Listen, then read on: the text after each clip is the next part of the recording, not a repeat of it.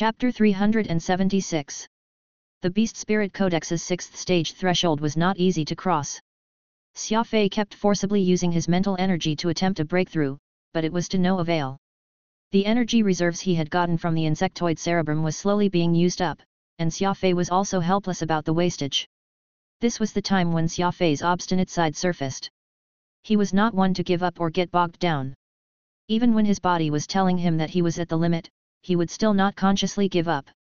He was like an unyielding warrior, treating his body as a weapon as he kept ramming against that door which just would not open. There were even times when Xia Fei had forgotten why he was trying to get through the door he was throwing himself so recklessly against. He was merely acting on his instinct, the only voice in his mind repeating, "Breakthrough. You must make a breakthrough."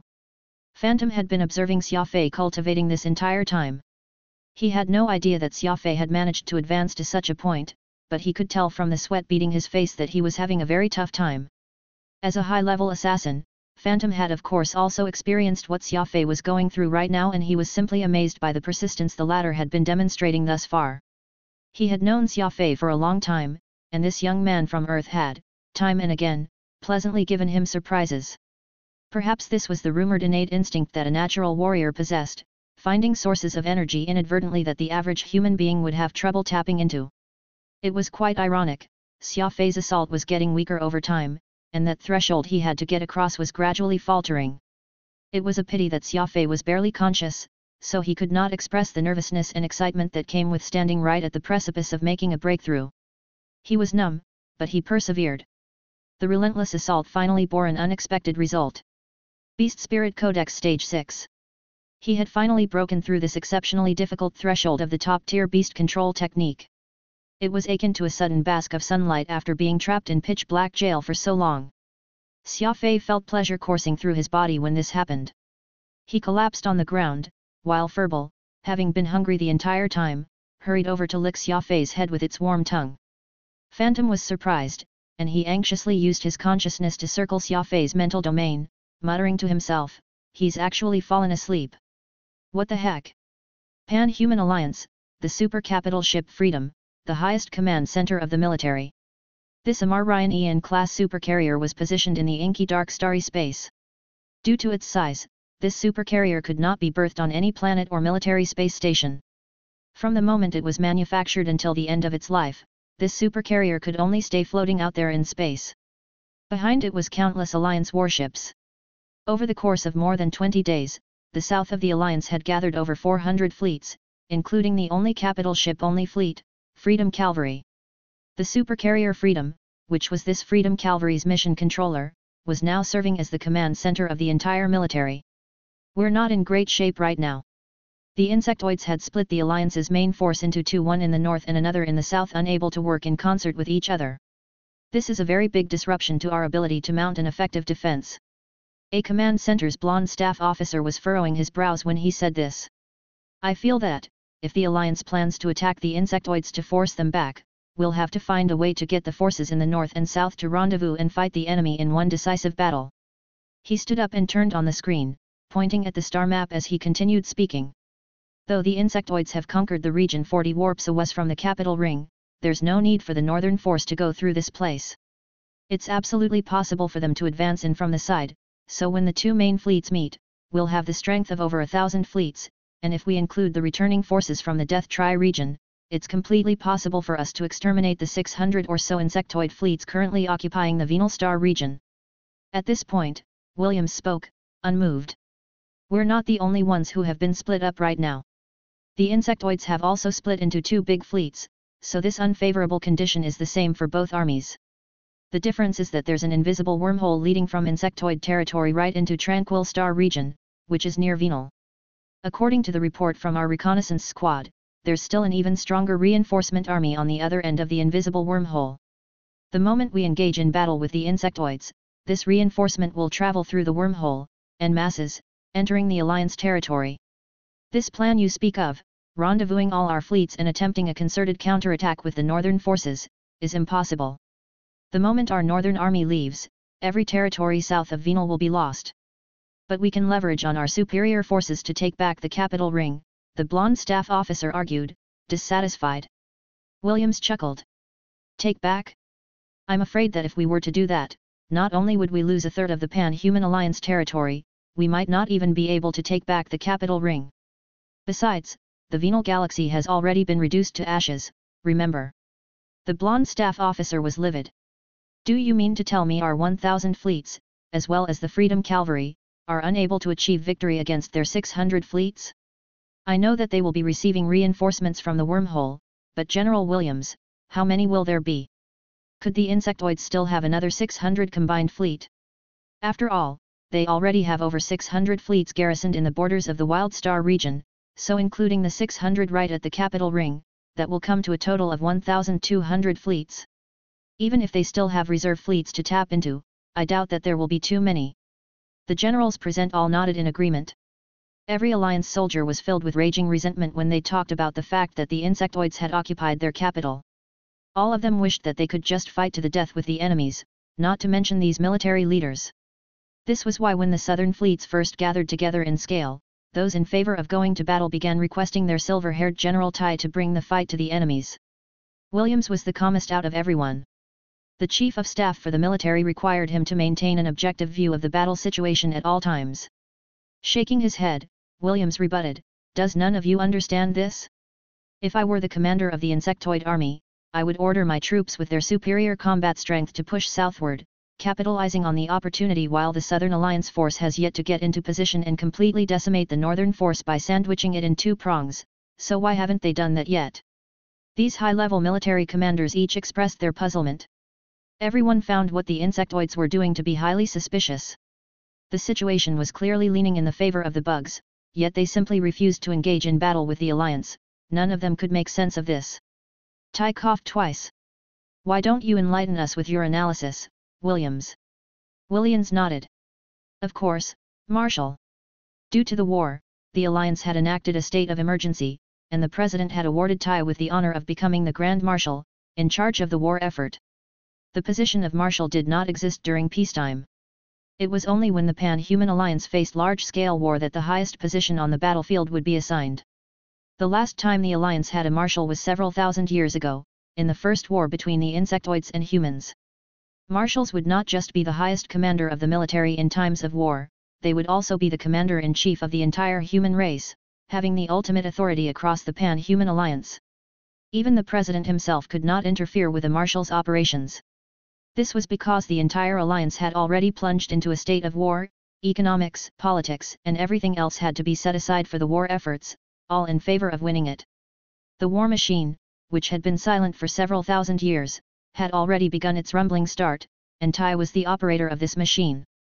Williams was quiet for some time, organizing the words that he wanted to say in his mind. "According to my analysis, there can be three possibilities why the great insectoid army has yet to make their move. The first possibility is that the insectoids plan to lay waste completely on our forces right from the start, so they are intentionally not making their move, waiting for us to gather before taking us all down in one fell swoop. If that's the case, it only means that the master of the Golden Tent is very confident in their army, believing that we won't be up to par even if we manage to organize all of our combat forces for this, which is why they dare to do so. Of course, considering UTI's personality, that's quite unlikely. The second possibility is that the army staying in their territory is just a bluff.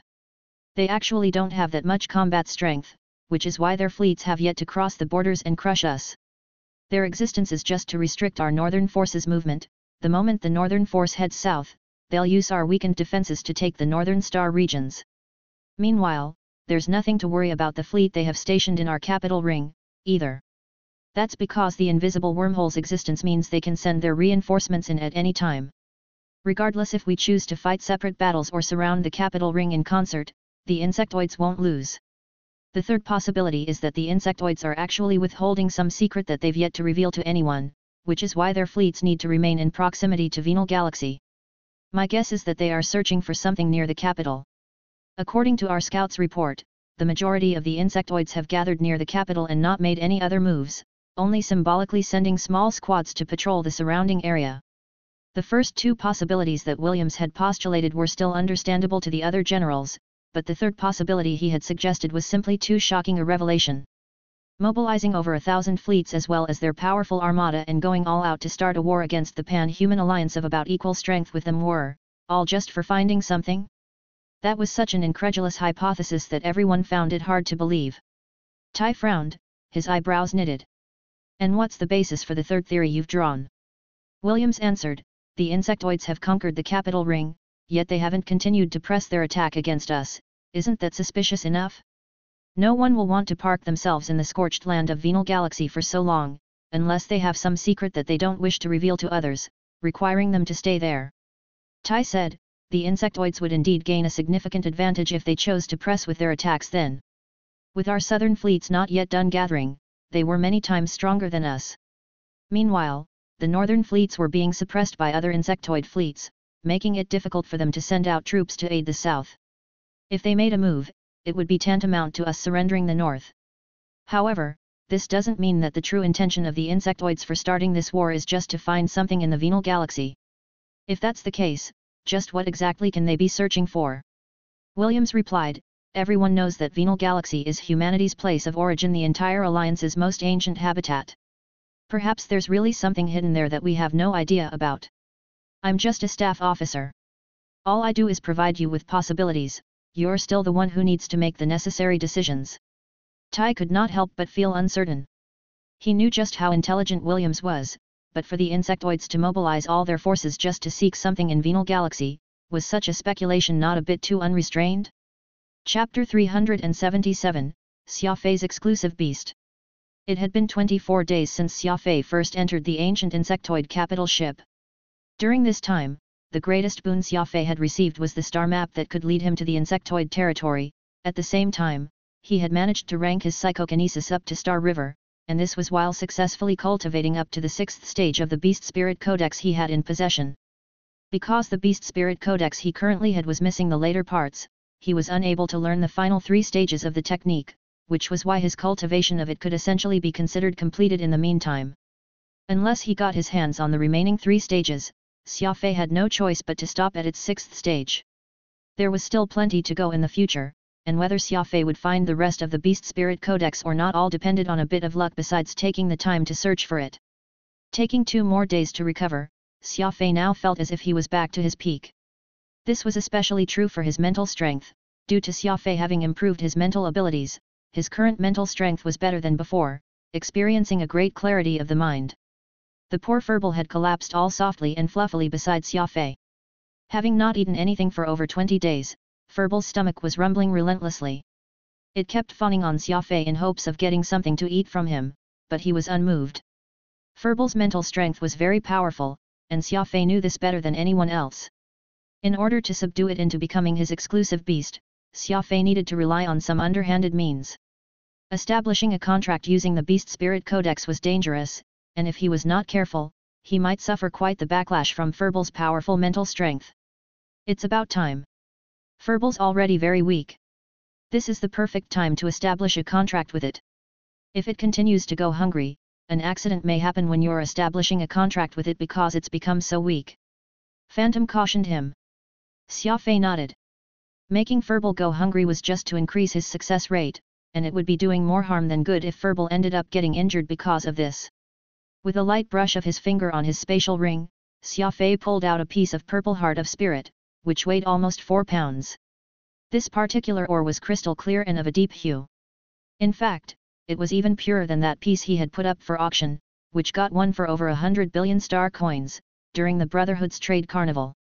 Furball instantly became excited when it saw the ore. Its eyes shone brightly and it began drooling, looking like a hungry cat that had seen a mouse, its eyes turning green. Furball, do as I will instruct you and you can have this for dinner. Xia Fei pointed to the mineral ore as he spoke. In order for him to sign a contract with Furball, Xia Fei intended not to spare any expenses. He would not have been willing to do this normally, and in fact, the cost of this one meal Furball was about to have would have been enough to keep Xia Fei fed for the rest of his life. The price of rearing a top-grade exotic beast was simply not something any average human could afford. Furball seemed to have understood what Xia Fei had said, for like a puppy shown a bone, the beast bobbed its head vigorously as it clumsily attempted to climb up Xia Fei, its eyes trained on that purple ore Xia Fei was holding in his hand, not even blinking once. Xia Fei took it into his arm and had it face him directly, allowing both their eyes to meet. All of a sudden, a light exploded forth as Xia Fei's pupils enlarged. An imperceptible burst of mental energy rapidly delved its way right into Furbal's mind like a bolt of lightning. Furbal was first stunned, as its powerful mental energy quickly gathered around and closed in on Xia Fei's mental energy, seemingly wanting to swallow Xia Fei's energy up. Furbal had quite the appetite, able to completely drain all the energy inside that large piece of purple heart of spirit in one go. If it truly did so, Xia Fei would of course feel the heartache. Though he had already cultivated his beast spirit codex up to the 6th stage, Furbal was ultimately not just any average exotic beast, and there was no one that could actually tell just what potential it held. Little guy, this is the power of my 6th stage beast spirit codex. No matter what, you're going to become my exclusive beast today, Xia Fei said with determination. Furbal was lying on the floor, just like a fatty that had devoured its fill. The beast's already round belly was filled to the brim, looking completely satisfied. Beside it were 4 purple hearts of spirit, or to be precise, 4 transparent ores, since all the energy within them had already been completely drained by Furbal, looking no different from chunks of clear glass. Congratulations, Xia Fei. You've finally obtained an exclusive beast, Phantom said. Xia Fei wrinkled his brows and complained, while having an exclusive beast is of course something worth celebrating, it's just that this pet really has quite the appetite. This single meal meant 4 hearts of spirit. These ores were worth hundreds of billions of star coins. Phantom thought nothing of it. Furbal grew up a bit, so of course its appetite increased along with it. Right now, it has already signed a contract with you, unable to betray you forever. Feeding your loyal super exotic beast some food is but natural. Xia Fei pouted as he gave Furbal an order, get up you, lazy worm. It's time for us to leave. This order was mentally given. After signing a contract, any command that came from Xia Fei could be transmitted by mental waves to Furbal, and its response would of course also be understood by Xia Fei. The man and the ball had become one, tightly bonded together. Furbal leaped from the ground to Xia Fei's shoulder, having already grown to a size where it was no longer possible for it to stay in Xia Fei's bosom. Though Furbal was a ball, it seemed to have some special ability which enabled it to clutch onto Xia Fei's shoulder tightly. Xia Fei tried to give it a nudge or two, only to discover that it had some sort of magnetic force. Unless someone really exerted their full strength, there was no way for anyone to push Furbal off his shoulder. The 8 tribal chiefs, who had been waiting anxiously outside the warship for the last 20 or so days, had not seen Xia Fei appear once all this time. Because they all departed in a rush without bringing any food along, all they could do was fast. Due to their immense fear towards Xia Fei, none of them dared even go forage for food around the area, merely staying right where they were await Xia Fei's return. Fortunately, the little robot pod was extremely considerate and brought them food and water daily. It even provided them with blankets so that they did not have to weather the cold nights. As such, these 8 tribal chiefs were able to spend each day in relative comfort while they waited. They were all grateful yet fearful of Pod. After all, this was a magical robot Xia Fei owned. No one understood why this robot was capable of thought like any sapient life form. They would all be kneeling on the ground, giving their blessing and thanks every time Pod came with food, showering it with great respect and humbleness. A loud sound could be heard, and Xia Fei came striding out from the warship. Seeing the 8 tribal chiefs standing outside, Xia Fei could not help but find it hilarious. It had been over 20 days since he last saw them, each and every one of them appeared a lot more haggard than before, looking no different from beggars loitering on the streets. Hand over all your black crystals, Xia Fei emotionlessly commanded. Damu and the others hurriedly gave Xia Fei their black crystals, which were used to activate the capital ship. Phantom knitted his eyebrows and asked, "What do you want their trinkets for?" Xia Fei squeezed the crystals in his hand and said, "These things might be worth something, I can't just let my trip on this planet the Talons are residing in to be for naught, can I?" Phantom was speechless. Xia Fei not only discovered a star map which would lead him to the insectoid territory but also managed to rank up immensely his special abilities on this planet. He had already gained plenty from here, and it was hardly a trip for nothing like what Xia Fei had just claimed. As the Impaler's engine blasted off loudly toward the distant stars, the 8 Tulan tribal leaders back on the ground felt that they had been relieved of a great burden, thinking to themselves, the god of death has finally left. Oh, heavens! Please don't ever let Venerable Xia return here ever again. We have only so many tribesmen, a few more trips from him, and our race will be wiped out from existence. Ministry of Military Affairs. Williams walked into Tai's office with a smile. We've just received a message from Xia Fei. He is still alive and has managed to escape to the back end of the insectoid territory after his wormhole collapsed. That guy's really hardy.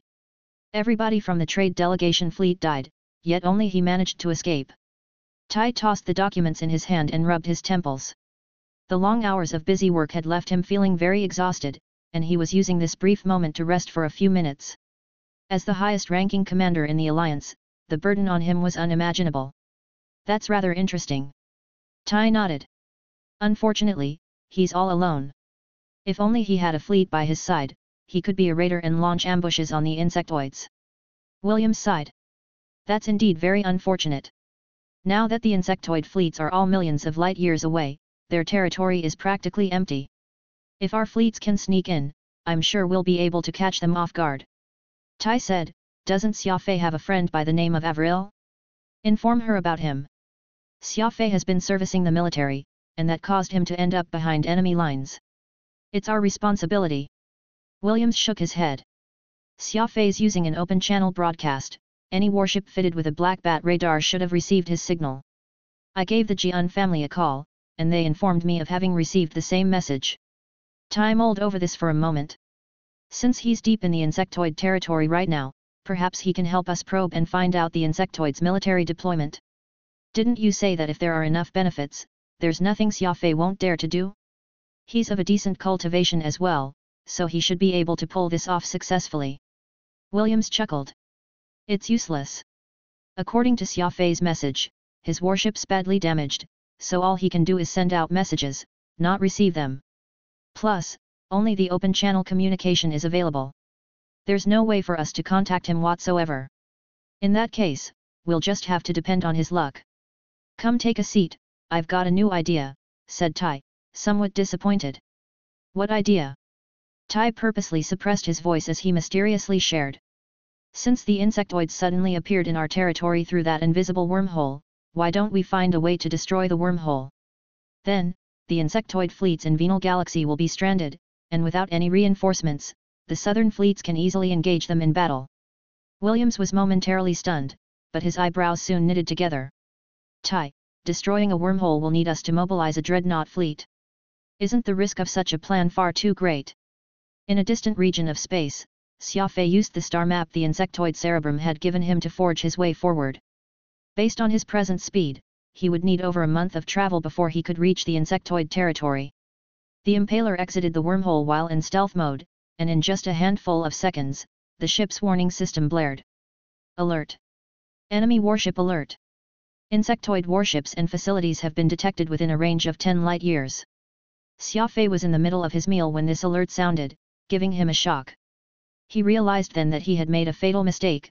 The star map the insectoid cerebrum had given him was from a long time ago, so there was no way for the territory the insectoids covered to still be the same after all this time. He might have been inside the insectoid territory for quite some time already. Chapter 378, Xia Fei's Rage. Xia Fei rapidly dashed to the command deck and read the data collected by the backup radar.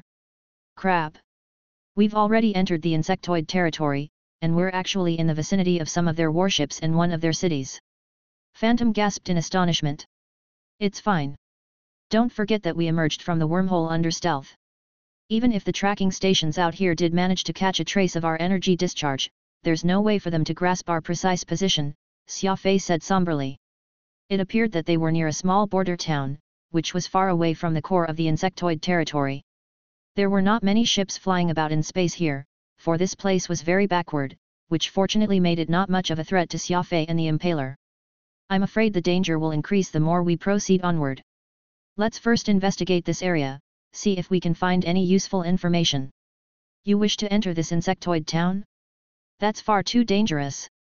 While probably none of the insectoids here are a threat to you, they can still inform the core divisions about you, and that'll draw military encirclement upon ourselves. I think it's best if we just pass through here as discreetly as possible. Xia Fei shook his head. We've already been away from the Alliance for too long. I need to know how the war efforts are going, and there isn't any heavy military presence guarding this place. Besides, the map the insectoid cerebrum gave me is too old, I'll need to find something more recent. This blunder with the star map reminded me as well that nothing in this universe will remain unchanged. We're lucky to have warped into the insectoid territory in relative safety. There's no telling if a new black hole formed along the route we are presently taking. If so, that'd be a real tragedy. Phantom originally wanted to dissuade Xia Fei from risking a trip into the insectoid territory and make a beeline for the Pan-Human Alliance, instead, but he instantly broke in a cold sweat when he heard what Xia Fei had just said. A black hole? That was essentially the most frightening natural hazard in the entire universe, where even light could not escape. There was no telling how many tens of thousands of years ago the star map from the insectoid cerebrum was, so there was no telling what changes could have happened to the route. Furthermore, Xia Fei ultimately could not let go of his concern for Avril deep in his heart. Fine, but we can't stay too long down there, Phantom said. The insectoid town was built on a small planet.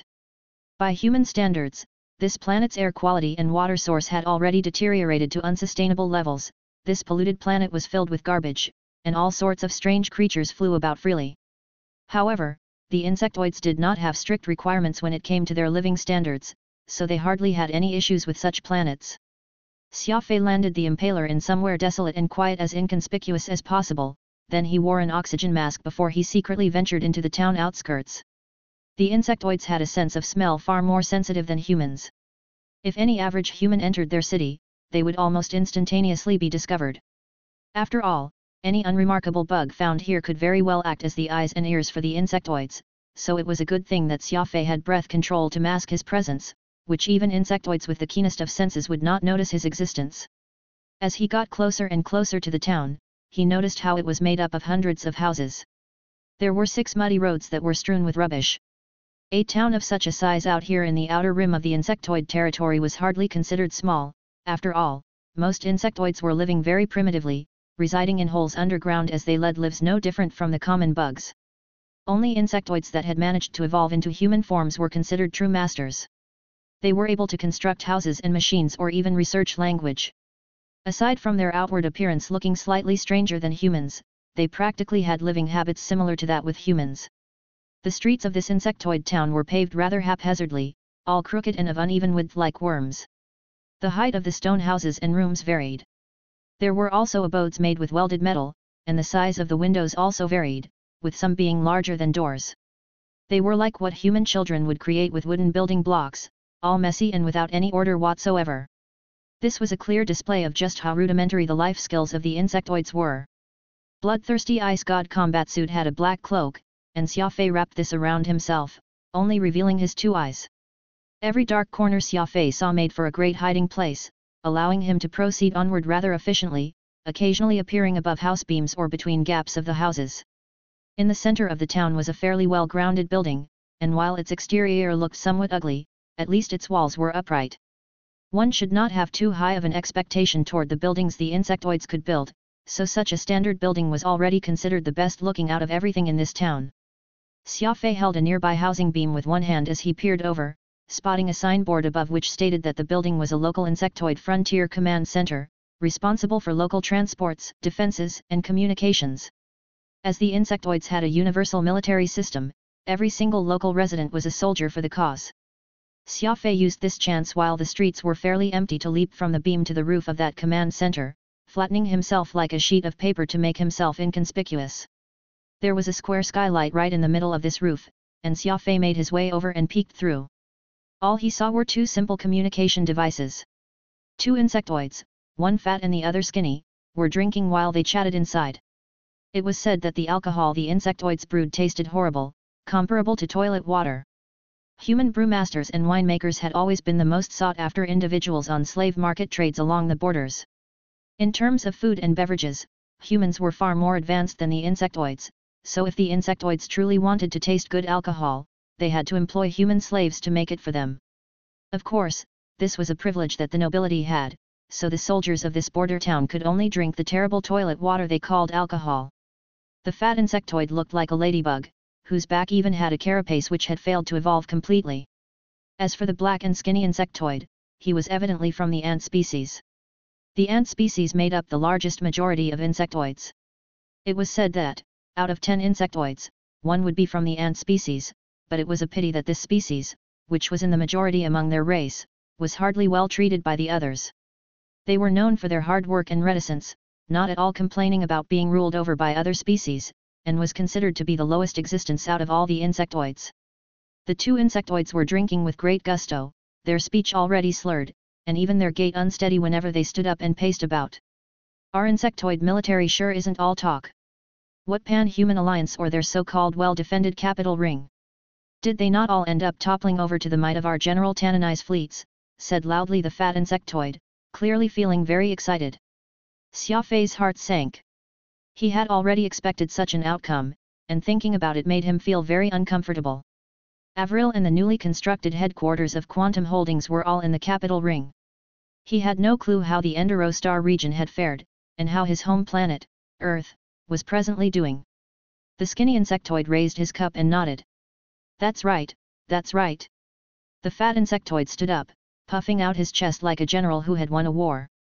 UTI truly deserves to be known as the smartest emperor in all of the insectoid's history. Now that the Pan-Human Alliance's capital has been reduced to ashes, the billions of soldiers and citizens, who look upon our great insectoid army and thought to flee, will only find themselves overtaken by our heroic General Tananai and all be exterminated. Oh, how truly satisfying! Hundreds of billions of despicable humans instantly dying out in space, that is truly a huge glory to our insectoid race. That's right. You're right. The honest and stern ant nodded. The fat ladybug raised his cup high. Come, let us cheer for the insectoid's great victory. That's right, we should cheer. The skinny ant nodded and bowed. Just as those words were uttered, they heard the sound of a single tap, and the front door of the command center suddenly shut, then someone wrapped in a black cloak appeared in the room. It turned out that Xia Fei could no longer remain hiding after hearing about how the fleeing ships of civilians from the capital had been ambushed and subsequently wiped out by the insectoids. He leaped down from the roof and locked the doors from the inside. Avril, Charlie, André.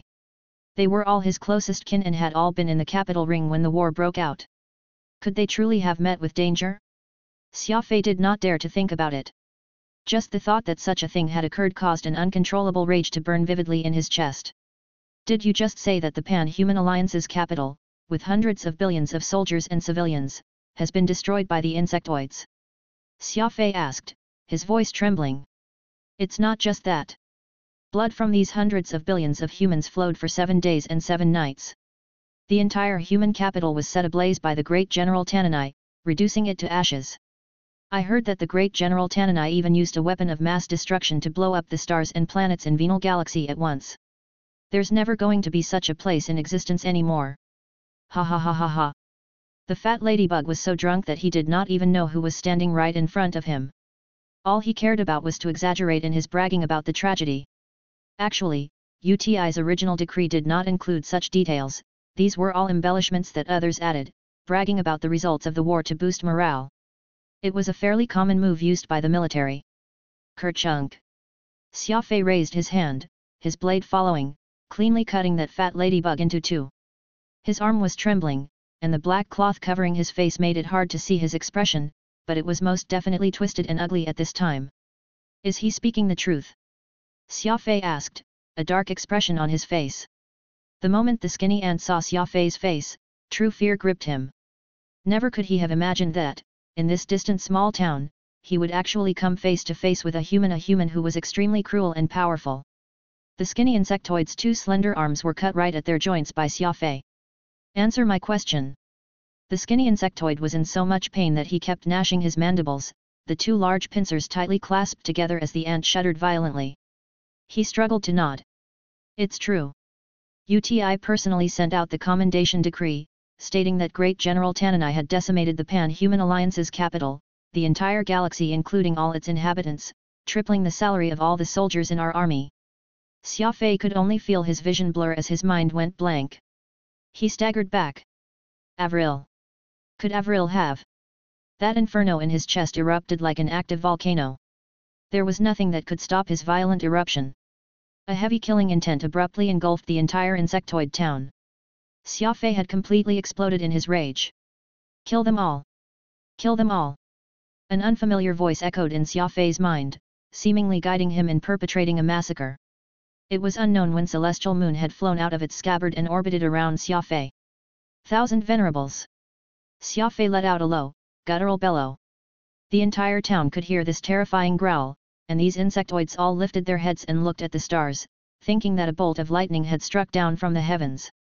With Xia Fei at the center, the air around began churning in all directions. Like a nuclear bomb that had detonated under Xia Fei's feet, it instantly swallowed the insectoid town whole. Chapter 379, A One-Man War. By the south borders of the Pan-Human Alliance, the 105-fleet-strong counterinsurgency army, which had been formed to quell the Death Tri-region, was returning to the Alliance as fast as they could. Capital ship, the Mary Goddess.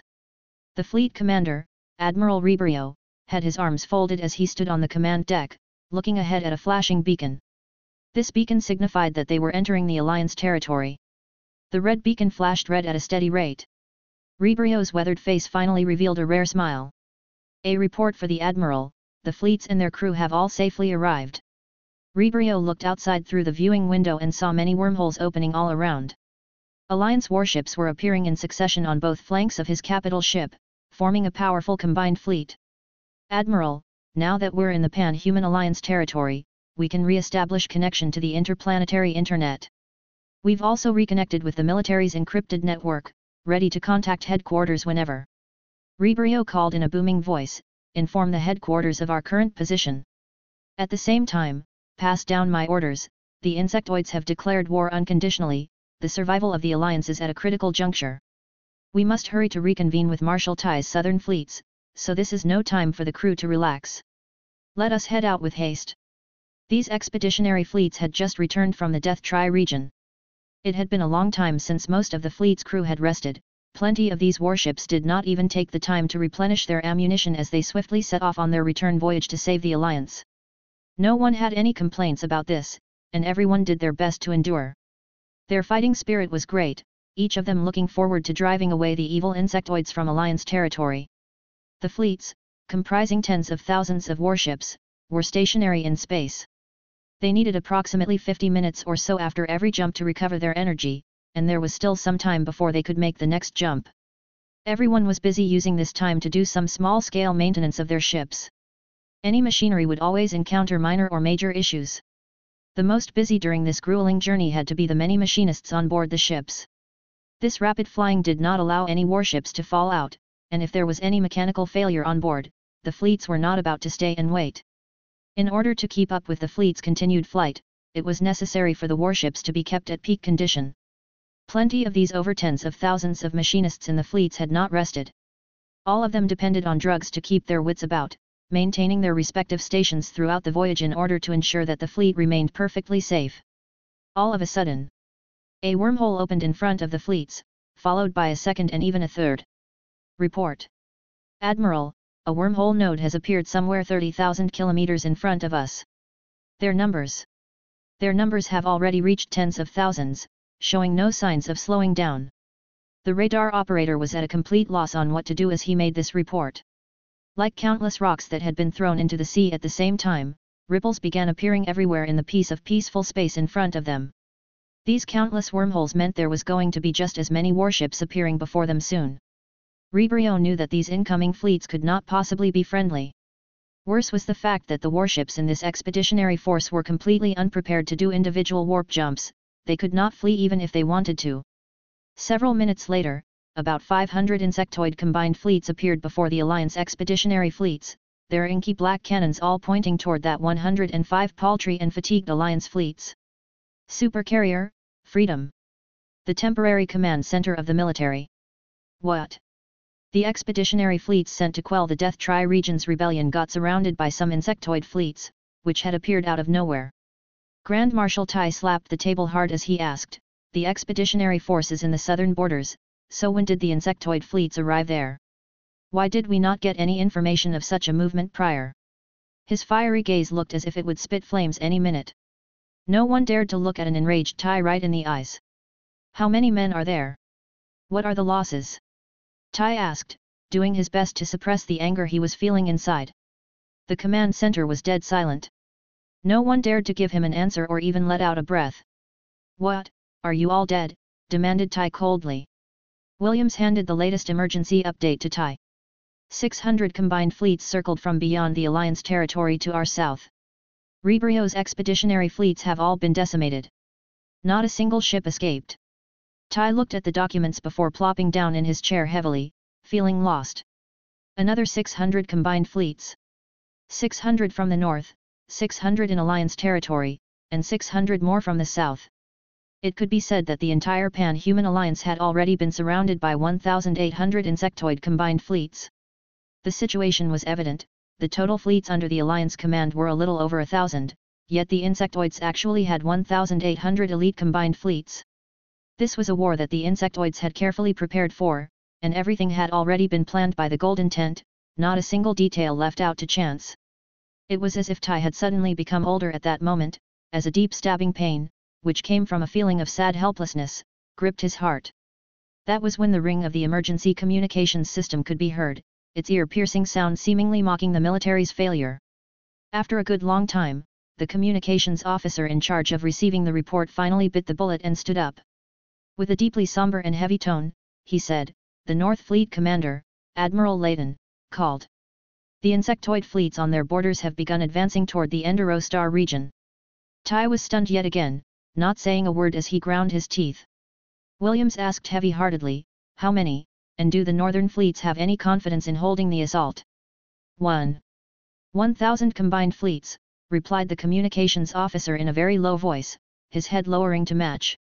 This was not a good day. The alliance was being forced into a corner facing attacks from three sides, while Xia Fei was lying in his cabin, his eyes staring up at the empty ceiling. Phantom had already lost count of the cigarette butts on the ground.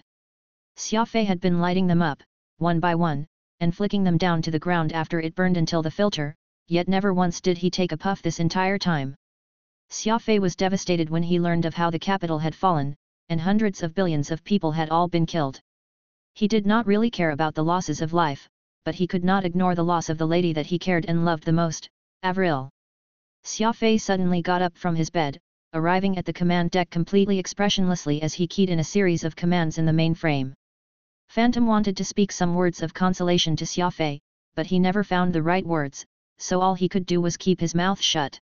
Even the little robot pod could sense the heavy atmosphere in the room as well as the rage boiling in Xia Fei's chest. It brought over a glass of milk, and seeing that Xia Fei did not want to drink this, it swapped it for a cola, and this continued without end. "We won't be returning to the alliance yet," Xia Fei adjusted the data as he said quietly. "Why? There are some things I need to do." With that said, Xia Fei returned to his cultivation room sans another sound. That night, he only spent it doing just one thing, polishing his weapon and combat suit over and over again. Between two mountains was a copse of densely packed trees. A single insectoid warrior was sitting amid this forest, his figure fat like an ox. The muscles on his body were strong and sturdy like steel girdles, his skin green, with a metal helmet on his head. He was seated on a large boulder with his two eyes closed, as if he was in the middle of deep contemplation. Beside him were hundreds of dead bodies in varying states of dismemberment. They were all insectoid corpses. Not one of these corpses was completely intact. All of them had been torn into segments by an external force. Their intestines and blood all strewn all over the ground.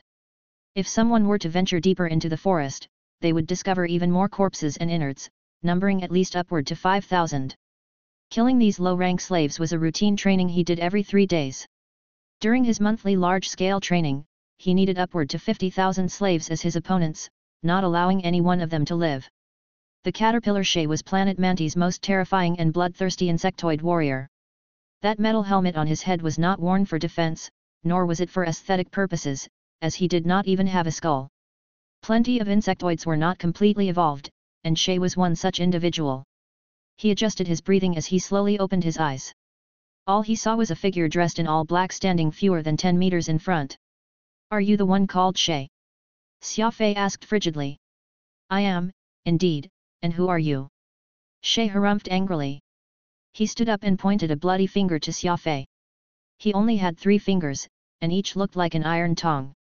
There were even sharp barbs on his fingertips which were abnormally sharp. Xia Fei completely ignored his question as he pressed and asked, "Are you the most capable warrior on this planet?" Shay bellowed, "Yours truly is a sacred warrior." "Of course, I'm the best, and there's no doubt about it." Xia Fei nodded his head in satisfaction as he pulled off his cloak to reveal his true face. "A human. You're actually a human." Xia Fei dropped the black cloak onto the ground as he limbered up, looking very relaxed. "I've already killed everyone in your tribe." I thank you for helping me kill this last batch. Xia Fei glanced at the corpses all around them, his lips then curled into a sinister smirk. Shay was shocked. About 600 kilometers away from this forest was a tribe with at least over 1,000 insectoids, and they were all exceptional warriors. Though they could not be compared with his strength, they were capable of killing far more slaves than himself. If what Xia Fei said was true, then this human's cultivation should not be any worse than his. Shay suddenly burst into hysterical laughter. I've long heard of just how shameless humans are, and it seems that the rumors are true. Do you think you are able to finish off every one of my tribe single-handedly? Dream on. Xia Fei abruptly burst into battle sans another word. With a tap of his toe, Xia Fei appeared in front of Shay, even as October flying snow came cutting away with that bone-chilling coldness, going straight for Shay's face. Shay did not expect that Xia Fei would possess such lightning-fast speed. As an apex warrior of the insectoids, his reaction time was nothing to be scoffed at, either. He simply crooked his head to the back and extended both his hands at once in an attempt to grab hold of Xia Fei. Grab onto foe and tear them apart. This was Shay's ultimate move. Unfortunately, he had underestimated just how powerful Xia Fei's October flying snow was. After all, this was an eternal rank prime dagger. Underneath its exquisite appearance was a captivating killing intent. Ping! Plenty of ice shards blasted out in every direction. October flying snow's aura of cold froze Shay's brain into ice, and the follow-up attack from Xia Fei shattered the ice into chunks of hail. There was even blood and meat belonging to Shay within the pieces of ice. Crash! The huge headless corpse crashed onto the ground, mixing with all the other dismembered corpses. Xia Fei turned around, leaving expressionlessly. It was as if nothing had happened, seemingly colder and more heartless than October flying snow. That insectoid was a sacred warrior. Killing him is as good as declaring war against the entire insectoid race. Every insectoid warrior will now view you as an enemy who deserves death, Phantom said, his lips curled. I know. Where are we going now? To find the next sacred warrior and his tribe, answered Xia Fei in a low voice. Chapter 380, Blood Demon Claw. The impaler was like a spectre, slowly creeping its way deep into the insectoid territory. Xia Fei was seated in the command deck, analyzing the information gathered on the computer. He took an insectoid communications system from the border town and connected it to his ship's mainframe. Though the system was hardly advanced, the insectoids had always been known for their carelessness, hardly putting sufficient thought into their industrialized products. Take this communications system for example. The Pan-Human Alliance's military communications system would not be usable by insectoids even if they had gotten hold of it, for it would be protected by a twin-layer password. Using it would require entering a password first, and it was not a static password, either, automatically changing after a short time. It was much easier with the insectoid communications system. All it needed was the host's login password, and anyone could get a hold of the password from the insectoid network unimpeded.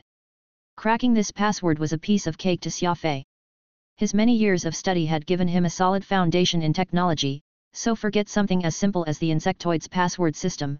Xia Fei had even cracked the far more intricate and multi-layered password systems of the ancient civilization many times.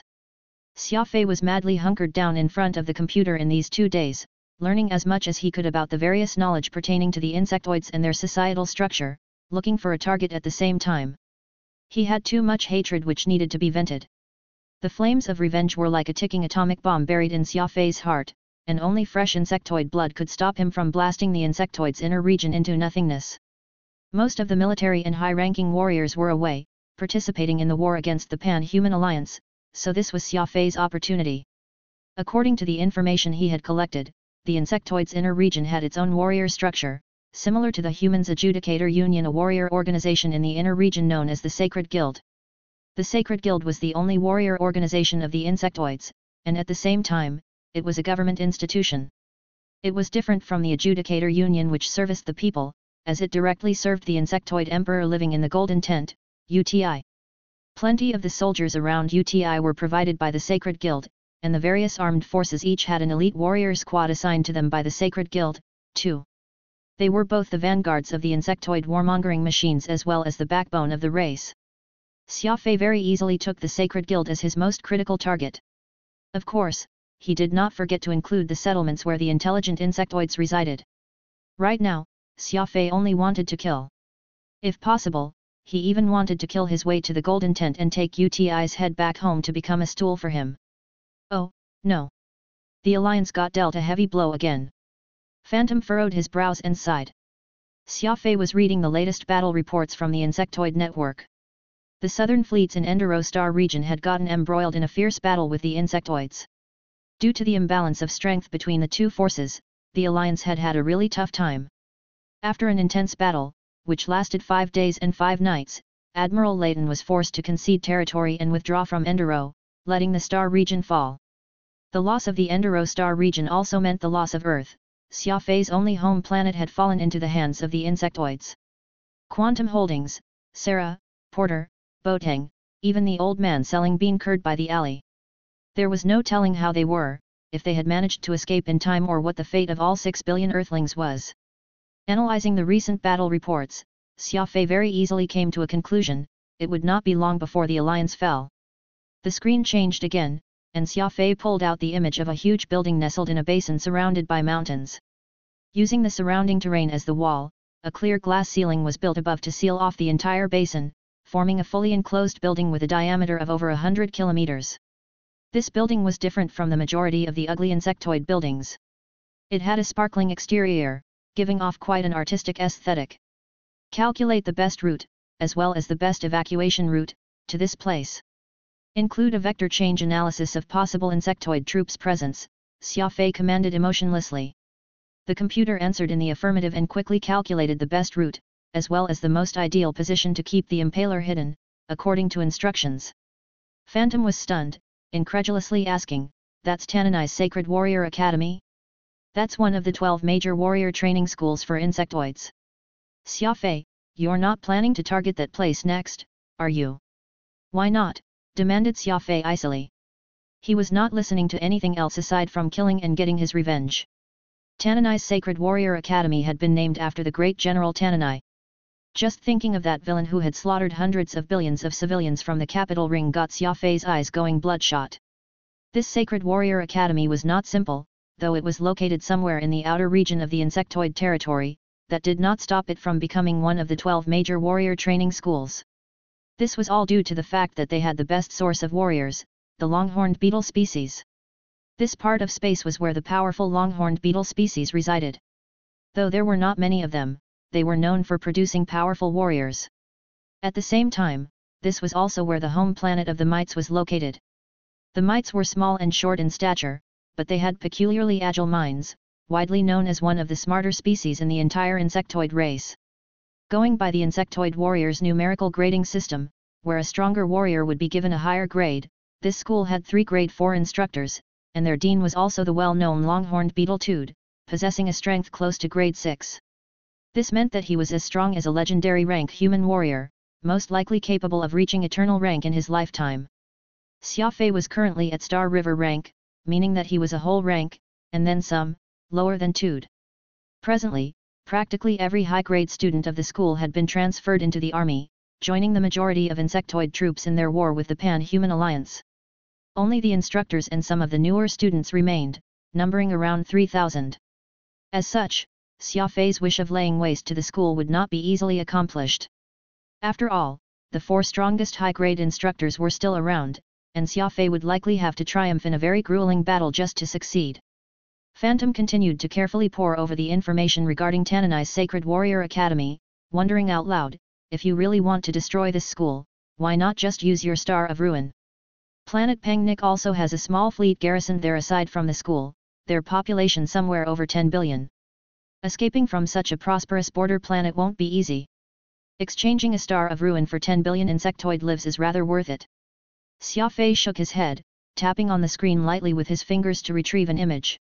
The image was a plant that had a very unique appearance. It looked as scary as the palm of a demon, and its savage grey appearance made it look as icy cold as metal. "That's a blood demon claw!" Phantom exclaimed. "How could a school have such a miraculous plant?" "It's said that the blood demon's claw would turn from black to scarlet red once it matures.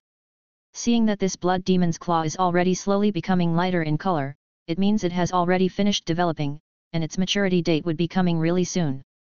A blood drop will congeal in the palm of a blood demon claw once it reaches maturity, and consuming one can repair any damaged body part, using it will allow someone to recuperate a missing arm, leg, or even a heart defect.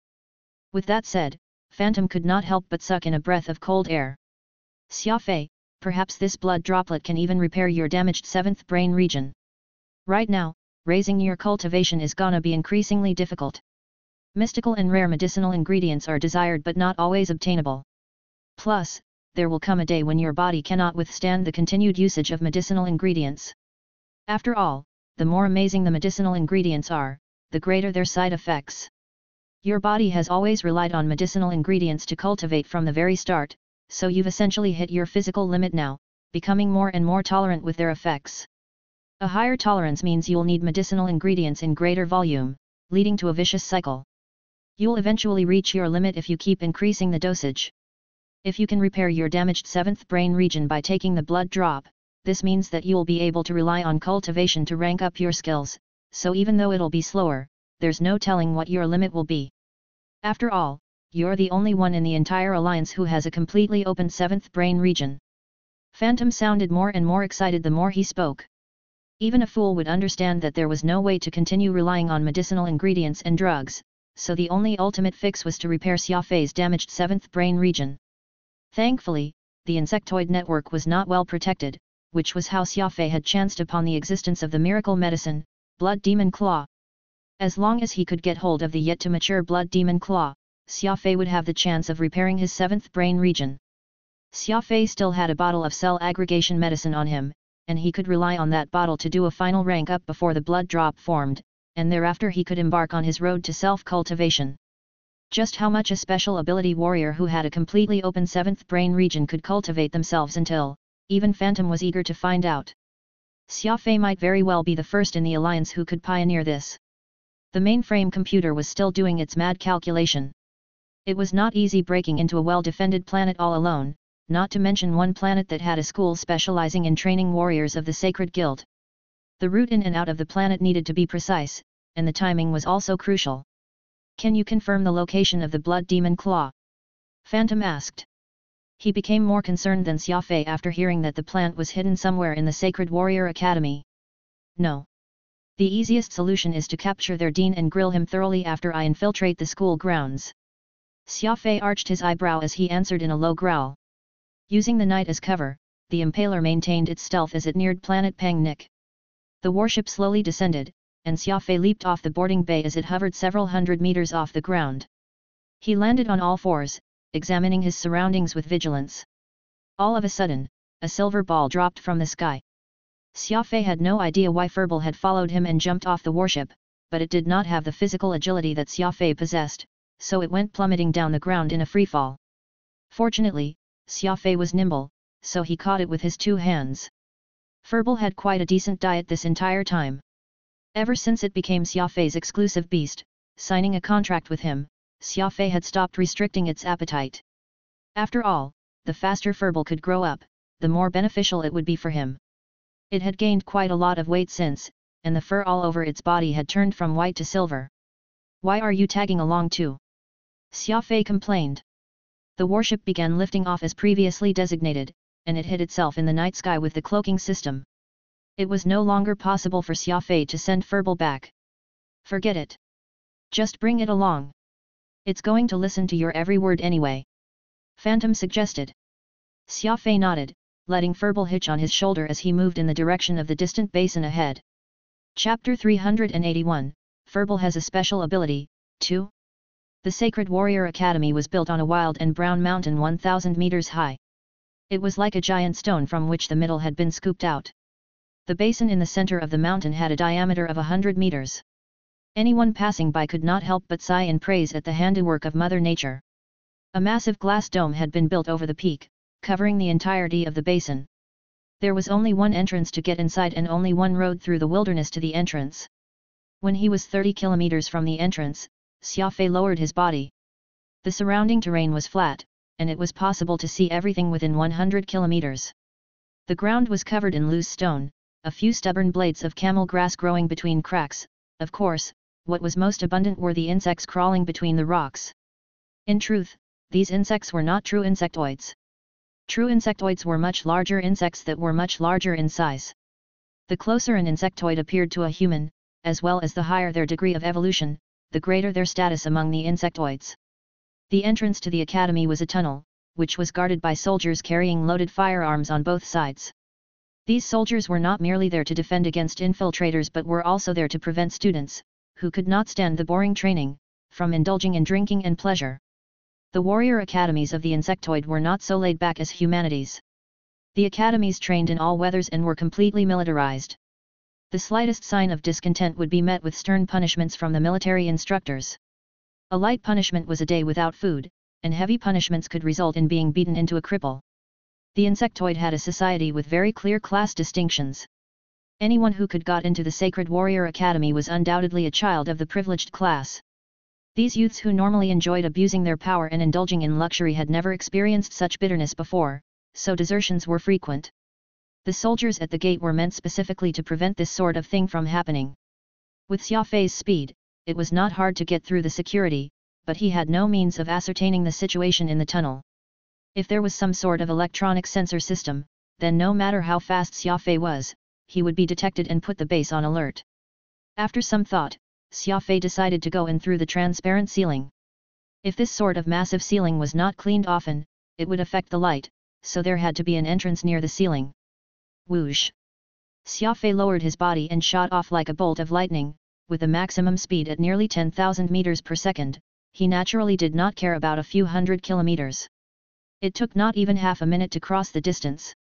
To Xia Fei's surprise, there was a port behind the mountain in which a small insectoid ship, one that could fit a capacity of 10 individuals, had been parked. The pilot was a not fully evolved ant, which was currently pacing back and forth by the ship, apparently waiting for someone. It was not long before a rope was thrown down from the mountain, and 7 students wearing school uniforms scaled down it. After nervously looking around, the students quickly boarded the small ship, all of them seemingly excited. Xia Fei understood. This was the insectoids' version of the higher-ups having their policies while those lower down having ways to circumvent them. The students caged in this prison-like school had naturally thought of ways to get out and play. They used holes in the mountain to escape from their cocoon and run off to some places to have fun. It was only nature for living beings to pursue freedom. This was true for both insectoids and humans. This rope also served to show Xia Fei the way. He walked up to the rope and pulled on it twice. Made from some sort of flax, it was very sturdy. There was some dirt on its surface, and it appeared to have been used for a very long time as a means of traveling between the school and the wilderness. After giving Furball on his shoulder a little pat, Xia Fei grabbed the rope with both hands and quickly advanced.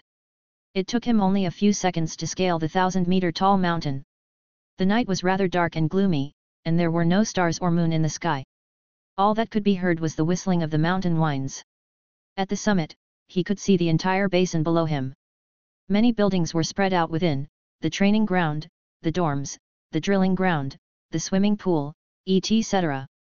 The facilities were rather luxurious, and to the insectoids who had never cared much for quality, this school's quality was a little excessive. The entrance used by the cleaning crew was several dozen meters away.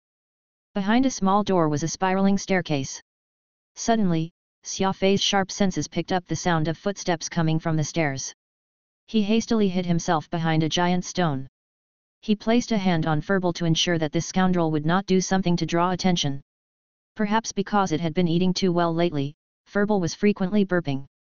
Vice Dean Jin, a total of 7 students just escaped, I remember all their names. Oh, punish them with 100 lashings of the whip tomorrow and then place them under house arrest for 3 days, with no food and only water. Let's see if they will dare to break the rules again. Yes, yes. I will remember it all, but those new students are really something else. Normal insectoids can't even be admitted into Artanani Sacred Warrior Academy, but they're doing all they can to get out. Plus, they should have used their heads and questioned how such an obvious hole could exist. This can be considered a lesson. This is what each year's new students do, and there's nothing strange about it. There shouldn't be any other students running off at this hour, so let's close the door. Xia Fei now understood that this hole at the summit had been placed here by the school to test the ability of students to resist temptation. Of the 2 insectoids, one had a stooped back and bent knees and was dragging a long tail behind him, while the other was much more advanced. Other than the fact that he had golden scales on his head rather than hair, he appeared very similar to a human. Xia Fei remembered that this one with golden scales was Vice Dean Jin Mai.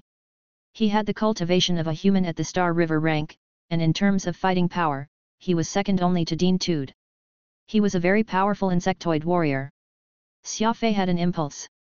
In this dark night with the winds howling around him, if he could capture Jinmai, he could interrogate him on the location of the blood demon claw. Using his mind to tell Furball not to act recklessly, Xia Fei bent and slowly approached Jinmai under the cover of darkness. Furball quietly stayed on Xia Fei's back. Its body was covered with dense silver fur, which would glisten under the light, making it very easy to discover.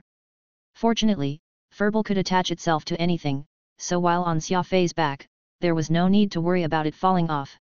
Xia Fei was like a hungry wolf preparing to lunge on its prey as he got ready to burst out at any moment. Jinmai turned around and yawned, preparing to head off with that instructor. It was late, and the two of them were rather tired. Suddenly, Xia Fei charged from the shadows. The ancient divine butterfly serpent and celestial moon in his right hand struck out at once. Butterfly serpent moved to capture Jinmai, while celestial moon swept at the back of that instructor's head. Plush! Celestial moon swept past the back of the instructor's head. Without even drawing blood, the instructor suddenly toppled over, lifeless. On the other side, butterfly serpent had already imprisoned Jinmai like a coiled snake, while Xia Fei pressing a cold dagger to his neck. All of this had been done in less than a second. When a high-rank speed ability user made an ambush, they had an immense advantage. No other special ability user could compare. Jinmai paled. He swallowed and sternly asked, "Who are you? What do you want?" Xia Fei coldly replied, "It doesn't matter who I am. Tell me, where is the blood demon claw?" Jinmai froze. "I don't know what you're talking about." He was much taller than Xia Fei, and Xia Fei needed to stand on his tiptoes to press the knife to his neck, which left him very uncomfortable. He made Jinmai take several steps back and placed a hand on his shoulder. At the same time, he kicked the back of Jinmai's knee. Crack! Jinmai immediately got on his knees, his bones seemingly broken. A groan came from his mouth as beads of sweat appeared on his forehead, his jaw clenching from the pain. The tip of the blade pushed up, Xia Fei raised Jinmai's head as he coldly glared. "I'm not used to asking a question twice. Tell me where the blood demon claw is or die."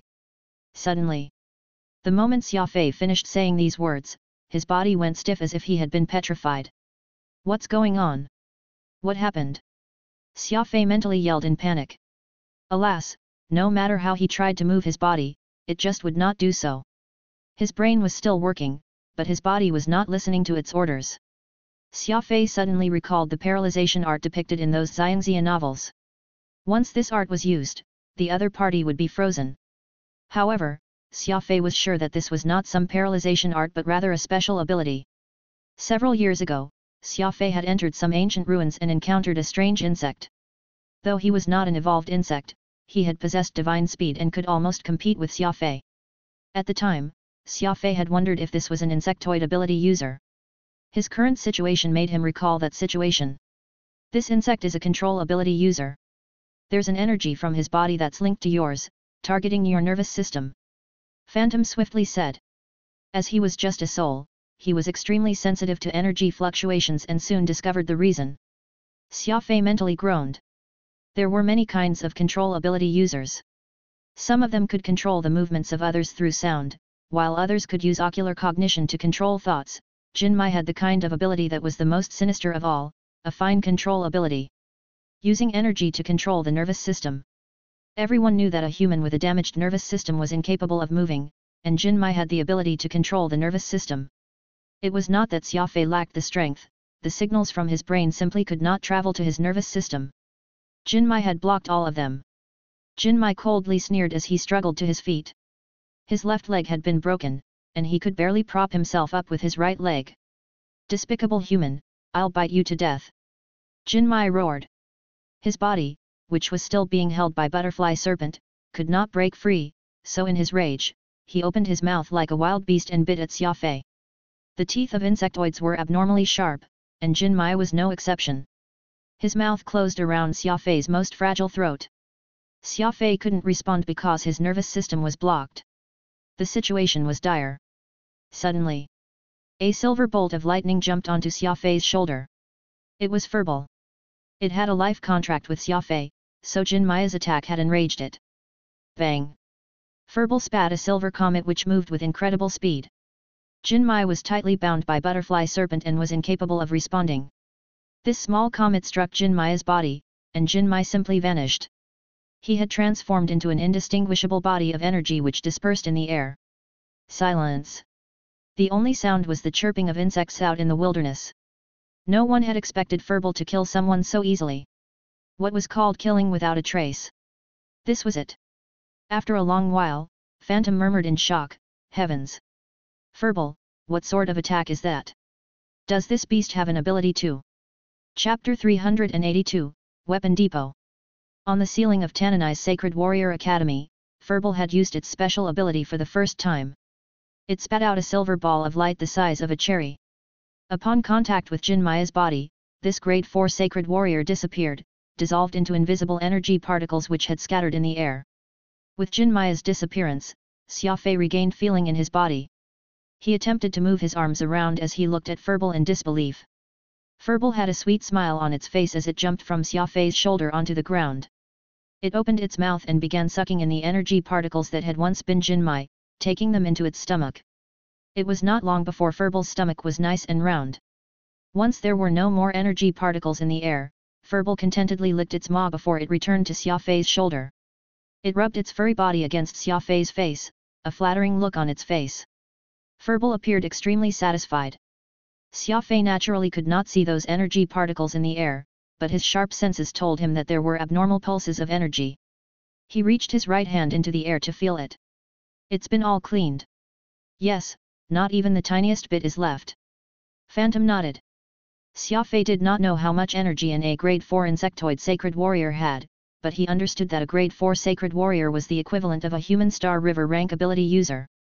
The amount of energy the person had could not be small. For Furball to suck in all that scattered energy in one gulp, its appetite was truly unimaginable. However, when he recalled that Furball had once absorbed all of the energy contained in 3 purple hearts of spirit, Xia Fei calmed down. Everything he had seen told him that Furball was probably the special beast with the greatest appetite in the universe, but where had all that energy it had absorbed gone? Was it stored in its body to be used in the future, or was it all used to spur the beast's growth? If it was the latter, Furball's growth speed was simply absurd. From the moment of its birth to now, it had absorbed enough energy for a carrier to traverse space for over a year, yet all that energy was only enough for Furball to grow to the size of a basketball. Xia Fei truly did not dare to imagine how many hearts of spirit it would waste once it was an adult. It seems that Furball has the ability to convert physical matter into energy. This ability is far too powerful. I've never even heard of one like this before. Phantom scratched his chin and nodded. Xia Fei stroked Furball. It was a good thing that he had signed a contract with this fellow to make it his personal beast. He would have never been willing to contend against something so formidable. Converting physical matter into energy was not simple. How had Furball managed to do it? Insectoids also have ability users. I should have already thought about that. Starting now, I'll re-examine my battle plan, Xia Fei said. Phantom comforted. You can't be blamed for this. Humans and insectoids are old foes, so you know nothing of our enemies.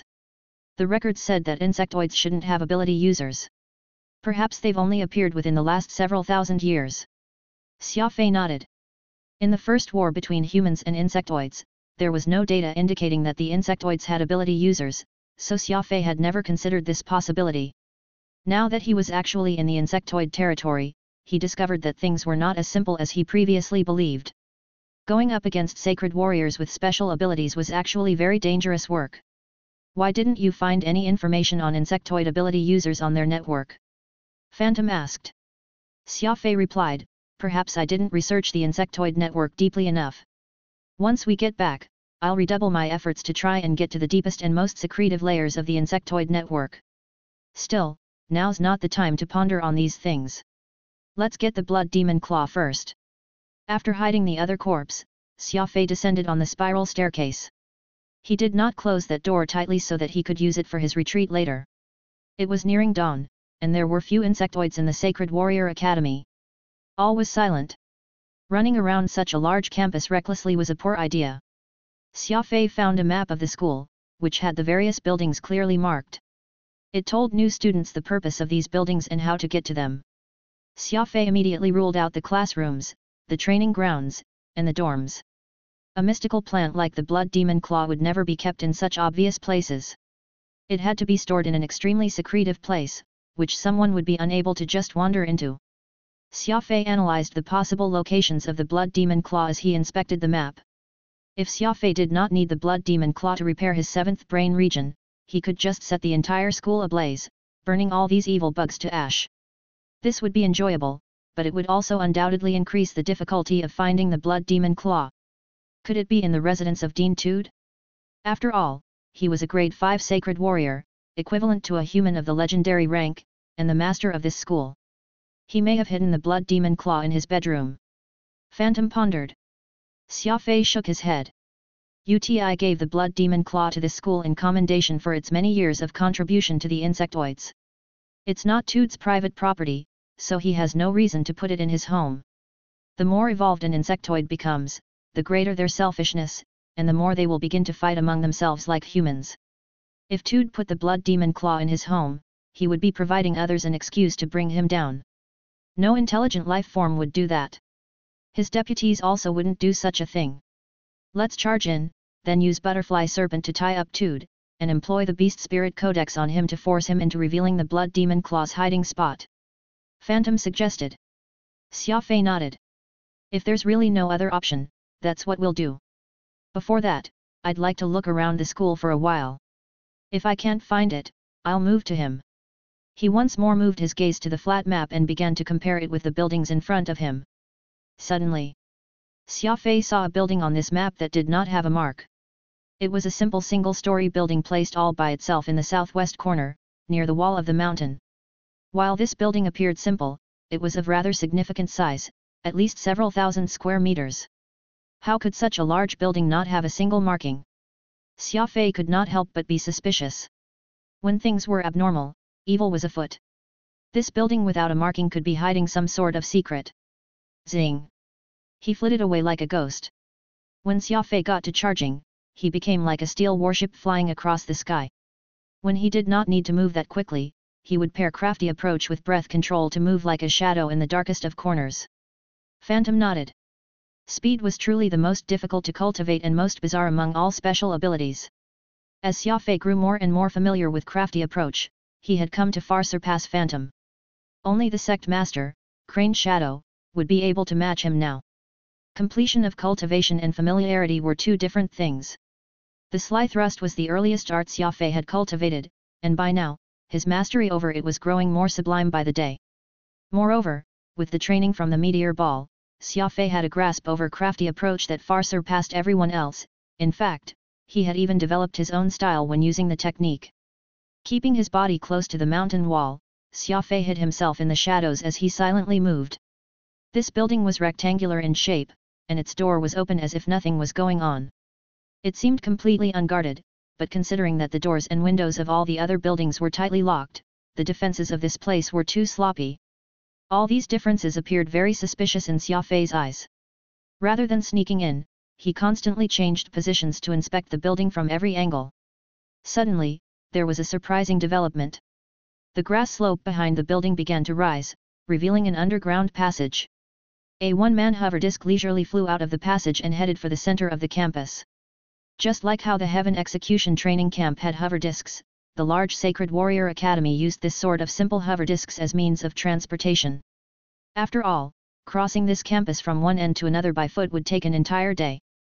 To those people without a speed ability, it was an excruciating task. The simple hover disc flew past the mountain wall where Xia Fei was hiding. Its silence indicated that it possessed an excellent engine noise dampening system, but it was built rather crudely.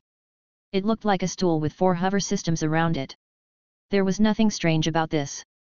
The products created by the insectoids had always been rather ugly and crude. Whoosh! While the iron gate to the passage had yet to close, Xia Fei used this chance to rush in. Inside was a very long passage that had a 45-degree incline and was 10-some kilometers long. Both sides of the passage had surveillance systems, but Xia Fei used their blind spots to avoid being seen as he proceeded to the passage's end. As long as they were not sensitive air detection systems, surveillance systems would have a hard time detecting Xia Fei. Even heat-detecting infrared systems were ineffective, as general combat suits came with functions that blocked heat, and this was not even considering Xia Fei's breath control technique. Air sensors were the only surveillance devices capable of detecting advanced rank speed ability users. After all, when people moved around, they could not avoid stirring air flows. Besides this, no other surveillance device worked on Xia Fei. Squatting in a corner and looking around, he discovered that this place was the Academy's weapon depot. There were 4 tightly shut and sturdy doors made of alloy metal. The signs on the walls indicated what was stored within. Both thermal and cold weapons were stored here, as were transportation devices. This was a sacred warrior academy, and the students would often use all sorts of weapons. Thus, it was only natural to have this sort of large depot around. It was the last door that drew Xia Fei's attention. The sign said that was where food was stored, but who would store food with weapons? Were the faculty of the school addle-brained? Since it was food, it should be stored near the cafeteria. What was even more bizarre was that an important place like the armory did not have a single guard or even a surveillance system. The defenses could not even compare to the passage he had just come through. Clenching his teeth, Xia Fei approached the food storehouse, preparing to open the door and see what was inside, but at this moment, a chilling wind buffeted the back of Xia Fei's head. Chapter 383, The 7 Insectoid Champions. 10 or so seconds before Xia Fei entered the weapon depot, a short middle-aged man, no taller than 1 meter, was led by a worker of the academy into the passage. As a mite, Menjin had a black skin that no other member of his species had. Even among the mites, this was a very rare skin color. It was said that only 1 in every million mites would be born with a skin color that was not white. This was due to a mutation, and the darker the skin, the greater the degree of the mutation. Menjin's skin was steely pitch black. He was the first in the history of mites to have black skin. This meant that his level of mutation was extremely high. Humans had no idea that, as soon as the first war between humans and insectoids ended, the insectoids started their mutation process. Not only did more and more intelligent insectoids begin emerging, they even had appearances closer and closer to humans. The reason the insectoids had dared to assault the Alliance capital was that its people were experiencing explosive growth. More and more insectoids were joining the ranks of the intelligent. Industry, agriculture, and science were all rapidly developing. Several thousand years ago, this would have been simply unthinkable. It had to be understood that the construction of warships and training of soldiers all required intelligent insectoids. Those members of their species still in the primitive stage could only be used as labor force. Even if they were trained for 1,000 years, they still would be unable to use weapons or write words. This was because their intelligence level was simply too low. For this invasion of the humans, the insectoids had mobilized nearly 3,000 fleets, and the intelligent insectoids in those fleets exceeded 300 billion. Several thousand years ago, the insectoids only had 1,500 fleets and only around 120 billion soldiers. With these mutations in their species, the insectoids had been completely transformed, so it was only natural that they could send out such powerful fleets. Meanwhile, the Pan-Human Alliance still believed that the insectoid army was the same as before. The absence of war had also resulted in a cut in the military budget, so mankind's army had fallen from the 2,000 fleets at its peak to barely 1,000. The result was obvious: the insectoid army had doubled, while the Alliance's was not even half of what it had been during the First War. There was a threefold disparity between the two forces. This was already enough to make humanity pay a bitter price. The only advantage the humans had was their super-capital ships. These giants of the universe were truly formidable fighting forces, but several dozen super-capital ships were not enough to contend against 3 times their number. Thus, in the early stages of the war, the Alliance had been pushed back again and again, and it was currently being choked to death on the northern and southern battlefronts. By how much had the insectoids managed to increase the number of intelligent insectoids in the last few thousand years?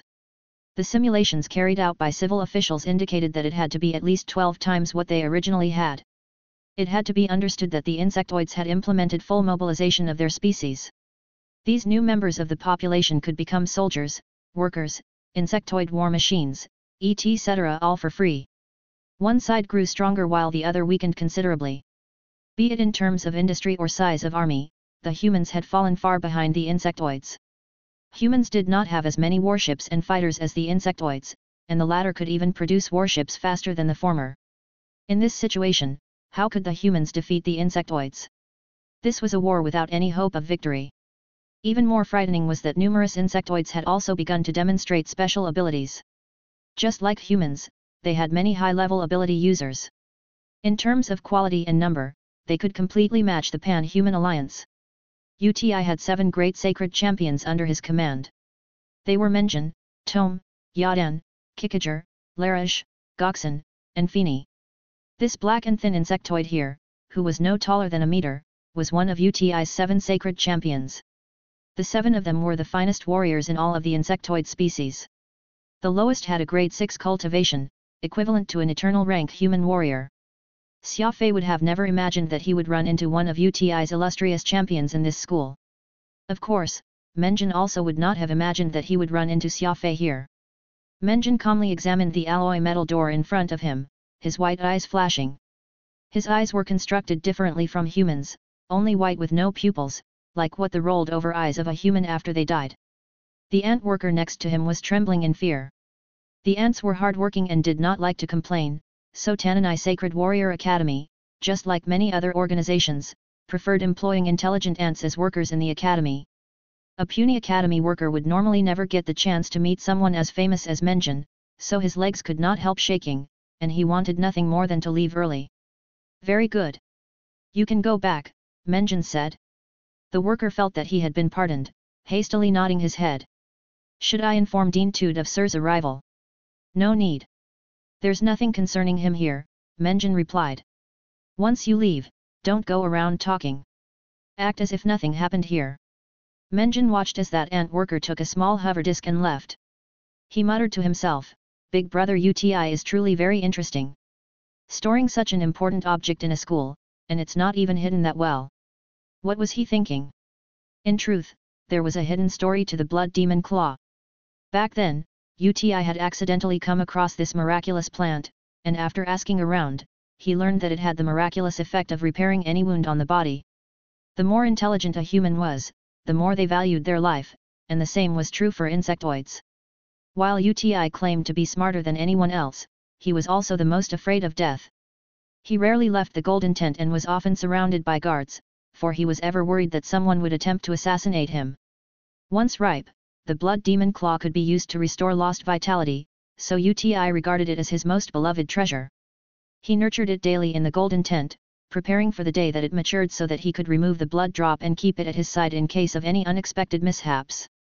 Alas, it was not long before the father of consort Qinjian came down with some bizarre necrotic heart disease. As time passed, the heart would slowly turn stiff and lose its ability to provide the body with blood. Even if a new heart was transplanted, it too would fall to the necrosis. Even humans could not treat this illness, let alone the insectoids and their backward medical science. Thus, it was an incurable illness. When the smart UTI heard of this matter, he immediately guessed that Qinjian would come to ask him for the blood demon claw. Once it was ripe, she would use the blood drop to treat her father. All insectoids knew that UTI pampered and doted on Qinjian. No matter what it was, UTI would always do as she wanted. However, on this matter alone, UTI was troubled. If it were Qinjian herself who had been struck by the illness, UTI would have given her the blood demon claw without hesitation, but the problem was that it was not Qinjian but rather her father who had this illness.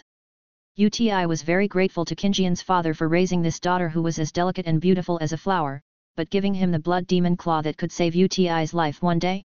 He found that he could not do it. At the time, the deans of the 12 sacred warrior academies were all within the golden tent to report on their duties. UTI had always paid special attention to matters concerning his species, and the 12 academies were the backbone of the insectoids. The vast majority of high-grade warriors had been trained by them, so UTI paid them a great deal of attention. It had always been a rule that they would report to the golden tent every 3 years. His brain turning, UTI quickly decided to reward the 12 sacred warrior academies for their role in revitalizing the species. As for the reward, one of them was naturally the blood demon claw. The dean of Tananai Academy, Tude of the Longhorn Beetle race, was a very well-behaved person. UTI himself graduated from this academy, though he was known by a different name at the time. Thus, UTI gave the blood demon claw to Tude as a reward. Of course, though Tude had obtained this miraculous plant, he had no right to handle it, let alone use it. UTI would not even let him look at it. This underground weapons depot had been built on UTI's orders. In truth, the school had another one of their own, and this depot had been built purely to store the blood demon claw. Qinjian was naturally very unhappy to hear that her husband had gifted the blood demon claw to a sacred warrior academy, so with a cold face, she had gone to find Uti, hoping that he could take this miraculous plant back. No one else in the insectoid species could match Uti's intelligence, and he had already developed a plan. He told Qinjian that it was not right to take back a gift given to a subject, and he would probably be made a laughingstock if he did. Moreover, the blood demon claw had yet to ripen, and once it did ripen and its fruit harvested, the plant would still be there. Qinjian took this to be true and was very happy, even giving Uti several rapturous nights. Alas, she had no idea that Uti had no intentions of letting any outsider use the blood demon claw. Once the storm passed, he would look for an opportunity to get it back. For example, he could have someone steal or have it plundered by pirates while it was being transported. There were numerous methods available to him, and getting it done was as easy as blowing away dust. However, he could not rest easy keeping the blood demon claw here. At set intervals, he would send someone to inspect it. It was Menjin's turn this time. As he was Uti's cousin, the two shared a very trusting relationship. This was also why he had been sent on this mission the most. As long as he was free, Menjin would come here every few months to check on the plant. This time, he just so happened to run into Xia Fei. Menjin was grade 6, the equivalent of an eternal rank human expert. Even more frightening was that his special ability was stealth. A top-class ability that the enemy could not defend against.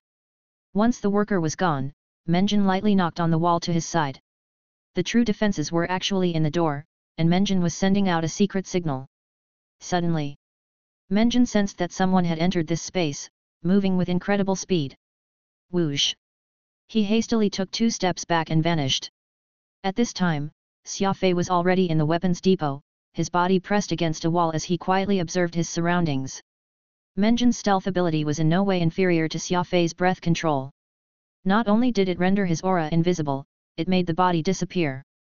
Xia Fei had no idea that, after the worker had left, someone remained in the depot. And it was an eternal rank ability user. 2 grades higher than his cultivation. Menjin had already sent the secret signal, and in a few minutes, the door's layers of defenses would be disabled by the guard inside to let him in. Therefore, Xia Fei's sudden appearance had completely upset his plans. Seeing that no one was around, Xia Fei approached the food storehouse, preparing to open it and look inside, but at this moment, a chilling wind buffeted the back of Xia Fei's head. Chapter 384, Unjustly Slain Expert. The focus of a stealth ability was not on stealth but rather on movement. If a stealth ability user could normally travel 10 meters a second, when they entered a stealth state, not only would they not slow down, they would be several times, even as quick as 10 times, faster. They could travel 100 meters per second. This was the true power of a stealth ability user, and Menjin, as an insectoid eternal rank expert, had a stealth speed of 1200 meters per second, and this was in stealth mode when no one could sense him. Might warriors were naturally small and thin, but their movement techniques were extremely nimble and swift. Menjin, who was nearly 1 meter tall, was an extremely tall member of his race. The mighty Uti was only 0.48 meters, but of course, he was publicly known to be 0.5 meters. Whoosh! A chilling wind blew past Xia Fei's head. An enemy. Xia Fei was alarmed and immediately used crafty approach to dodge to the side. In a split second, he had made an almost impossible dodge, the slightest nudge from his feet moving him 5 meters to the left. As one of the 7 champions, Menjin was extremely confident in his fighting skills. No one had ever been able to dodge an attack while he was stealthed. Xia Fei was the first. The speed of his body, having already left the stealth state, plunged. Without the dual protection that came from stealth and speed, Menjin felt terrified. Everyone knew that stealth ability users relied on a surprise lethal strike. If they had to fight out in the open with their enemies, any warrior of a slightly high grade or rank could defeat them. A failed ambush was extremely dangerous to a stealth ability user. If Xia Fei could dodge his attack, it meant that his rank was definitely not much lower than his. Exposing himself in front of a high-rank warrior was no different from suicide. Menjin mentally grumbled. He was planning to capture Xia Fei and interrogate him on his purpose here, so he had struck without weapons. His small, child-size hand had been formed into a claw, prepared to grab Xia Fei by the neck and push him to the ground. Experience was a most pernicious thing. There were few in the insectoid species who could dodge Menjin's attack, so it was only natural for Menjin to believe that Xia Fei was lacking. Thus, his experience made him careless when he sought to capture Xia Fei. He did not know that Xia Fei had cultivated the crafty approach technique, which only got further strengthened by the meteor ball. The improved crafty approach meant that not even speed ability users of the same level could think of catching him, let alone Menjin, who could only travel 1200 meters a second. The situation was very awkward. After Menjin appeared, his body flew through the air, his hand in front of him like a hawk snatching at its prey. Meanwhile, 5 meters to the side, Xia Fei looked at him in confusion. In Xia Fei's view, Menjin was a short, black insectoid with some martial arts skills. The only special thing about him was that he could attack while stealthed. Xia Fei knew nothing about the 7 sacred champions of the insectoids. Even if he did, he would have never thought that one of them could be this dwarf. Anyone who attacked him was an enemy, and enemies could not be allowed to live. This had always been Xia Fei's principle. Menjin turned his head to Xia Fei, his white eyes filled with fear. He hastily mustered his energy and prepared to enter stealth again. Alas, Xia Fei did not give him the chance. Trying to escape in front of Xia Fei and his 10,000 meter per second speed was pure fantasy. With a light step, Xia Fei appeared in front of Menjin, his hand grabbing the arm that Menjin had thrust forward and using the impetus of his charge to throw Menjin onto his back. Menjin was thrown onto the alloy metal floor by Xia Fei, his eyes exploding with stars and his bones shattering upon impact. This was how speed ability users were. The higher their rank, the more strength they possessed. If Menjin had not been wearing a costly combat uniform, he would have been instantly turned into a meat pancake. After all, there was also his inertia mixed into this collision. Xia Fei was simply too fast.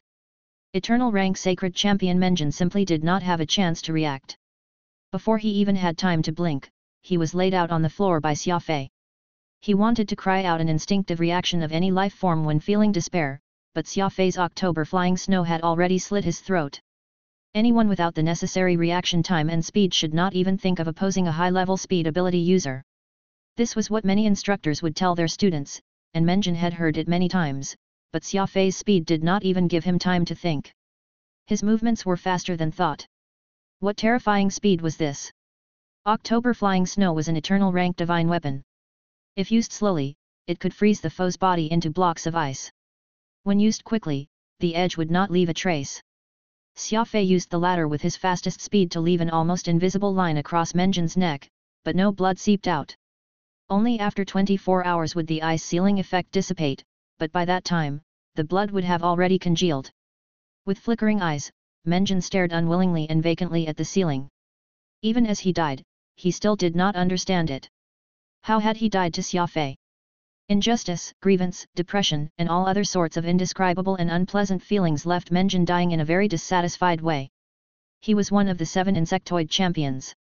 Menjin felt that he had died a most unjust death.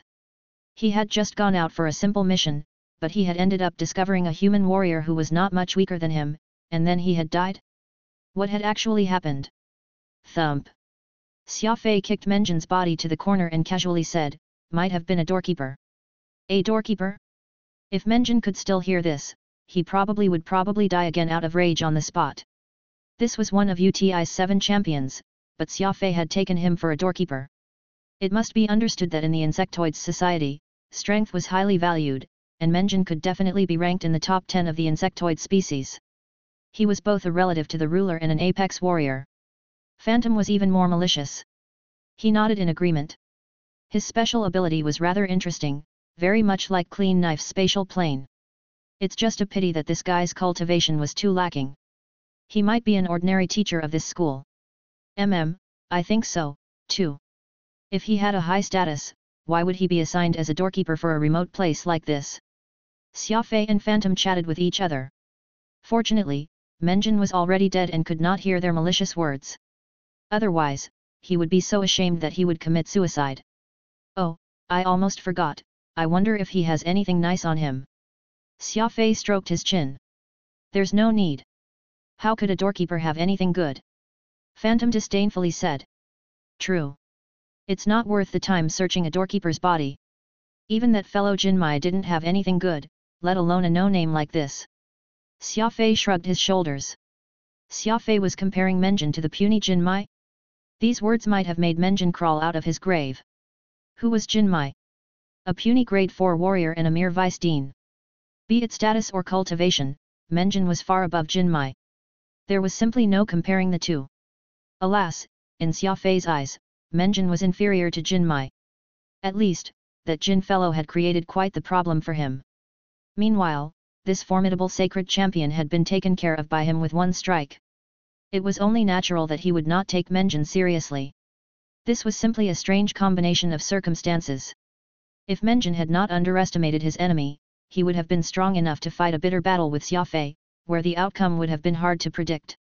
Alas, one small mistake had ended with Menjin offering his life. More importantly, his fame and reputation had all been thrown into the dumpster by Xia Fei and then kicked around once or twice for good measure. Moreover, before his unjust death, Menjin had even helped Xia Fei open the door to the secret storehouse. It would be no exaggeration to say that Menjin was the most unjustly slain warrior in the entire universe. Xia Fei inspected the door. There was no switch to it, so it was probably opened from the inside. This left him in quite a pickle. His only option was to force his way through, but Xia Fei discovered that, while this door seemed similar to the other 3 doors, it was actually made of a different material. The other 3 doors were made from tritanium alloy, but this door was made from the costly multidimensional elemental alloy. The same kind of paint covered all 4 doors, and only by peeling off the paint would one notice the difference. It had to be understood that multidimensional elemental alloy was abnormally tough and immune to any sort of fire or water. It was so expensive that a kilogram could go for 10 million star coins. This door had to weigh 10 some tons, so this alloy metal door had to cost an astronomical sum. The truth was obvious. There had to be some huge secret behind this door. Xia Fei took out October flying snow, pondering a way to pry open the door crack. Suddenly, Xia Fei heard a sound from within the door. Getting on his tiptoes, Xia Fei drifted over to the wall as he hid himself in the shadows. Normally, this door could not be opened easily, but upon Menjin's arrival, he had called the guard inside and had also knocked on the door's secret mechanism. All of this was as usual, so the personnel inside had let down his guard. Activating the complicated machinery, and with a great stir, the heavy door opened. Sir Menjin, are you there?" softly called a small and thin warrior from the Might race. He was even smaller than Menjin, and while his skin was the usual white, his eyes were white, too. The blood demon claw was extremely valuable, so UTI had dispatched only warriors of his race and blood to guard it. These people were utterly devoted to UTI, allowing him to rest easy. Why is no one here?" asked the Might warrior confusedly. Whoosh! At this moment, Xia Fei shot out from his shadowy corner. As he passed this warrior, he swept his dagger across the insectoid's neck. Before the warrior knew what had happened, he was already dead. Xia Fei moved so quickly and had such sharp senses that he instantly saw the situation past the door. Without stopping, he made a circuit of the rooms, and the nearly 20 insectoids inside died without knowing what was going on. Chapter 385, The Star of Ruin's Power. Within a meticulously designed incubation chamber, Xia Fei finally saw the blood demon claw he had long been seeking. The plant was inside a transparent incubator that was about 1 cubic meter in volume. Fluorescent lights simulated a night and day cycle, and even the air contained within was adjusted to simulate a natural environment. In truth, while the blood demon claw was a miraculous plant, it did not have particularly strict growth requirements. It simply needed sufficient water and sunlight to thrive. "So this is the blood demon claw," Xia Fei excitedly said as he walked up to the incubator. He pressed his hands up to the glass cover and got a closer look. The blood demon claw truly did appear like a hand, its 5 fingers as sharp as knives and carrying indescribable savagery. Rather than the grey it appeared in the pictures, it was faint white with gold speckles. This blood demon claw has already started to lose its black hue and turn blood red. It just needs to get through its golden and orange phases to begin ripening. It probably won't be long before you can pluck the blood drop and completely repair the damage done to your 7th brain region," Phantom excitedly said. Xia Fei firmly nodded. The blood demon claw had many phases to its growth. It began from a small sapling, and its color would turn from black to grey, grey to white, white to gold, and gold to orange until, finally, bright red, indicating that it had ripened. The blood demon claw before Xia Fei had already begun to turn gold from white. This meant that it was getting closer and closer to ripening. In 2 years' time, at most with 1 year being the best case, Xia Fei would be able to pick the blood drop that he had dreamed about and henceforth break free of the embarrassing situation where he needed to rely on external help to advance in rank. Squatting on Xia Fei's shoulder, Furball began drooling, its eyes flashing. Xia Fei sharply glared at it. "Scoundrel, you're not thinking about eating this, are you? Let me warn you, if even one leaf is missing from this plant, I won't forgive you." Xia Fei was very serious this time. In the past, when Furball recklessly ate anything, Xia Fei would try to scare it, but he had never been as serious as today. After all, this was connected to his 7th brain region's full recovery. The slightest mishap would have Xia Fei filled with endless regrets.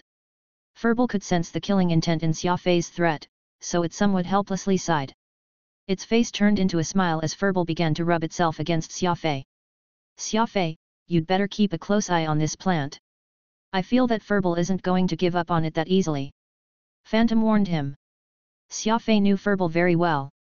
This rascal was outwardly docile and cute, but in its bones, it was a cunning and sinister fellow. Once he got back, he would need to find a way to hide the blood demon claw in case Furball tried eating it. Storing the incubator in his spatial ring, Xia Fei turned and prepared to leave. In truth, he had brought his own small incubator, but it was not as advanced. In any case, he still had space in his ring, so he decided to take both the incubator and the plant with him. Suddenly, Xia Fei noticed that a corpse in a corner seemed to be holding something in its hand. He immediately squatted and took a look. What he saw was a signal transmitter that was rapidly blinking red. This was clearly some sort of signal this Might Warrior had sent out before his death. "Oh, no. Is it a signal for reinforcements?" Phantom gasped. Xia Fei did not have time to think. Fighting with the entire academy and the large number of soldiers outside was a terrible idea. Moreover, he had just gotten his hands on the blood demon claw, so he wanted to get out of here as soon as he could. Stroking his spatial ring with his finger, Xia Fei took out a star of ruin, threw it into the room, and then left at high speed. That door leading to the depot was not that sturdy, so Xia Fei used Celestial Moon to break it. Whoosh! Whoosh! Whoosh! Several dozen spotlights immediately turned to the source of disturbance. The soldiers and academy staff, who had received the signal, were already assembled, laying out a massive net to catch Xia Fei. With a wicked smile on his lips, Xia Fei coldly chuckled and shot out like a bolt of lightning. He was far too fast, and before these insectoids had any time to react, Xia Fei was already in the middle of the crowd. This made it so that those soldiers armed with thermal weapons did not dare to fire for fear of wounding their own kind. "Anyone who stops me dies!" Xia Fei roared. Celestial Moon erupted, reaping the lives of these young insectoid warriors, the dagger flying around like a comet. These students, who had just joined the academy, had never seen something like this. With so many insectoids around, the soldiers and the higher grade instructors did not dare to strike recklessly. This allowed Xia Fei to kill his way through the crowd and vanish. The crowd still wanted to pursue, but Dean Tude could see what was up. These insectoids did not have the ability to handle someone of Xia Fei's speed. Putting aside whether they could catch up to Xia Fei's 10,000 meters per second speed or not, if they did pursue, they might be unable to come back alive. "Hurry and come with me inside." Tude waved his hand, leading some trustworthy instructors into the depot. Xia Fei running away was a minor matter. If the blood claw was lost, then he was doomed. This was UTI's precious treasure, and not even with 100 lives could he compensate for its loss. However, Tude did not believe that Xia Fei could have taken the blood demon claw.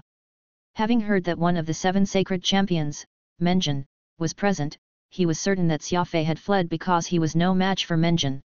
So that he could sleep at night, Tude ignored UTI's orders and entered the depot with his trusted subordinates and some soldiers. Upon seeing the open door, old Tude fell unconscious on the spot. "Dean! Are you okay?" "Dean, what's wrong?" The instructors ran over to help him up, shaking and jostling him until he regained consciousness. "Hurry! Go in, the blood demon! Blood demon claw!" Tude was so worried that he could not properly speak. "Dean, terrible news.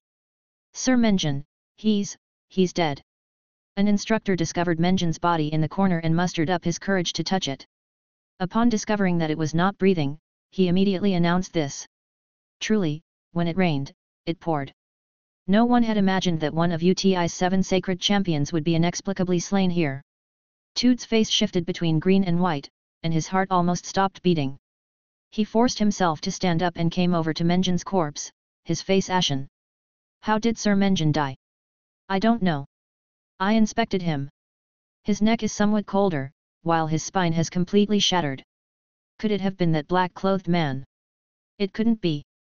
What grade did Sir Menjin have, and he's one of the 7 sacred champions to boot? How could he be killed so easily? It's hard to say. Perhaps that black-clothed person has an even higher cultivation than Sir Menjin. You saw his speed when he's fleeing.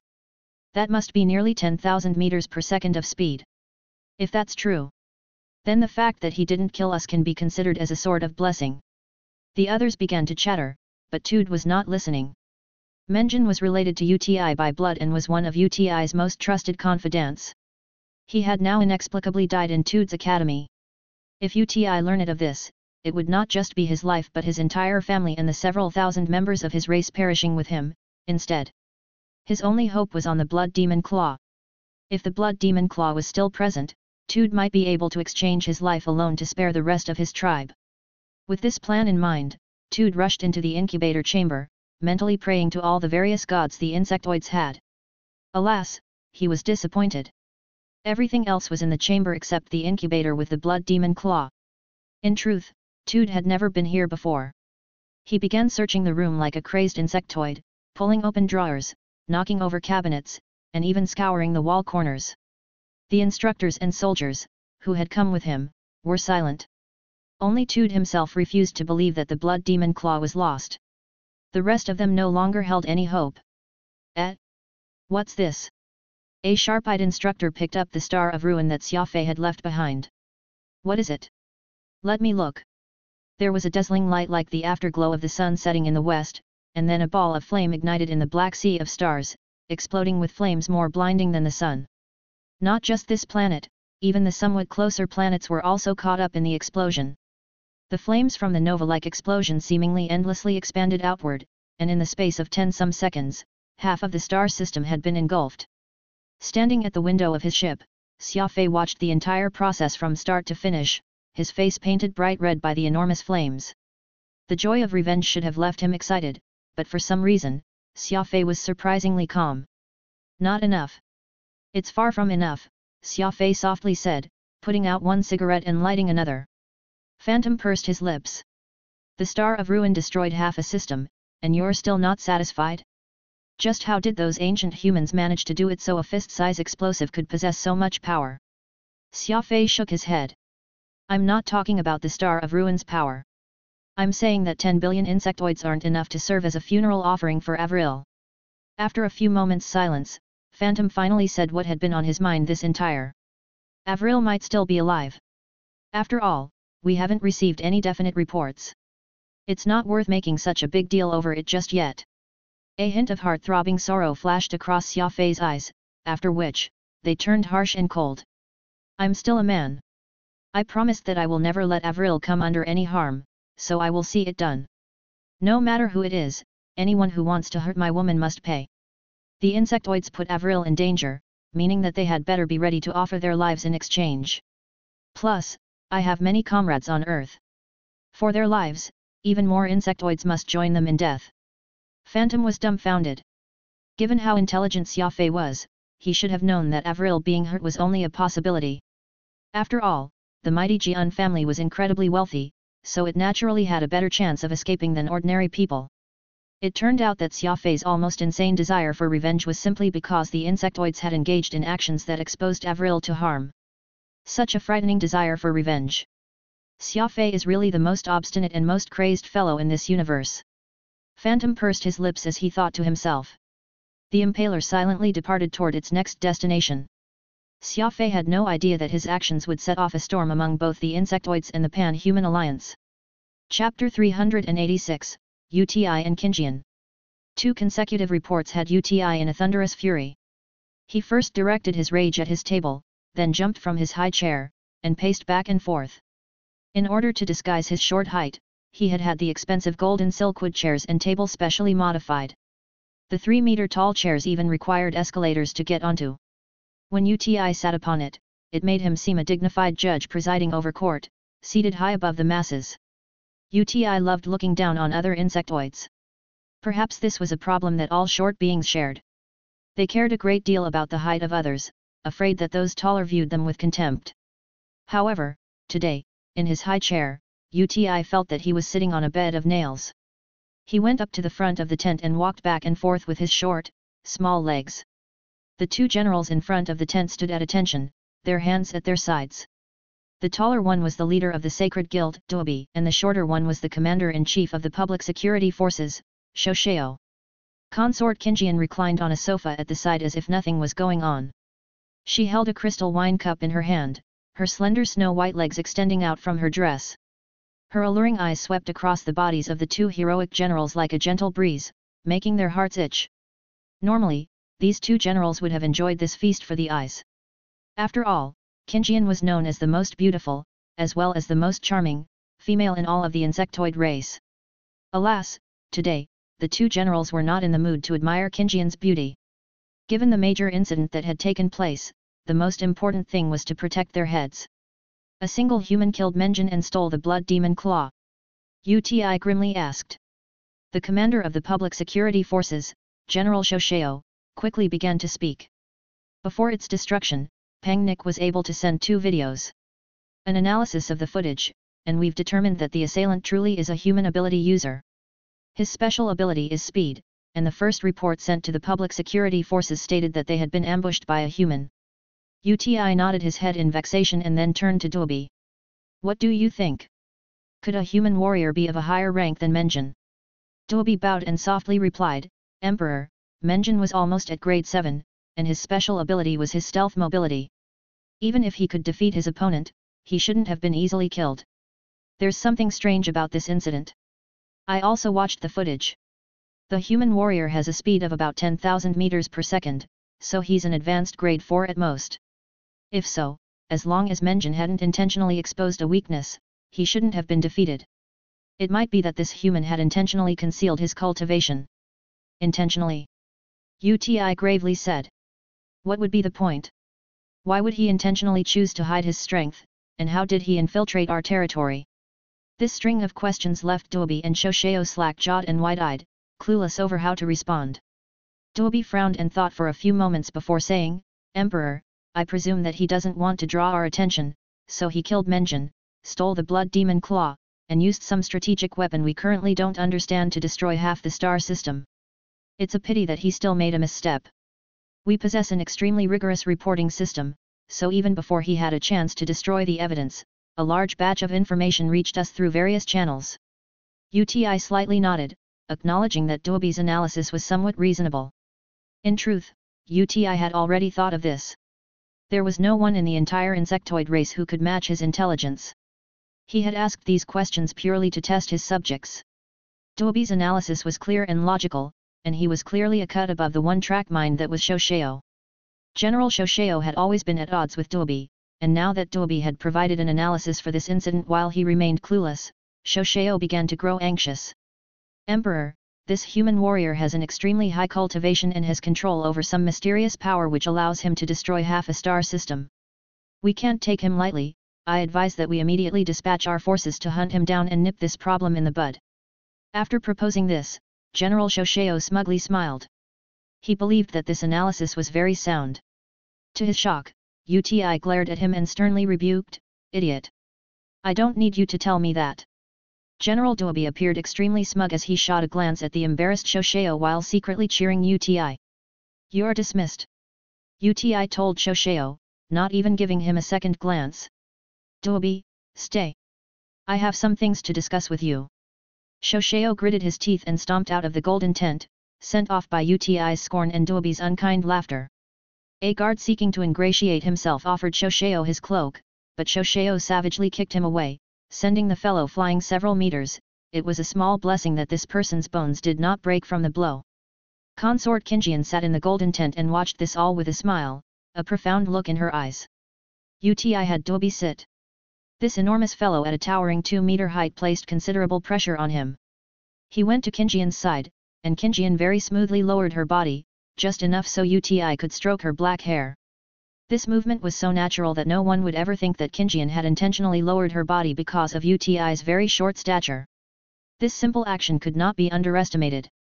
Qinjian had such an ironclad grip on UTI not merely because of her gorgeous looks but also because of seemingly insignificant details like this. Qinjian was an intelligent woman, and she understood what a man required. Besides affection, a man also hoped to find their dignity from a woman. If a woman of breathtaking beauty nestled to a man like a little bird, any man would feel a sense of pride and happiness, which came from the heart. Alas, the vast majority of beauties in this universe preferred to rely on their charms to act unscrupulously in front of them. They perked up their gorgeous faces, youth and pride on their faces. They believed that all men should prostrate before their skirts. Alas, they had forgotten that in this society, no matter how beautiful women were, they were subordinate to men, particularly those men of great ambitions. Such men always had their eyes on greater things. Qinjian understood well what a man required, and she was willing to lower herself in front of a man. Actually, UTI had an appearance that had almost reached the pinnacle of ugliness. Anyone who was a man could not be uglier than he was. God was fair, and while he had given UTI supreme intelligence, he also stripped away any chances of UTI having a handsome appearance. In truth, UTI could not even be considered a normal man. The most wretched man in the world simply needed to see UTI's true appearance to feel an innate sense of superiority. This was who UTI was, a being so short and ugly that no language in the universe could describe it. However, Qinjian was willing to offer her most beautiful figure among the insectoids and her dignity to him. UTI could not help but be moved by this. His ugliness and short height had given UTI a severe inferiority complex from a very young age.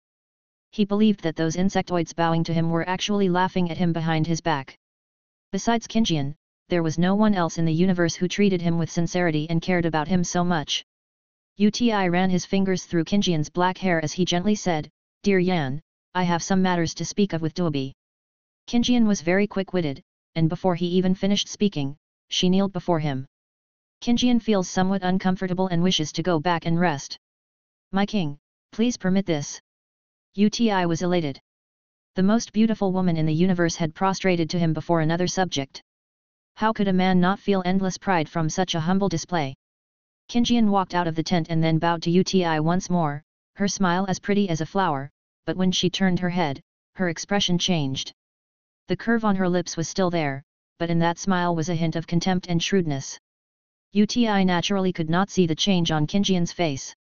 He happily watched as Qinjian left, but when he turned his head, his brows creased.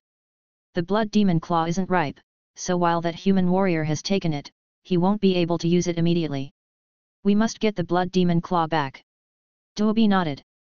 "Emperor, rest easy, I will immediately send my men to start a full-scale search and report to you the moment I find the slightest clue." UTI said, "Send Kicker, Larash and Goksan. That human may have a higher cultivation than we anticipated." Duobi was taken aback, asking in confusion, "Emperor, I feel that it'd be better for the 7 champions to remain serving you at the Golden Tent.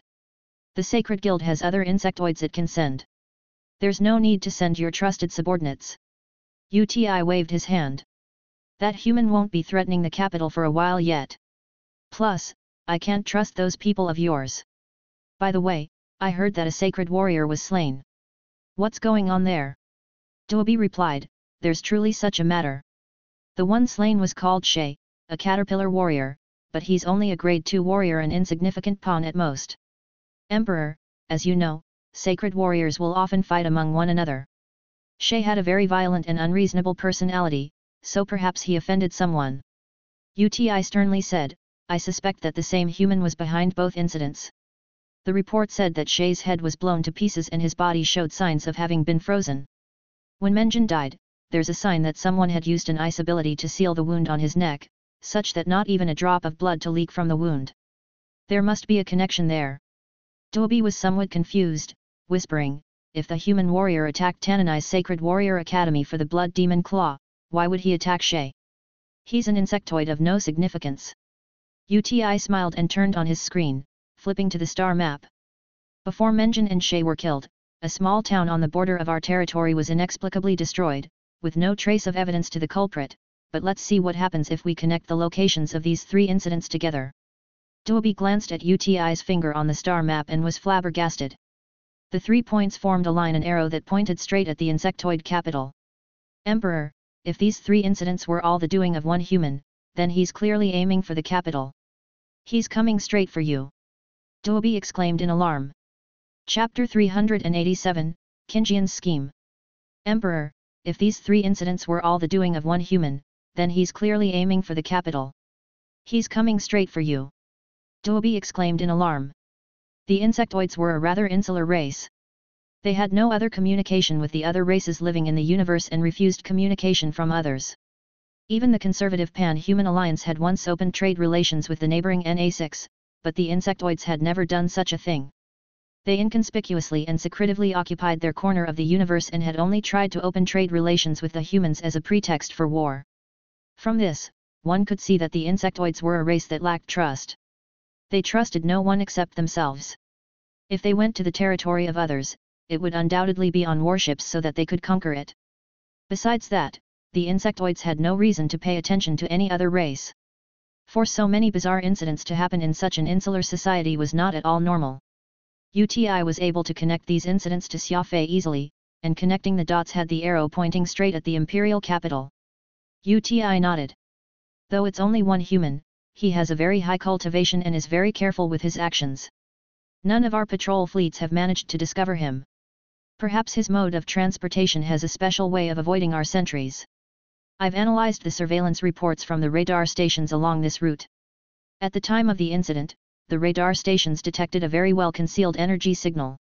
This energy pulse didn't seem to have come from someone who jumped through a temporary wormhole, so the radar stations treated it as ordinary cosmic noise.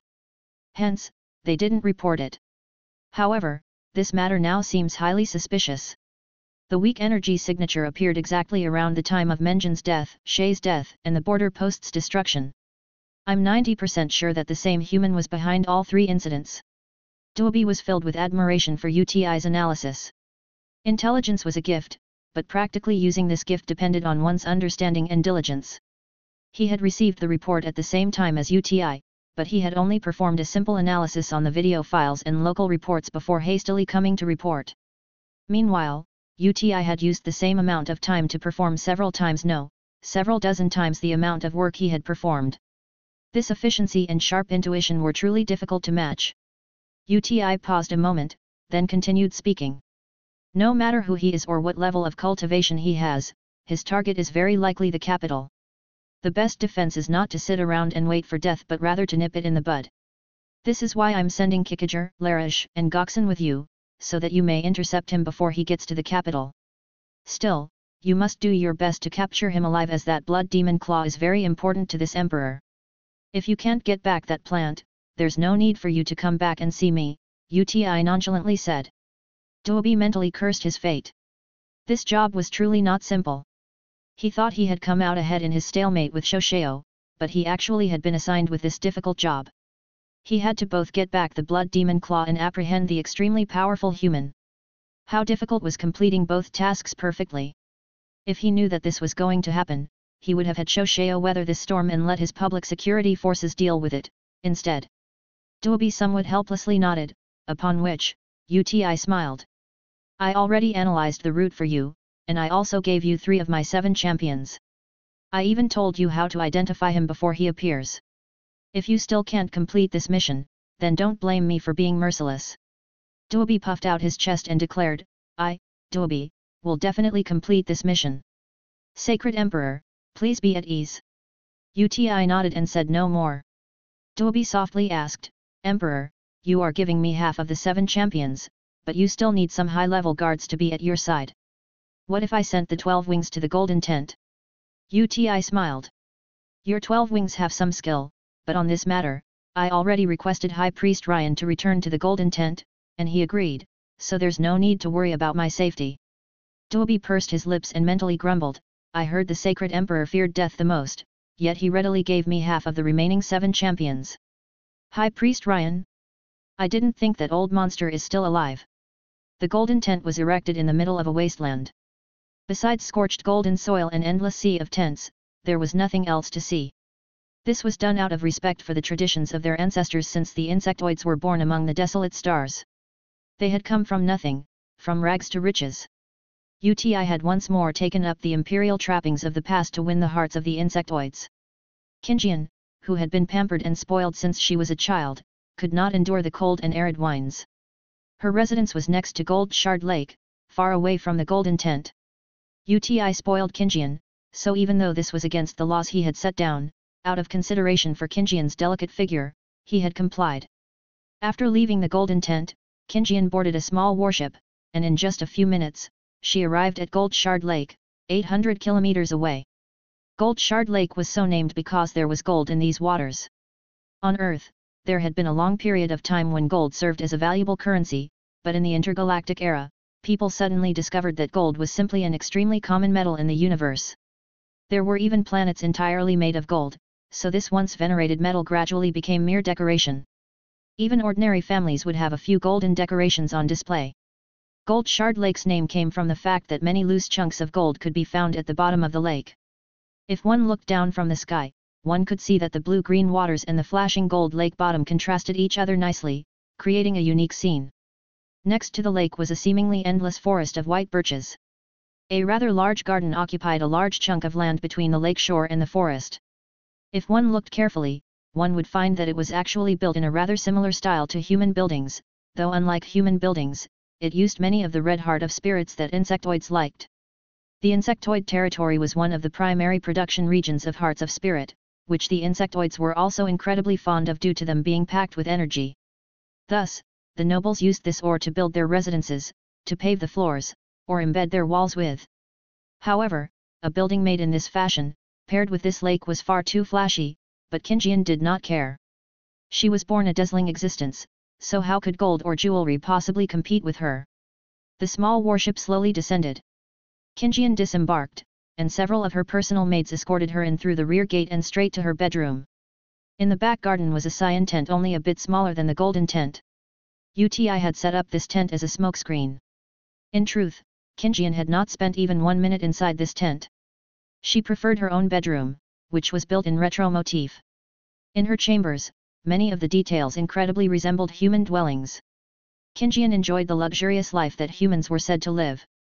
She enjoyed music, poems, movies, anything that humans produced, she adored.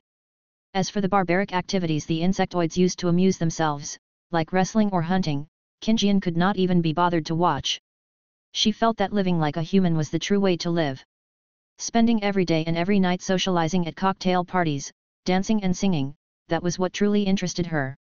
Alas, she was an insectoid, and she was an insectoid married to Uti. The world she had dreamed of was only getting farther and farther away from her. After marrying Uti, she bought a large number of human slaves and had them build this courtyard for her. At the very least, she could live out her dream here.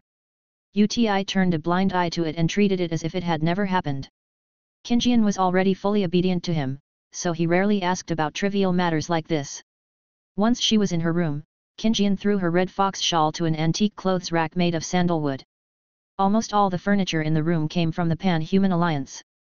Be it the wardrobe or the bookshelf, everything found in this abode was exquisitely handcrafted. Even in the Alliance, they cost a considerable sum, and transporting them through the dangerous Wildstar region and into insectoid territory was even more absurdly expensive. Consort, Master Qingriu is waiting in the study. Qingjian raised a slender eyebrow. I'll go once I change my clothes. Have my father wait a moment. Several minutes later, Qingjian finished changing into clothes of white gauze.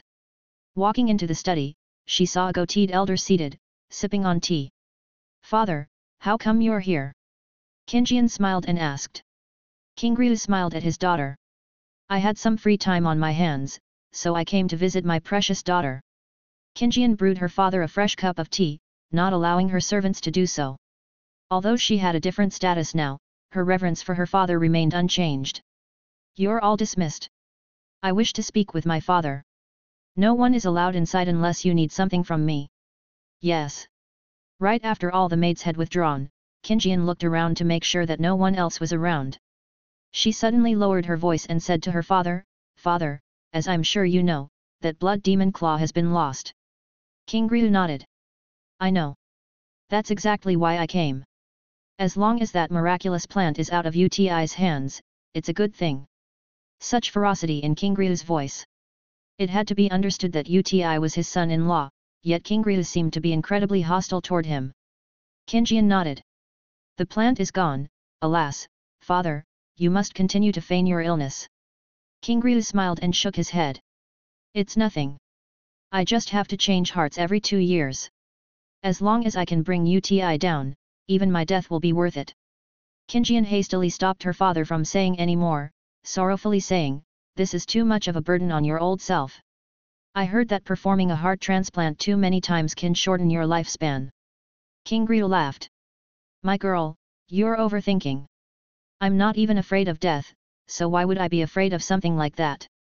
I heard that it's a human warrior who killed Menjin and stole the blood demon claw. Yes, that's right. UTI stirred up a storm in the golden tent today. That human doesn't seem to be simple. I heard that Menjin, one of the sacred champions, was killed after only a few rounds with him, and now that human has taken UTI's cherished blood demon claw. UTI isn't the type of insectoid to let that warrior go. When I was leaving, UTI talked to the guild master of the sacred guild, Duobi. It's probably about how to deal with that human warrior.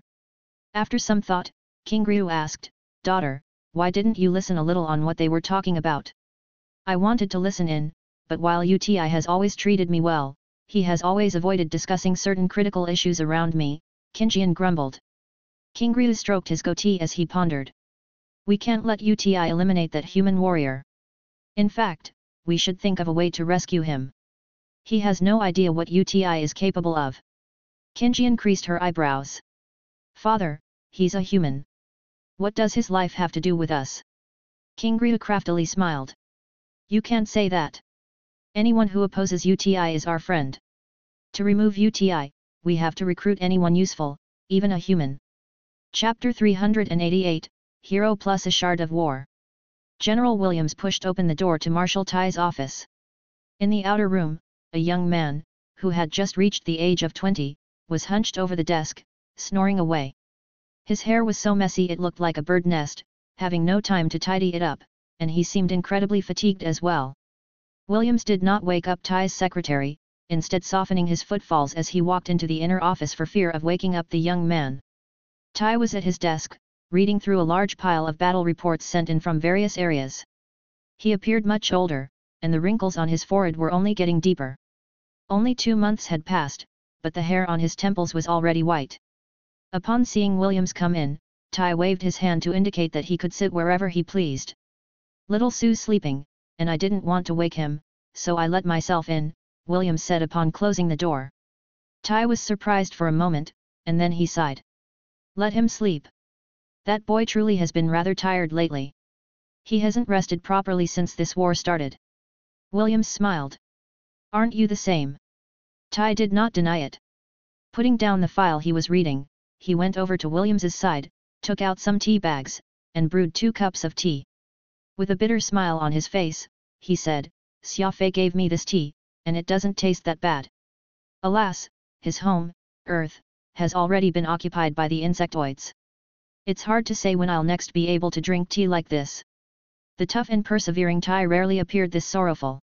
In front of the public, he always maintained his imposing demeanor, ever encouraging the army and the alliance to keep up the fight, but in private, the silver-haired marshal had his weaknesses. It was just that few people knew about them. Taking the tea, Williams placed it on the table and was in no rush to drink it. Marshal, Xia Fei sent another report. When no one is around, you can just call me Tai. Xia Fei, that lad, he's got a crazy streak to him. He's already exterminated an insectoid border post. What has he done now? Tai chuckled and asked. Every few days, Xia Fei would report on his situation to the alliance. He did not know if the alliance would actually receive his reports, but Xia Fei still held a little hope. He hoped that Avril and the people in his company would know his situation and not worry about him. Of course, he needed to survive first.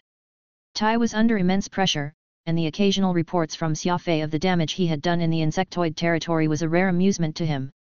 Although they had little effect on the overall war effort, the fact that someone was running around in the insectoid territory and unreasonably causing trouble somewhat vented some of his hatred. Williams gave a mysterious smile. Watch it yourself this time. Xia Fei caused a huge mess in the insectoid territory this time, and he even sent us a video of it. Tai did not seem too concerned, telling himself, a huge mess. Xia Fei is just one person, and no matter how good his cultivation is or how clever he is, he can't have caused too much of a stir. With that mysterious look on his face, Williams placed his microcomputer on the desk and opened the video that Xia Fei had sent. He then took out his box of maple syrup candies from his pocket, threw them into his mouth, and happily sat back to watch it again.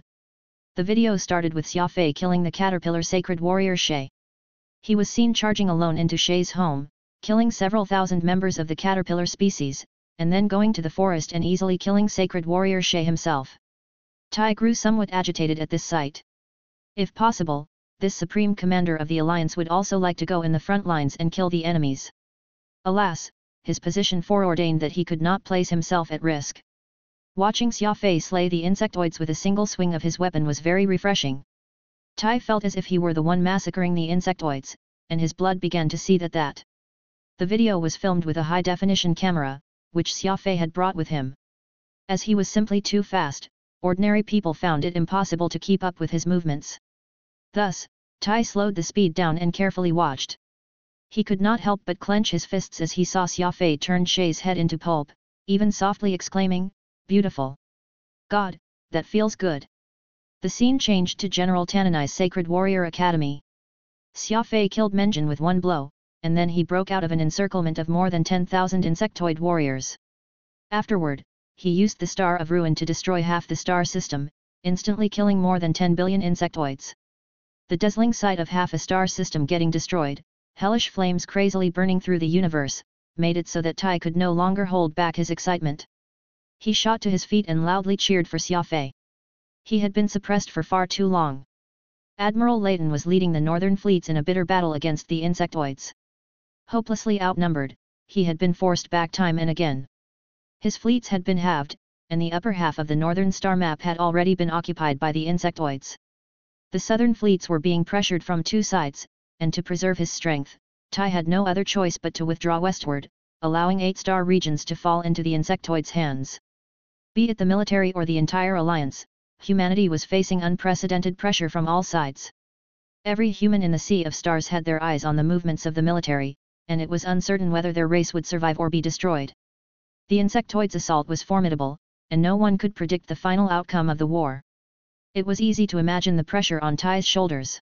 After all, he was in charge of the alliance military and the backbone of the people.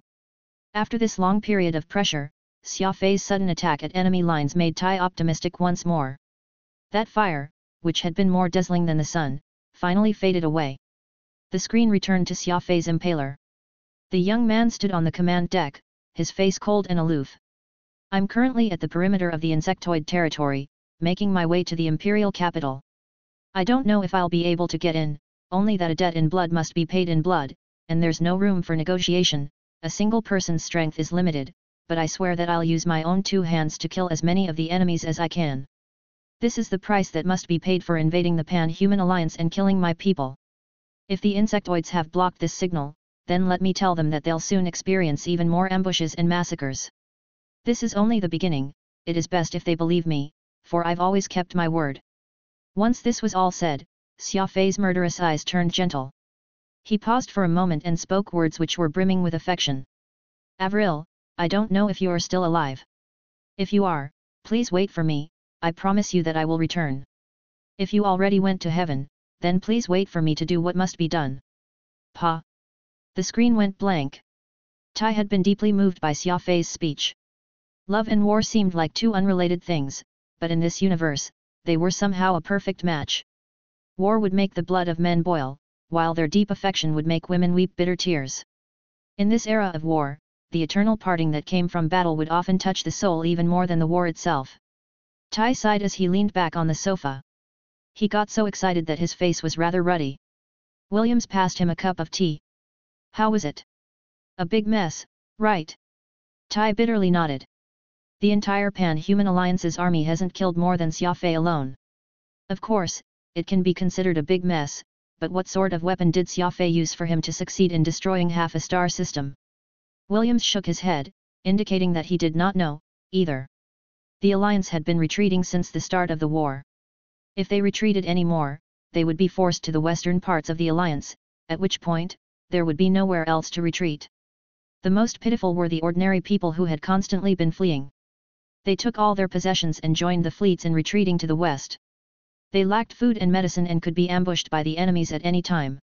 One could say that the morale of the entire alliance, be they soldiers or civilians, was at an all-time low. More and more people were beginning to despair, planning on leaving this space and heading out into the unknown for a chance at survival. Tai, what we need right now is a hero, William sternly said. Tai froze for a moment. You plan to push Xia Fei onto the stage? Make him the hero of the war? Encourage the army into continuing the battle against the insectoids? Williams smiled. We actually don't need to do anything. Xia Fei is already a hero to mankind. He used the public frequency to send his signal. Any warship with the Black Bat radar should have received this, and some people have even uploaded this video to the interplanetary internet already, and it's a hot topic across the entire alliance. All we need to go is give him a little push. Tai lowered his head and thought for a few moments, muttering to himself, the alliance is truly in a difficult situation. We really do need someone to step up and raise morale, or else we won't be able to keep up for much longer. It was said that heroes would emerge in a chaotic world, and Xia Fei had appeared at exactly the right place and time, doing something that no normal person would ever be able to accomplish. Thus, he naturally became the #1 candidate to raise the alliance's morale. All heroes since ancient times had arisen in such circumstances. Since you have no objection, I will go and make the arrangements. Go. Have every person know that the alliance has never given up hope. Warriors are fighting bloody battles in corners of the universe that no one knows about, and of course, we, the alliance, haven't yet given up. Tai firmly declared. Starlink Corporation's #1 fleet, the capital ship, Horizon. Avril and her family first followed the military to the south. As the front line was pushed back and more territories were lost, their fleet began to move west as well. Starlink Corporation had 10 fleets, and 9 of them had control taken over by the military and were made to join the battle.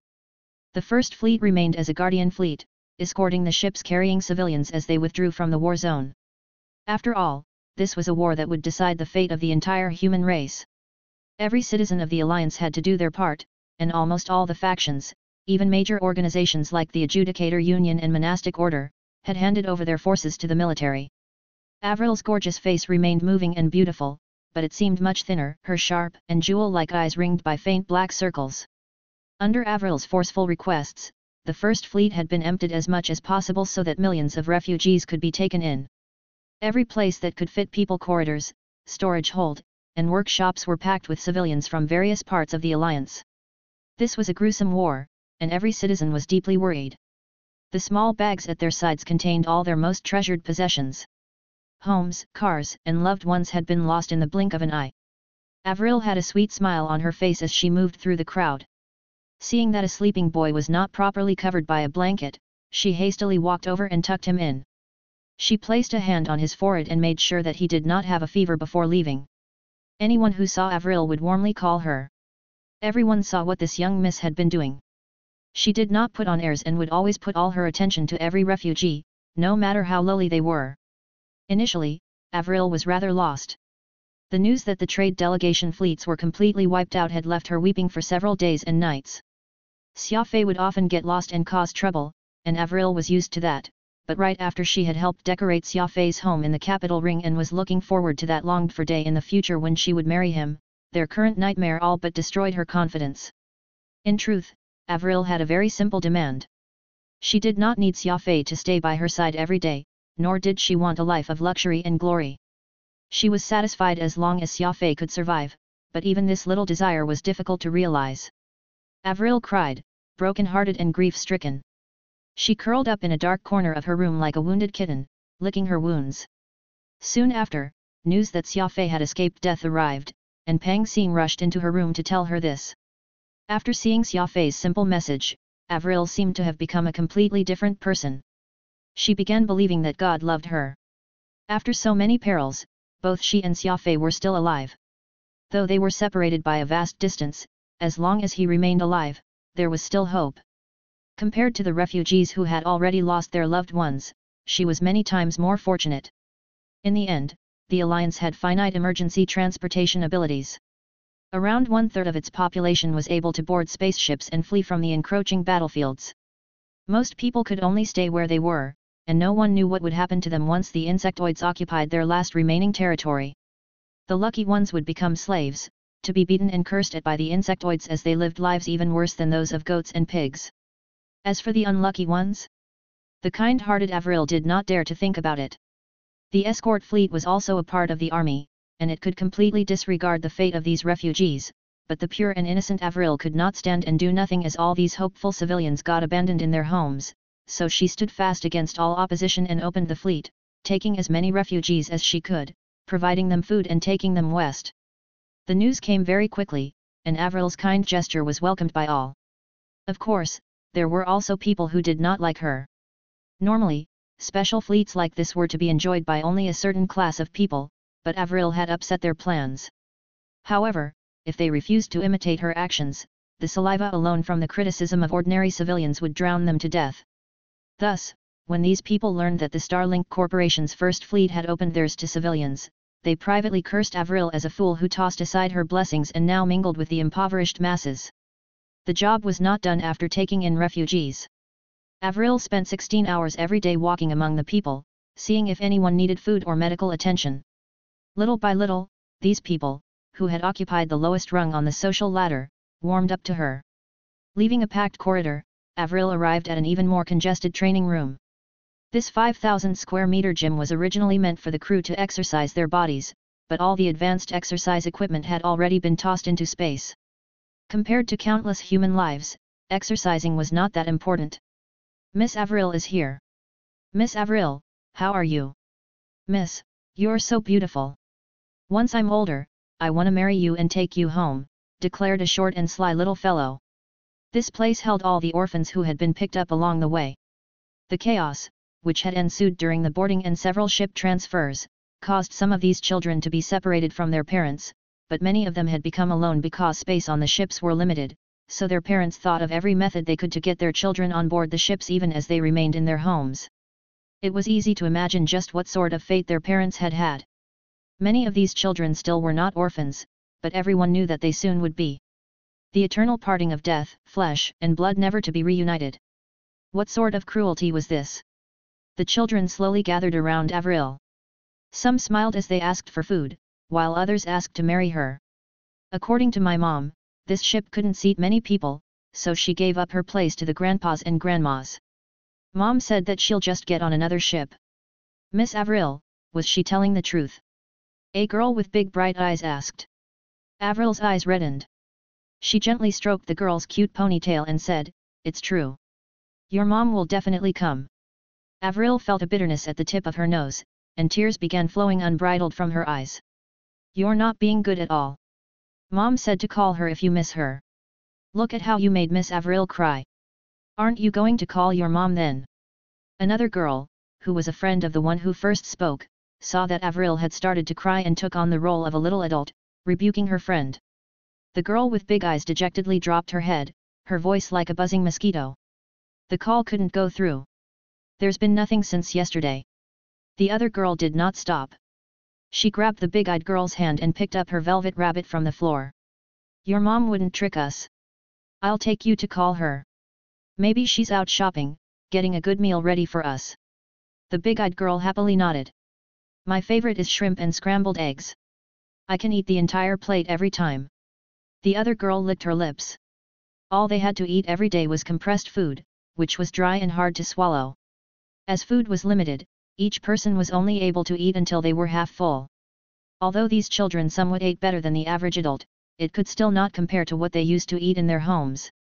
"I like it, too. Once we find your mom, do you think she'll let me have a bite?" I'll tell her that you're my friend. Mom will definitely say yes. Then let's go and call her. Once we find your mom, we can eat shrimp and scrambled eggs." This simple conversation had all the adults present in tears. Avril had barely suppressed her urge to cry by covering her mouth. Everyone present knew that the big-eyed girl's parents lived on a planet named Unicorn Volans. Yesterday, it was announced that the planet had fallen. The mood was extremely heavy, and the children sensed this depressing atmosphere and started to cry, calling for their parents. Pang Xing, who had been silently weeping as he watched this all transpire, hastily took out lollipops, cookies, and other snacks from his spatial ring and distributed them among the children. The volunteers taking care of the kids also forced themselves to smile as they moved to play with the children. After passing Avril a handkerchief, Pang Xing quietly retreated behind her. Everyone had seen Avril's actions. In the past, she had been known as a naughty girl, who would tear apart her toys if she was the slightest bit dissatisfied. The ancients said that only war could make a person mature overnight, becoming tough and hard in a single night. Pang Xing now understood what they meant. It must be understood that Avril was not even 18 yet. In the eyes of many people, she was still a child. At present, this big child took on the responsibility of taking care of many small children. One could not help but sigh at the cruelty of war. There was a large screen in the room. Avril sat together with many children to watch a cartoon show as they licked their lollipops. It was only at times like this that Avril would return to being a naive, young girl. More frequently, she found herself forcing maturity. Suddenly, the TV broadcast was interrupted and became that of Xia Fei fighting the insectoids. Many of the children complained, as in their opinion, war was a thing for adults and had nothing to do with them. Avril's eyes brightened, and she pressed a hand over her heart. Every time Xia Fei fought the enemy, her heart would leap to her throat. When that star system exploded, Avril and everyone else felt excitement, but she found it difficult to shake away the worry in her heart. On the screen, Xia Fei stood on the command deck and raised his eyes deep and determined, just like the heroes of legend. His clothes were as ordinary as ever, and there was nothing to commend about his appearance, but through the thin screen, everyone could sense that he had a transcendent aura. This was the aura of someone independent and would never give up easily. It was as if the only thing in the world that could stop him was himself. As long as he made up his mind, he would give up even his life for it without regret. Even those unwitting children were awed by his demeanor, their mouths closing as they held their breaths, the room falling silent. "Avril, I don't know if you are still alive. If you are, please wait for me, I promise you that I will return. If you already went to heaven, then please wait for me to do what must be done." This was the deepest declaration of love. Behind such calm words was the sincerest affection for a single person. Avril was struck dumb. She had never imagined that Xia Fei would profess his love for her in front of the entire alliance. There was no need for any explanation because his words had said it all. 2 crystalline beads of tears trickled down from her still moist eyes, though she was not crying out of despair but happiness, rather. Avril felt that she was the most fortunate woman in the world. Xia Fei had once saved her life, and now, he had declared his love for her in front of the entire alliance. Was there anyone else capable of such a thing? The children turned curiously to Avril. "Miss Avril, was that big brother referring to you? Are you his girlfriend? Are you going to marry him?" The children asked very simple and innocent questions. Though they did not understand love, children of this age had watched far too many romances and knew quite a lot. Avril wiped her tears, a bashful smile on her lips. "Yes, I definitely am." Chapter 389, A Jadeite Capital Ship. The Impaler's Black Bat radar was already damaged, so Xia Fei could only send signals using the public frequency, but he was unsure if the signal could even get to the Alliance. He had sent back many video files and reports of everything he had seen and heard in the insectoid territory. Xia Fei believed that, if the military got its hands on this information, it would be of some help in their war efforts. He was deep in the insectoid territory, so this was all he could do. However, he had no idea that his information and his simple speech had set off an unprecedented wave throughout the Alliance. In this nigh-hopeless war, wherein the fate of the entire human race was on the line, Xia Fei's words were like a catalyst that swiftly stimulated everyone's enthusiasm for winning war and desire for freedom. The civilians, who had been cowering in their corners and had been unable to carry on, suddenly burned with enthusiasm. Those warriors holding their sentry posts with deep worries on their minds were now burning with renewed enthusiasm, too. The entire alliance was burning with enthusiasm. They had been inspired by Xia Fei's words and were now determined to fight to the death with the insectoids. Humanity was a unique sapient life form in the universe. What they feared the most was not the approach of death, but rather the lack of hope. Those days spent doing nothing and waiting for death were incredibly painful, and many were more willing to die vigorous deaths rather than become slaves to the insectoids, to live out the rest of their lives within cells and under the whips. Xia Fei's appearance had given all of them hope of survival. They suddenly realized that the insectoids were not invincible. As long as the methods of attack were done right, they could be killed with raises of their hands. This was particularly true to those high-ranking warriors. The barrage of tens of thousands of warships was something that even the highest level of cultivation would find difficult to deal with, but if one were to infiltrate enemy lines, things would be different. For example, if a legendary rank warrior could get into the insectoid territory, it would be able to do far more damage than an alliance warship attacking from the outside. The Adjudicator Union, Monastic Order, and even the Brotherhood, which was shrouded in mystery, sent out signals for cooperation, and the elite human warriors within these organizations began moving out to the territories that the insectoids had occupied to engage in secret operations. This was to make sure that the insectoids did not have a peaceful occupation, as well as rescue the civilians who had not been able to flee in time. The military and major manufacturers vigorously supported the efforts, providing them with everything they needed, be they warships or cloaking systems. In truth, the production of cloaking devices was not some high-end endeavor, but the Alliance had always been worried that, if all warships were equipped with cloaking devices, managing them would be very difficult, and illegal activities would increase. Thus, production of cloaking devices had always been strictly regulated previously. With this major threat facing them, the Alliance naturally loosened the restrictions on military weapons and cloaking devices. In truth, if all the warships had cloaking devices, while these might not be enough to beat the insectoids, they would at least allow the civilians aboard ordinary spaceships a higher chance of escaping from the war zones. Of course, these cloaking systems were not as advanced as Xia Fei's STML cloaking device.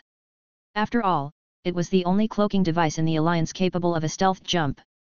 The elite warriors joined the plan to sow chaos in occupied zones with bloodshot eyes and chests exploding in rage. In small teams of 3 or 5, they took stealthed warships into occupied territories, using their quick wits to fight back against the enormous insectoid fleets. This sort of divide-and-conquer strategy, with experts working together to deal lethal strikes, proved surprisingly effective. After occupying a planet, the insectoids would need to send warships down to begin plundering the land, seizing resources and slaves. This had been their goal for starting this war. After all, the insectoids had their own burdens to bear. Their soldiers and fleets consumed enormous amounts of resources each day. If they did not derive any benefits from their conquests, even the insectoids in all their power would find it difficult to continue. Humanity were much richer than the insectoids, and the resources they plundered from the occupied zones were sent back to the insectoid territory. Once these resources were digested by the insectoids, they would become even more warships and soldiers to continue the pillaging and plundering. The insectoid Emperor UTI was highly intelligent. In the past, the insectoids would kill the locals of any place they were passing through, even using massive warships to destroy the planets. This was an utterly idiotic way of doing things, for it would not be long before the enormous expense would compel the war to end. Now, the insectoids were using war to fuel the war efforts, bolstering their already formidable central finances. The resources being seized were enough to fund the army and even provide a little extra. UTI had truly played his cards well. Once he was done with the humans, he could point his spear at the Na6, the Yan, and other races. While attacking and plundering, the insectoids could slowly assimilate their new territories, and over the long term, the insectoids would undoubtedly become one of the behemoths in the universe. The Pan-Human Alliance's plan to sow chaos was now severely hampering the insectoids' advance. With the Alliance army retreating, occupying a star region was not difficult. What was difficult was assimilating that star region. It was not like they could only occupy and not actually disembark on the planets, right? If they did that, there would be no means of plundering resources, and without resources, there would be no new warships to strengthen the army. Destroy all planets with life? This was killing the chicken to get the egg. Planets that could support life were irreplaceable. There were only so many planets in the universe that could support life, and one destroyed was one lost forever. In the short term, destroying one could intimidate their foes, but if they destroyed them all, where would they put the burgeoning population of the insectoids? Ever since the insectoids began to mutate, their population had exploded. Compared to humanity's completely inefficient method of reproduction, a female insectoid could give birth to several hundred children at one go, far more than a human female could. These new members of their race would need only 1 or 2 years to mature and join the war efforts, becoming warriors or workers. The insectoid territory was already approaching the limits of the number of insectoids it could hold. This was why UTI was so anxious to attack the Pan-Human Alliance.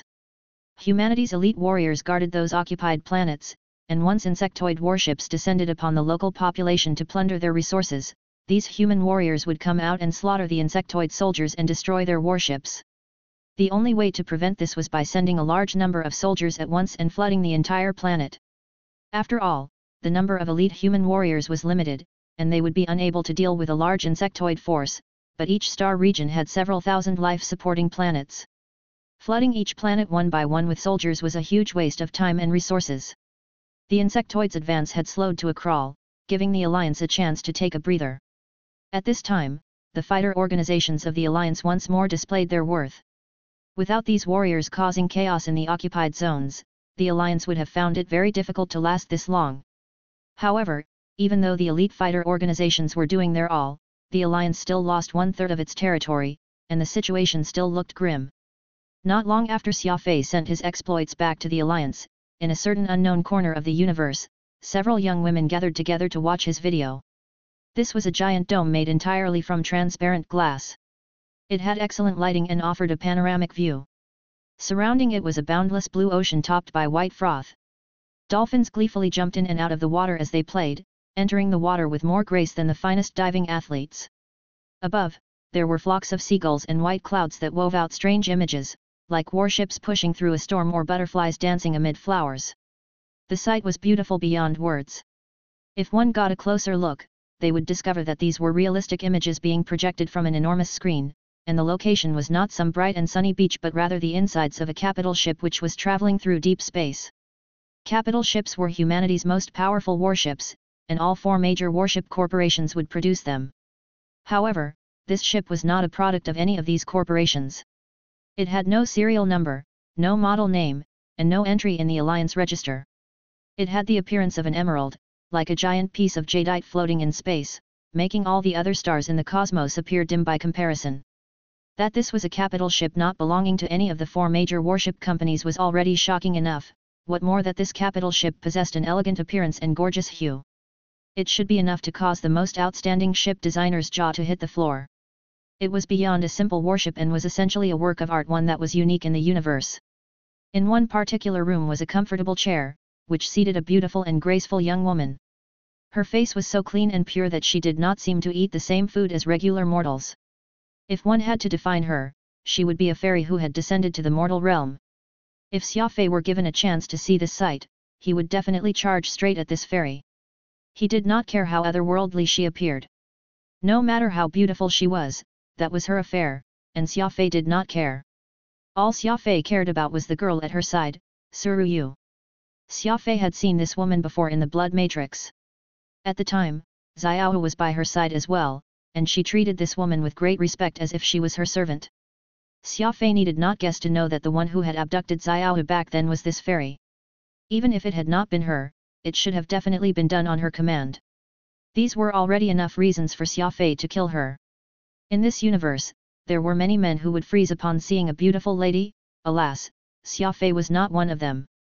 In Xia Fei's eyes, there were only 3 types of people: friends, strangers, and enemies. Xia Fei would risk his life to protect friends, would ignore the voices and opinions of strangers, and would kill his enemies. He firmly believed that enemies existed to be killed. Even if she was so beautiful that the sun and moon would appear dim in comparison, this would never be a reason for Xia Fei to let her go. The fairy coldly watched as Xia Fei killed insectoids, the gruesome slaughter not perturbing her in the slightest. On the contrary, when Xia Fei smiled and confessed his love for Avril, the fairy slightly creased her brows. At her side was a young girl in a white gown, holding a transparent crystal pot. Inside the pot was a leaf that exuded a fragrant aroma. The aroma was not too thick, enough to ensure that the entire room had a faint floral fragrance. Xia Fei had first met Xiao when she was still a child, but she was now a slim and graceful young woman. Perhaps due to the influence of the fairy, Xiao also had a somewhat pure and otherworldly demeanor. As she watched Xia Fei slaughter his way through the insectoid territory, Xiao turned pale, the crystal pot in her hand swaying and just barely managing not to fall to the ground. When Xia Fei confessed to Avril, Xiao felt sincere happiness for him, happy that he had found someone to love. Deep down, though, she felt a small hint of dejection that she could not suppress no matter what. The fairy placed a hand under her chin.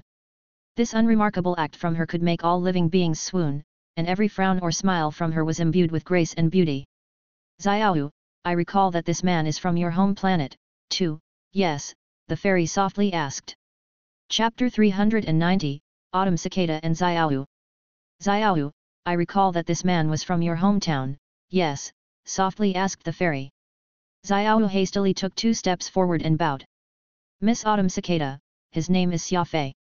I once took the test to join the adjudicator union with him, so I know him. We are both from Earth. She did not deny that she knew Xia Fei, but she understated their relationship merely as having participated in the same test and not anything deeper. After several years of absence, Xiao was no longer that cute and unknowing child and had a little shrewdness in her. Autumn Cicada softly nodded, though her face still had a few hints of confusion. Those words he said to Avril just then were probably out of love, yes? Though I don't understand things, I feel a strangeness that I have no words to describe. Is love something that is needed to be announced to the universe? The young maidens at her side, including Xiao, all glanced at one another. Autumn Cicada did not understand love, so how could they? The 10-some girls were all momentarily dumbstruck and unable to answer. After a few moments of thought, Xiao softly replied, Miss, we don't understand such things as well, but this Xiao thinks that Xia Fei probably likes that girl, Avril, a lot. Autumn Cicada curled into her ball, her slender and white arms hugging her legs, and she muttered to herself, is it very interesting to like someone? Would someone kill a lot of people for the sake of another? The young women around her were silent. In truth, they were even more confused than Autumn Cicada. The world they lived only had women, and men were mysterious existences. Even renowned scholars could not understand love, let alone these ladies. After muttering to herself for some time, Autumn Cicada seemed to think of something. Standing up, she ordered, come with me, I've thought of a place that may have an answer. Following, she confidently strode out of the room with a dozen or so young girls following her.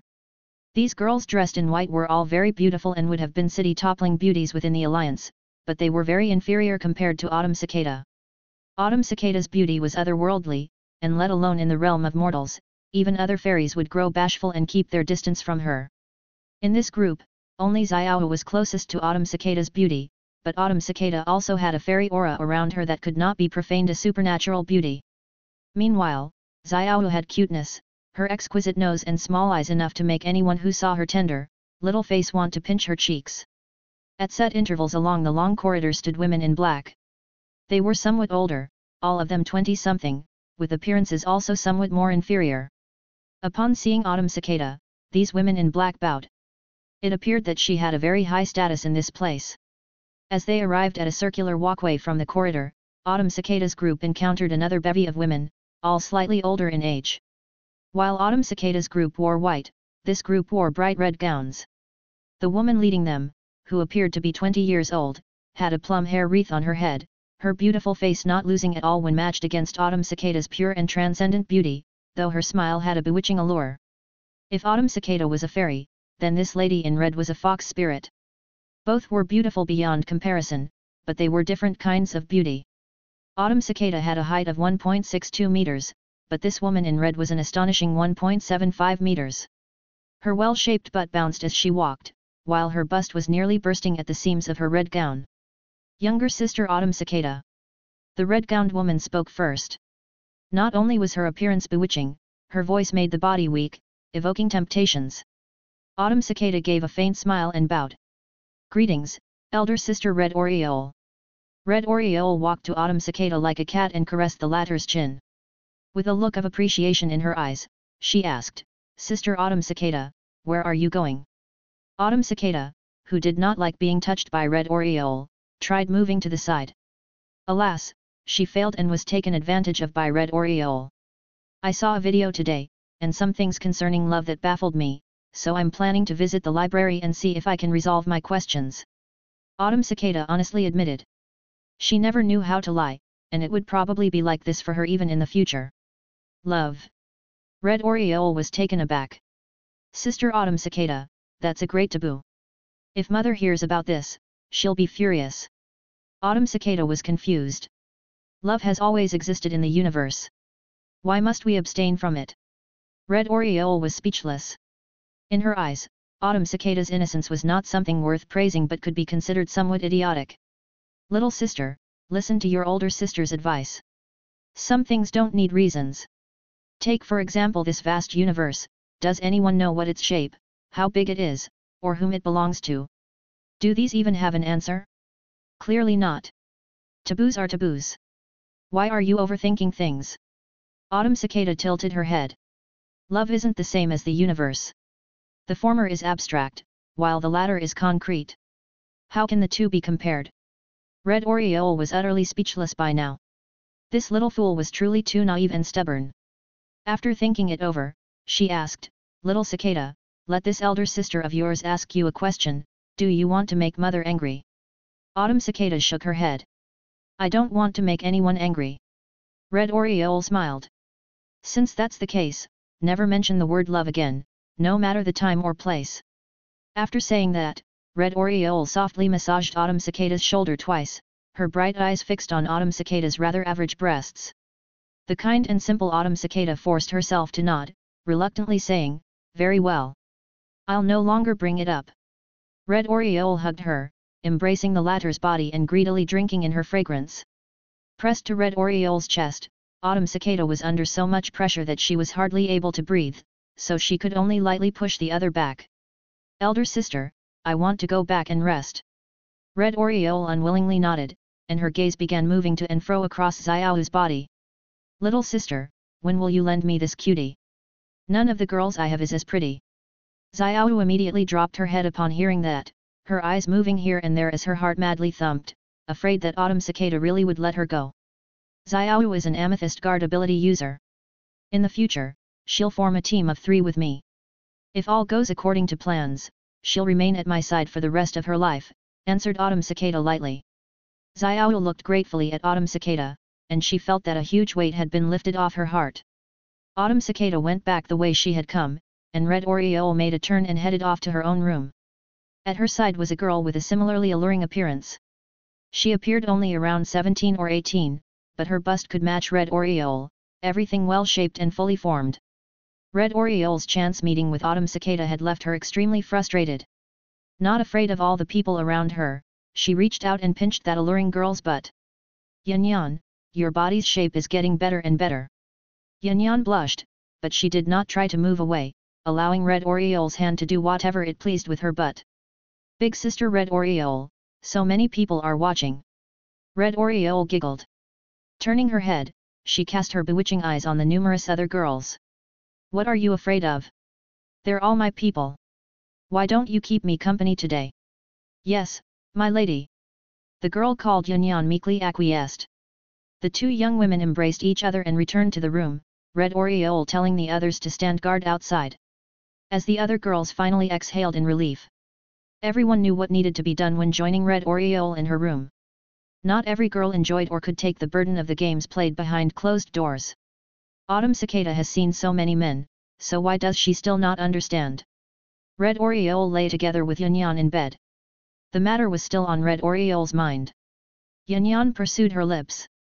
"To put it nicely, big sister Autumn Cicada is very pure, but if said bluntly, she's a fool. She's already in her teens, but she lacks even the smallest shred of shrewdness." Red Oriole grew more sullen when she thought about it. She angrily said, "Autumn Cicada and I are sisters, yet she can go wherever she wants. Mother won't even ask questions if she goes to places where men are, but I haven't even seen a man in my life, it's so unfair." Yan gave a naughty smile, her alluring face showing a slight blush. "My lady, haven't you seen men in books and videos? Plus, Madam doesn't let my lady out for fear that my lady will quickly lose control, while Lady Autumn Cicada fares better. If you were to give her a man, she wouldn't know what to do." Red Oriole's face lit up with joy, and she chuckled. "True. There's no saving that foolish girl. She knows nothing of worldly affairs and truly regards herself as some saint." "My lady, are you thinking of men again?" Yan sinisterly chuckled. Her hands were already beginning to move back and forth across Red Oriole's chest, ticking Red Oriole and making her moan. "Naughty girl, aren't you thinking about them too?" Red Oriole angrily huffed. "Of course I am, but Yan knows that as long as my lady one day sits upon the madam seat, I won't need to think about them anymore, so it's more important to serve my lady." Red Oriole twisted her body, extending a jade hand to stroke Yan's tender face. "My treasure, you're the smart one here. I wonder whom mother will pass the seat unto? Autumn Cicada certainly won't fight with me for it." Yan smiled, then moved up to Red Oriole's ear, softly licking it with her tongue, and whispered, "My lady doesn't need to worry. Has Lady Autumn Cicada ever stolen anything from you?" Other than being pure, she knows nothing else. Autumn Cicada can go her entire life without thinking about the things we have talked about today. As they spoke, their naked bodies began mingling, and the heavy breathing gradually filled the room. Use your mouth. Red Oriole's eyes narrowed into slits as she moaned. Doabi led Kikajar, Larash, and Goksan, these three peak sacred warriors, in heading toward the site of the incident. The radar systems had last detected traces of Xia Fei there, and UTI very cleverly determined the only weakness of the Estamel cloaking device. Doabi was confident that he could rely on his judgment to find Xia Fei. It had been 10 days since Doabi arrived, but he had not found a single thing out of the ordinary. The other sentry posts had not detected any unusual energy pulses, either, indicating that Xia Fei was still around. Where exactly was he, then? Chapter 391, 15,000 meters per second. Xia Fei had invigorated the alliance and enraged the insectoids, yet just as UTI sent 3 of his 7 sacred champions to hunt down Xia Fei disappeared. This led the elite capture squad, led by Sacred Guild Master Doabi, to feel extremely depressed. It was as if Xia Fei had some special ability. A few days ago, he had been causing trouble throughout the insectoid territory, but just when the insectoids got serious and were on his trail, he was suddenly nowhere to be found. Doabi, Kikajar, Larash, Goksan, and the 12 wings of the Sacred Guild circled around the last place he had appeared like fools for 10 whole days. There was an ancient saying that mused the pounding of drums could raise morale, but the effect would be spent on the third beat. The insectoids had gallantly arrived at the scene to do battle with the elite human ability user Xia Fei, but all they were doing now was staring at screens on their warships, their morale getting lower with each passing day. Inside a black insectoid battleship, Doabi sat boredly on the command deck, a hand propping his head as he gazed at the stars. The insectoids responsible for watching the surveillance devices also yawned in their boredom. As for the 3 sacred champions, they did their own thing, be it cultivating or browsing the insectoid network. Though the 7 sacred champions were part of the Sacred Guild, they were under the personal command of the Golden Tent. Doabi did not have the authority to order them around. The 12 wings were more obedient. They sat in a circle and played an ancient game called flight chess. This game, which had originated from the Pan-Human Alliance, was for children. The comparatively more simple-minded insectoids had grown obsessed with it, and over the last several thousand years, it had become one of the most popular games in the entire race, and tens of thousands of variations had been developed. Curses! Curses! Curses! Where the hell did that human warrior go? Doabi suddenly erupted in anger, slamming his table into bits. He's nowhere to be found, but we can't even leave. What the hell is this? Doabi kicked at the table remnants, sending a dozen over pieces flying through the air. A fragment struck a napping soldier and instantly caused him to see stars. Several fragments flew to the radar and created a small fire. Whoosh! The automatic fire suppression system activated, cold droplets of water raining down and soaking everyone to the bone. This was truly the worst of luck, nothing going smoothly at all. Doabi and the 12 wings glared at one another, all of them gloomy and depressed. On the impaler, Xia Fei walked out of his training room, while he dripped with sweat. He prepared a hot bath for himself in the bathroom and then lay inside. After 11 days, Xia Fei was somewhat paler and his body was much thinner. Promoting further was truly dangerous this time, and I'm seeing even more evidence of my judgment that relying on external help to advance your rank has its limits. We must repair your 7th brain region before we can go any further, Phantom sternly said. Xia Fei nodded. He lit a Hung Taishan cigarette and silently took a few puffs. He was completely exhausted, so he could not bring himself to talk while he smoked. The little robot pod brought Xia Fei a glass of fruit juice and a few slices of bread. When a person was exhausted, they could not immediately eat large amounts of food, as this could harm their digestive system, which Xia Fei knew about. After eating this simple meal and a single white dew, he slowly began to recover mentally and physically, but his stomach was still hungry. Furball jumped up to Xia Fei's side. It jumped into the bathtub and made all kinds of flashy movements to make Xia Fei laugh. On the side, Pod was like a chattering housewife and endlessly pampered Xia Fei. Xia Fei suddenly realized that, though he did not have any humans around him, only a ball, a robot, and a soul to keep him company, his life was not that bad. Furball spent all day thinking of how to please Xia Fei and make him happy, while Pod lived for the sake of maintaining Xia Fei's daily routine. As for Phantom, he was Xia Fei's teacher and friend. The company of these fellows was sufficient to counteract the gloominess of living alone for a long time. Xia Fei had spent the last 11 days constantly struggling against the formidable power of medication, so he was exhausted in both body and mind. He spent over 10 hours soaking in the hot bathtub, eating a meal and taking a white dew every 30 minutes. Gradually, Xia Fei recovered. Standing up, Xia Fei put on a bathrobe and made his way to the command deck. He stood in front of the radar and examined the search log. The impaler had not stopped moving while cloaked during this whole time. Xia Fei was currently facing a severe bottleneck, which was whether he could reach the legendary rank or not. After the Star Light rank, Star Base rank, Star Domain rank, and Star River rank was the goal of every top-class expert, the legendary rank. One could tell its significance from the name alone. From the legendary rank, there was no need for the star word, for once a warrior reached the legendary rank, they could be regarded a grandmaster no matter where they went. This was a leap from a warrior to a grandmaster. Legendary rank meant that one could set up their sect and leave behind an immortal legend, becoming an existence admired by the common people. Are you confident that you can advance to the legendary rank? Phantom nervously asked. Xia Fei shook his head. You can't evaluate a speed abilities level by counting the number of waves in the brain region, only through testing and through seeing what the maximum speed is. I must find a place where I can charge at full speed to know the result. Speed and strength, these two major categories, were typical body optimizing abilities. Unlike those special types of abilities that were evaluated by counting the number of waves in the brain region, these two abilities needed to go through a practical evaluation. Thus, the impaler had been searching for a suitable area that Xia Fei could use to see what level he had reached. Testing inside the impaler was not realistic. Before advancing, Xia Fei could break 10,000 meters per second, and now?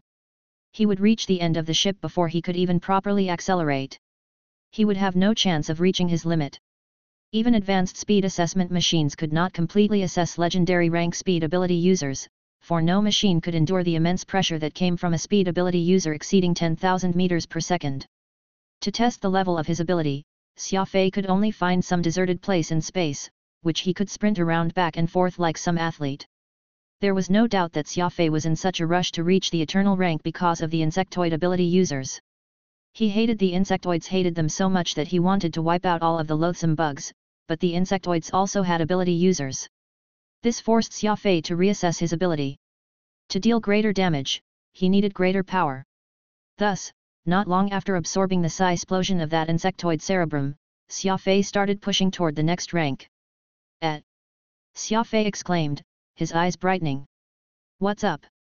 Phantom went up to Xia Fei and asked. I can't believe it. While I was in seclusion and working toward the eternal rank, the radar really did manage to find a livable planet without any inhabitants. Xia Fei excitedly shared this information. The planet in question was about a day away from his current location, and the analysis found that its air quality was pretty good enough for humans to survive on. It was a rare and valuable planet that had yet to be developed. Xia Fei found it hard to believe that he would find this sort of primitive and virgin land in the insectoid territory. If this were in the Alliance, he could have reported this discovery to the Alliance Cartography Society for a reward. Activating the navigation system, Xia Fei chose to use the ordinary engine to approach slowly rather than jump to it. After a life-or-death battle with the medication, Xia Fei needed to rest and recover his almost emptied body. Xia Fei had no idea that this minor decision had allowed him to once more avoid the search of a nearby insectoid fleet. It seemed that Dobi's luck was truly awful, and he would have to remain depressed for a while longer. 27 hours later, Xia Fei readied his equipment and prepared to disembark onto the planet and test his speed. He stored all his weapons in his spatial ring and endeavored to wear the slightest clothes possible. On his feet were the Zephyr combat boots, which could increase his speed. He also wore the bloodthirsty Ice God combat suit as well as a mask to cover his face. He appeared like a masked warrior from a science fiction movie. He chose a plain covered with long grass as his testing site. This plain covering an area of more than 10,000 kilometers was circular, so Xia Fei could run around it in a circle. It was very suitable for pushing his speed ability to its limit. Furball and Pod were both very excited. Furball mischievously rode on top of Pod's body and jumped up and down on it. Pod did not dislike it, allowing the beast to be a nuisance. Everyone said that robots were wicked existences, but Pod was like an innocent child, as far from wicked as possible. Are you ready? Phantom asked. Xia Fei firmly nodded. He did some stretching exercises, like an athlete preparing for a sprint. The Impaler's radar system will record your speed, but I'm unsure if your combat suit can take the pressure. While the bloodthirsty ice god is formidable, it's not made specifically for speed ability users. It will be better for you to accelerate slowly rather than accelerate at max speed right away, suggested Phantom. When speed ability users started running, they would produce intense air disturbances. Combat suits designed for speed ability users would normally be made with wind-resistant materials to reduce the force of the wind. Though the bloodthirsty ice god was powerful, it had not been made for speed ability users. When Xia Fei had been moving at 10,000 meters per second, there had been no problems, but it did not mean that there would not be one now. After all, Xia Fei's rank was higher at this point, and his legs had more strength in them. The explosive force was like an exploding pressure cooker, immense energy just waiting to burst out. Taking a deep breath, Xia Fei closed his eyes and gathered all of his focus ahead, casting aside all his miscellaneous thoughts.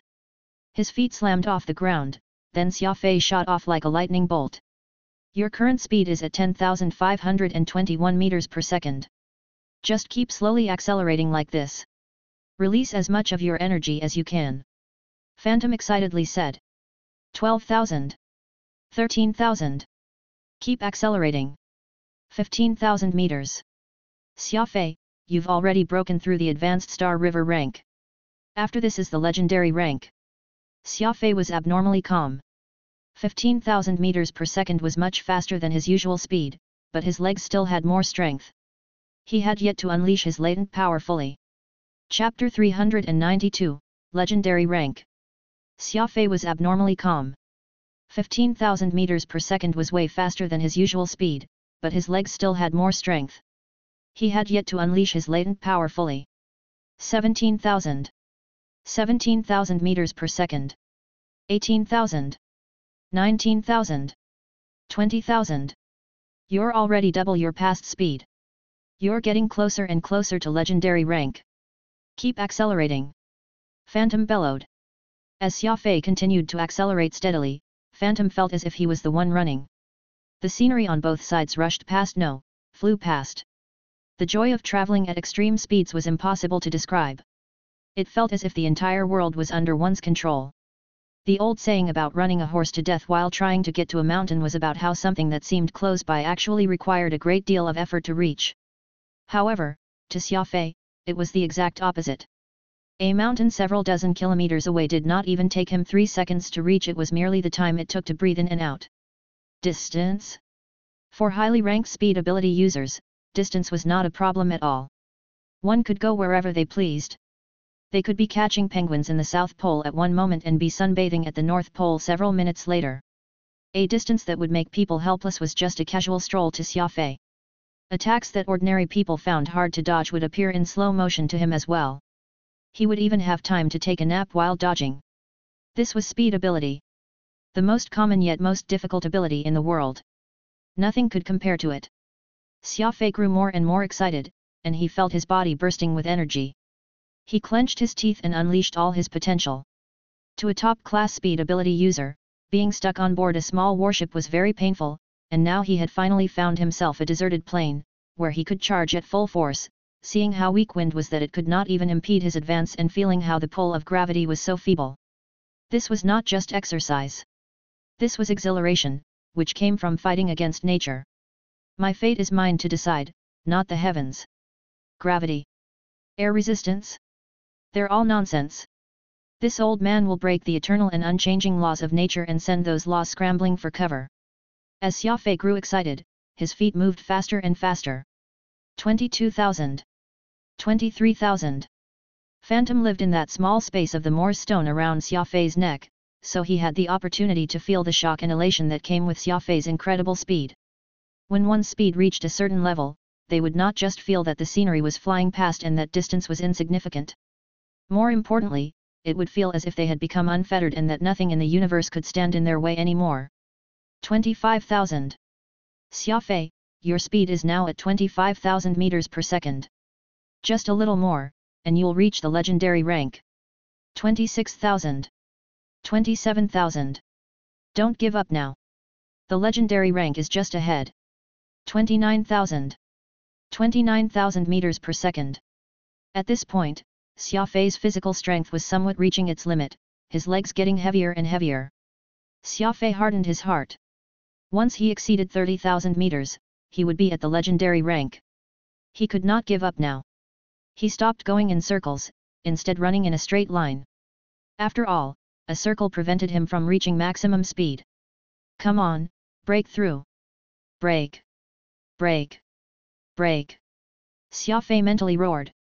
When a human ran out of physical strength, he could only rely on perseverance, and Xia Fei was a human with an incomparably tough resolve.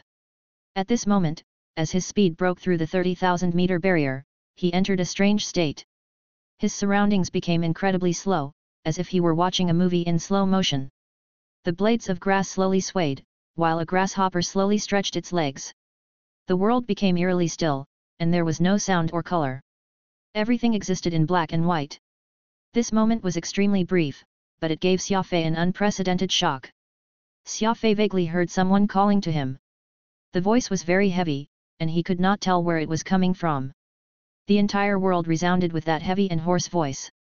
Xia Fei perked his ears and tried to listen, but all he heard were muffled words. It was as if someone was telling him a sad story. It was as if there had always been a wall around him, and he had never had a chance to see what was on the other side.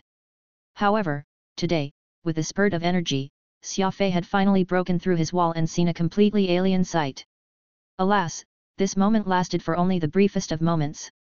In that period that spanned less than a second, Xia Fei sensed another existence and perceived a great deal of information that he found utterly incomprehensible. Xia Fei, your speed has broken through the 30,000 demarcation. You're a legendary rank speed ability user now. A legendary rank. Phantom's voice was as excited as it could get, and he was hollering as loud as he could at Xia Fei's side. Xia Fei smiled, but just when he was about to nod his head. At this moment, there was a new development. Formidable tearing force tore the bloodthirsty ice god combat suit off Xia Fei's body, and in the blink of an eye, it was nothing more than scraps in the wind. Without a combat suit for protection, it was easy to get injured. The situation was extremely dangerous. Several minutes later, it was possible to bear witness to a strange sight on the plains. Xia Fei stood naked in the grass. He still had his Zephyr combat boots, his left middle finger still had the spatial ring, and he still had his head covering, but the bloodthirsty ice god suit was no more, replaced by numerous thin lines of blood drawn across his body. Xia Fei frowned as he took out a hung tashan and lit it. At one side, Phantom was heartily laughing. While it was dangerous, Phantom truly found the sight very amusing. Phantom held his stomach as he laughed. All right, stop being so down in the dumps. If your reaction speed hadn't been so fast, you would have probably been torn to shreds by the wind. That you're alive is also a sort of blessing. The bloodthirsty ice god was never produced for speed ability users, and it's normal for it not to be able to withstand such intense wind pressure. Xia Fei pouted. That cost me a ton of money. Besides, how am I going to survive in the insectoid territory without a combat suit? Phantom said, this mishap truly has caused a lot of trouble. Without a combat suit, there's no way of using your high speed. Right, I think you still have the adjudicator suit that Thurum gave you. Let's just use that for now. Xia Fei nodded, saying in disappointment, that's all that we can do for now. The bloodthirsty ice god was at least able to endure speed at 30,000 meters per second, but that combat suit might not even be able to endure 10,000. There was a huge gap between 30,000 and 10,000. The combat suits worn by speed ability users emphasized wind resistance, followed by fire resistance and cold resistance. In normal circumstances, speed ability users would not wear combat suits that had not been specifically designed for them. The bloodthirsty ice god was an eternal rank item, far above Xia Fei's speed, so Xia Fei found no problem with using it before. However, now that Xia Fei was at the legendary rank, the bloodthirsty ice god failed to resist the wind pressure and was torn into shreds. For an eternal rank combat suit to be lost like that was truly painful, but what pained Xia Fei even more was not having a suitable combat suit, for it would severely impair his fighting power. Putting aside the fact that the insectoid territory was fraught with dangers, where in the world was he going to get a passable combat suit? Regardless, you've managed to break through to 30,000 meters per second of speed. You are now a legendary rank speed ability user. Xia Fei smiled. In any case, it's not like a combat suit is going to drop from the sky just because I want one. Breaking past 30,000 meters per second is something to be happy about. We can talk about the rest later. Phantom was in agreement. Isn't it? While I was flying with you in the Moor's Stone, my heart almost leaped out of my chest. That feeling was awesome. The legendary rank is a threshold that's very difficult to cross. The lucky ones will have some significant insight upon passing the threshold. When I broke into the legendary rank, I felt the essence of the shadow ability and my power swelled. That's how I gained the title Phantom. Did you feel anything earlier? Feel anything? Xia Fei talked as he walked back. Does self-confidence count? As I got faster and faster, I felt that nothing in the world could stop me.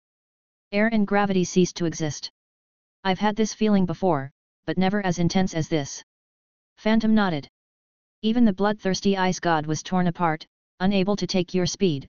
Your ability has reached an extremely high level, so it's only natural for your self-confidence to skyrocket. Did you feel anything else? It was only at this moment that Xia Fei recounted how the world had seemed to stop, time and space becoming undefined and color turning black and white. Phantom's eyes widened, and he said in amazement, "Did you just say that space froze and became distorted?" Xia Fei casually replied, "That's how it was, but it's extremely brief, perhaps 0.2 seconds. After that, the bloodthirsty ice god was torn into shreds due to the wind pressure. I even had to use crafty approach to decelerate forcefully and save myself." Phantom stroked his chin and began to think out loud. How could that happen? Has my master ever mentioned something like this? Xia Fei smoked his cigarette as he made his way back. His body was still aching. While he managed to avoid disaster from the destruction of his combat suit by using crafty approach, he had a few external wounds. He was strolling right now to recover some of his strength and lessen the pain from his wounds. Suddenly, Xia Fei felt as if someone had lightly patted his left shoulder. He turned his head in confusion but found no one there. Xia Fei thought that his wounds were acting up and did not think any more about it, but it was not long after that someone lightly wrapped his right shoulder. This had Xia Fei's attention now. He could clearly feel a finger stimulating the muscle on his shoulder. Xia Fei had superhuman senses, and for someone to have gotten behind his back undetected was extremely frightening. He frowned and took up a defensive posture. "What are you doing?" Phantom asked. "Someone's here." "Someone's here? Impossible. I don't sense anything." Xia Fei and Phantom glanced at each other. One of them had heightened spatial senses, while the other had heightened energy senses, but this person had evaded both of them. This newcomer must possess an extremely high cultivation. Even more troublesome was that Xia Fei did not have a combat suit or even a pair of underpants on. His fighting power was less than half of what it usually was, and the sky was beginning to darken, too. Chapter 393, The Law of Space. The most dangerous enemy was not some bellowing fellow at one side but rather those hiding in dark corners and spying on them with their small and furtive eyes. Xia Fei fell back 2 steps, turned around, and placed his hands behind his back. Rather than a defensive posture, this seemed more like the posture of someone admiring the scenery. In a battle between experts, the outcome was not determined simply by creating some distance. A so-called defensive posture was useless in battles of this sort. This was a contest of reaction speed and in whose attacks were more ferocious. By drawing back one's body and tensing, one could swiftly spread out one's mental energy and search for that person hiding in the shadows. At the same time, this sort of relaxed and casual posture would cause the enemy to let down their guard. His mental energy spread out over the plains like an invisible spider web. This grass reached up to his knees, and someone trying to hide within it would be easily discovered.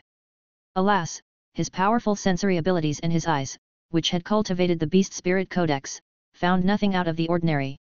A cold gust of wind blew past, rustling the grass and causing goosebumps to rise on Xia Fei's skin. Phantom scanned the area, but in the end, he helplessly shook his head. It seemed that not even Phantom's sharp senses had failed to find any clues. Xia Fei's expression slowly turned grave. He had relied on his powerful awareness to make his name, and they rarely failed him. Just now, Xia Fei had clearly felt a finger lightly prodding the muscles on his right shoulder. He could not be mistaken. Unlike the steely muscles of strength ability users, speed ability users wanted to reduce their drag coefficient, and large muscles made movement inconvenient. This was common sense that even elementary school students knew. The higher the rank of a speed ability user, the thinner their body was. Moreover, while the muscles of speed ability users could unleash incredible strength, they remained sensitive, unlike those who pursued strength, whose muscles were as tough as steel, unable to feel anything even if they were punched. This newcomer existed. It was just that neither Xia Fei nor Phantom could detect him or her. This was the conclusion Xia Fei had arrived at. This was an enemy who could approach him without being detected. Xia Fei did not know how to describe them beyond powerful. "Whoever you are, please come out," Xia Fei indifferently said. As Xia Fei spoke, he took out some exercise clothes from his spatial ring and put them on. Xia Fei thought that he was on a deserted planet, so he had walked across the plains naked, but since there was actually someone around, it was no longer very proper to be naked. He withdrew all of the surrounding safeguards. Since he could not even detect this person, these safeguards were just a waste of energy. It would be better to save this energy for a battle against this foe. Whoosh! A figure suddenly appeared behind Xia Fei, less than 30 centimeters away. The muscles on Xia Fei's back could already feel the heat being produced by their breathing. Xia Fei was surprised, but he continued to put on his exercise clothes as if nothing had happened. "Eh? Why aren't you attacking me?"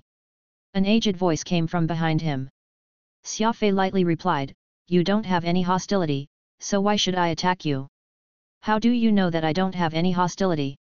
Xia Fei smiled. "Since you could silently appear behind me, if you had any hostility, I would already be dead. Would we even be having this conversation?"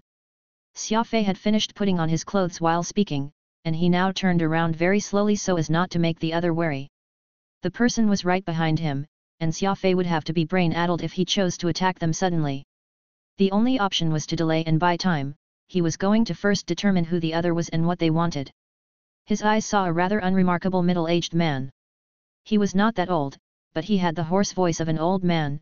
He was slightly fat and possessed a pair of crafty eyes. Besides that, there was nothing else to write home about. He had such an ordinary appearance that he could be forgotten in the blink of an eye, lost in the sea of people.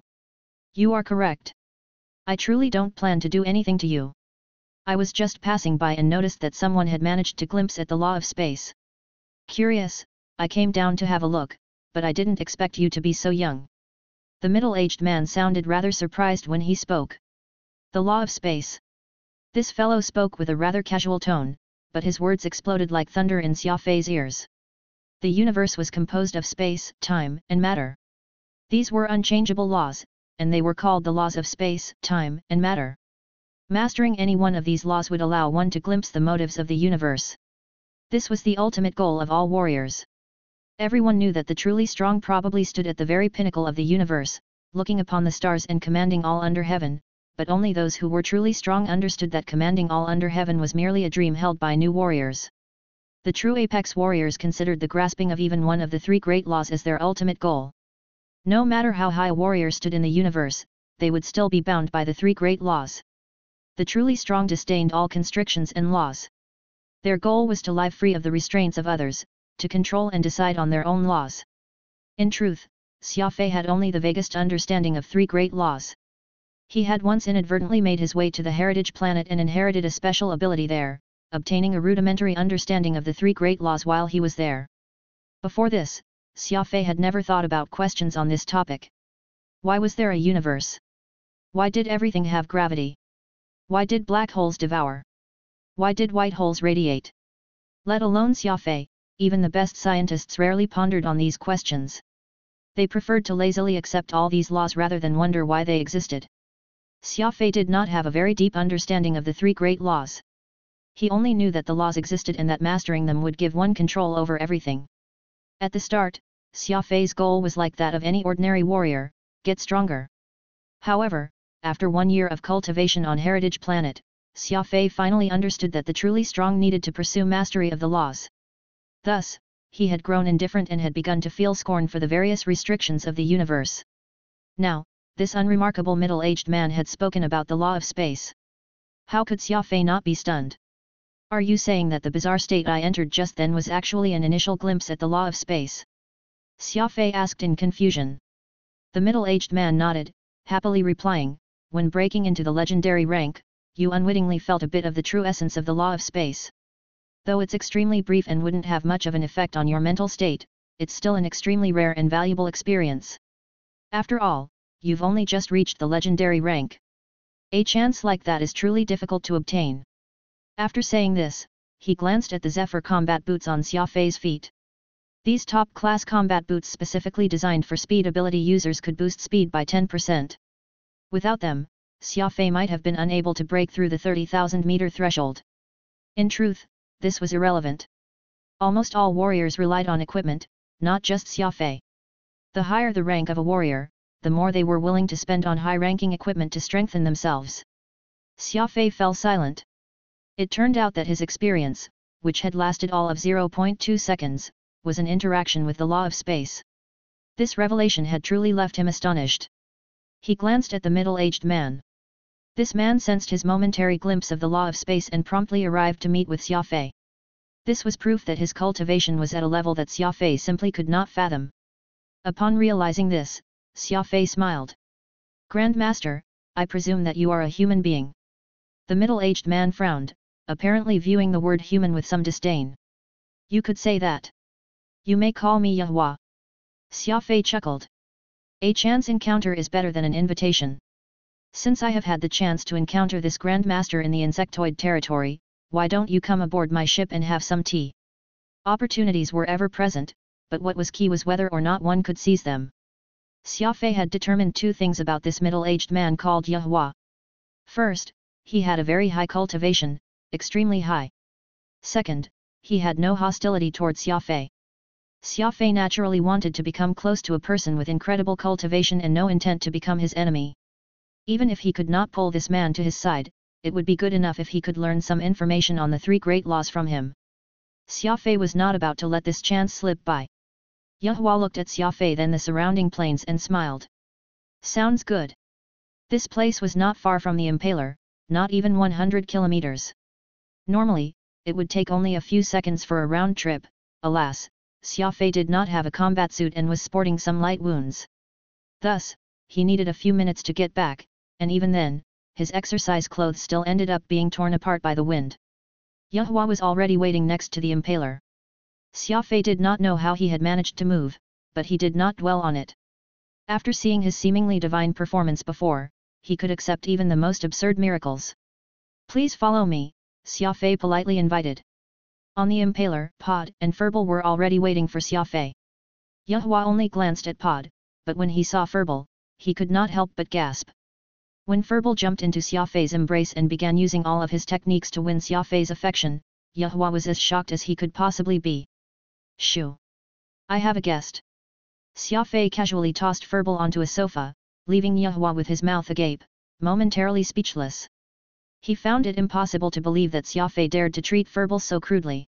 Realizing that he had somewhat lost control of himself, Yahua organized his emotions and sat next to the coffee table.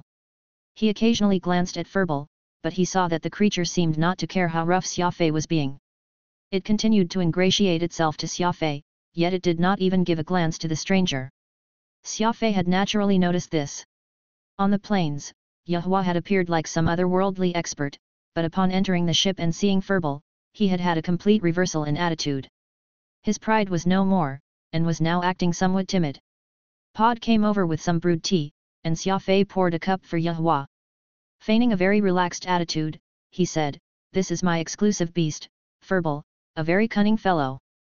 I don't know what species it is, but it's got a belly full of schemes and it's always causing trouble for me all day." As he spoke, Xia Fei carefully examined Yahua's face for a reaction. Chapter 394, Purple Eyes. "This is my exclusive beast, Furball, a very cunning fellow. I don't know what species it is, but it's got a belly full of schemes and it causes trouble for me all day," Xia Fei casually said. Yahua silently nodded, making no reaction. Xia Fei's plan was to determine from Yahua's tone of voice whether the man knew anything about Furball or not. After all, this man had an extremely high cultivation and a mysterious identity. Ever since he entered the warship, he had been constantly observing Furball. Perhaps he even knew Furball's origins. There was no doubt that Furball was a crafty fellow, and what puzzled Xia Fei even more was its abilities. It could convert matter into energy, which was a heaven-defying skill. Thus, he hoped to understand what sort of exotic beast Furball was so that he could properly utilize and train it. "Grandmaster, you've seen many things. Do you know what sort of beast Furball is?" asked Xia Fei, reluctant to let the matter go. "I don't know, but by the looks of it, Furball seems to be a very impressive exotic beast." Yahua sipped his tea. Xia Fei could easily detect the half-hearted tone in the man's voice. Since Yehua was unwilling to speak, Xia Fei had no choice but to drop the matter. His cultivation was inferior to Yehua's. Had he been a normal person, Xia Fei might be able to tie up and interrogate them, but he could do no such thing to a mysterious character like Yehua. Xia Fei was in no rush to ask about the 3 great laws. Instead, as usual, he said some flattering words and then offered a gift. Giving gifts was a time-tested move from Xia Fei. Wherever he went, he would give gifts. This had always been one of Xia Fei's principles. Since he ran into this extremely capable Yehua, he naturally could not make an exception. As the saying went, a person would not complain about receiving too many gifts. Gifts would always be able to draw people closer together, and this type of action only had advantages, not disadvantages. Xia Fei's gifts were naturally tea leaves and snacks from Earth. He suddenly recalled how the Enduro Star region had fallen, and there was no telling when he would next be able to drink some of that sweet and pure Longjing tea. He felt somewhat uncomfortable, unable to suppress his sorrow. No matter what, Earth was still his home planet. No matter where a person went in their life, they would find it difficult to forget their home. This was a seed buried in their heart that would gradually begin to bud, and it would never be wiped away. Yehua took all these small items Xia Fei offered, not even attempting to refuse. While his mouth softly uttered words of reluctance, his hands were not slow in taking the gifts at all. After chatting for a while, Xia Fei felt that the mood was right, so he had Pod serve food and take out a bottle of good wine to share with Yehua.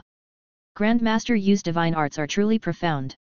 When you suddenly appeared beside me earlier, I had quite the fright and thought that I had disturbed some god, but it turned out to be your venerable self. Come, let me, Xia Fei, toast to you. Yehua nodded, took the cup, and lightly sipped. For some reason or another, perhaps verbal, the rather talkative Yehua had not said much after boarding the warship. All he did was occasionally glance at Verbal, showing abnormal fondness and astonishment for the little fellow. Grandmaster Yehua, for what reason did you come to the insectoid territory? Xia Fei asked. Yehua casually replied, I'm a merchant. I came here to see an old friend. Xia Fei asked in confusion, in other words, this nameless planet has other residents. Yehua smiled and sipped on his wine. The radar scan had clearly indicated that there was no intelligent life form on this planet. Had the system made a mistake? Still, considering Yehua's terrifying cultivation, Xia Fei understood. It was normal for radar systems to fail to pick up monstrous existences like them. Grandmaster Yu, since you are a merchant, what is it that you sell? Xia Fei asked. I can get anything that you can think of. Yehua shamelessly boasted. Xia Fei said, earlier, in a moment of carelessness, I destroyed my combat suit. I wonder if perhaps your esteemed self have anything suitable. Yehua smiled. If my eyes didn't deceive me, that combat suit of yours could boost the ferocity of a warrior, ensuring that your aura wouldn't be suppressed by the enemy while locked in a mortal battle with your foe. While its grade was decent, it wasn't made specifically for speed ability users. In the past, when your rank wasn't high, this naturally wasn't a problem, but now that you're at the legendary rank, that combat suit was no longer good enough. Xia Fei replied, Sir is right. Wearing it did boost my aura. It seems that Sir is extremely capable, only needing one glance to see the true nature of the bloodthirsty ice god. Xia Fei seized this chance to flatter him again, which Yehua was secretly enjoying. Smiling, he said, merchants, we're all just pursuing profits. As long as you can pay the price, I can naturally get you the item. At this moment, more than 100 rectangular boxes appeared on the table. Each one was about the size of a mahjong tile and had appeared as if by magic. Xia Fei had not seen Yehua even do anything, and he had no idea where they had all come from. These are all combat suits made specifically for speed ability users. I'm in a good mood today, so I can sell one to you at a discount, Yehua said, appearing very generous. Xia Fei was rather taken aback.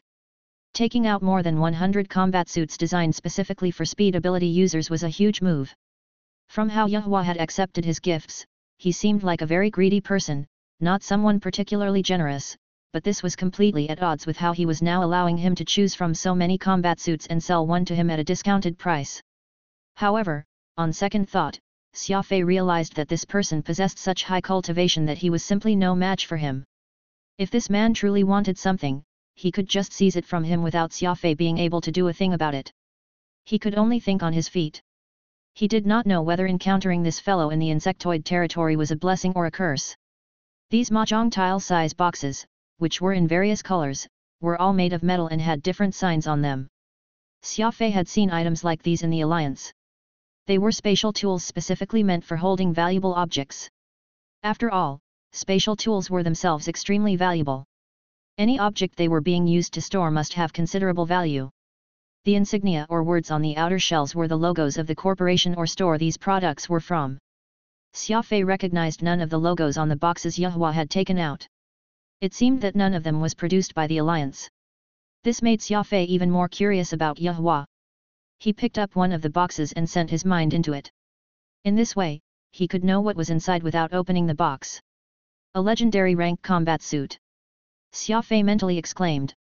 Searching through 8 more, he found that all were combat suits specifically designed for speed ability users and of the same rank.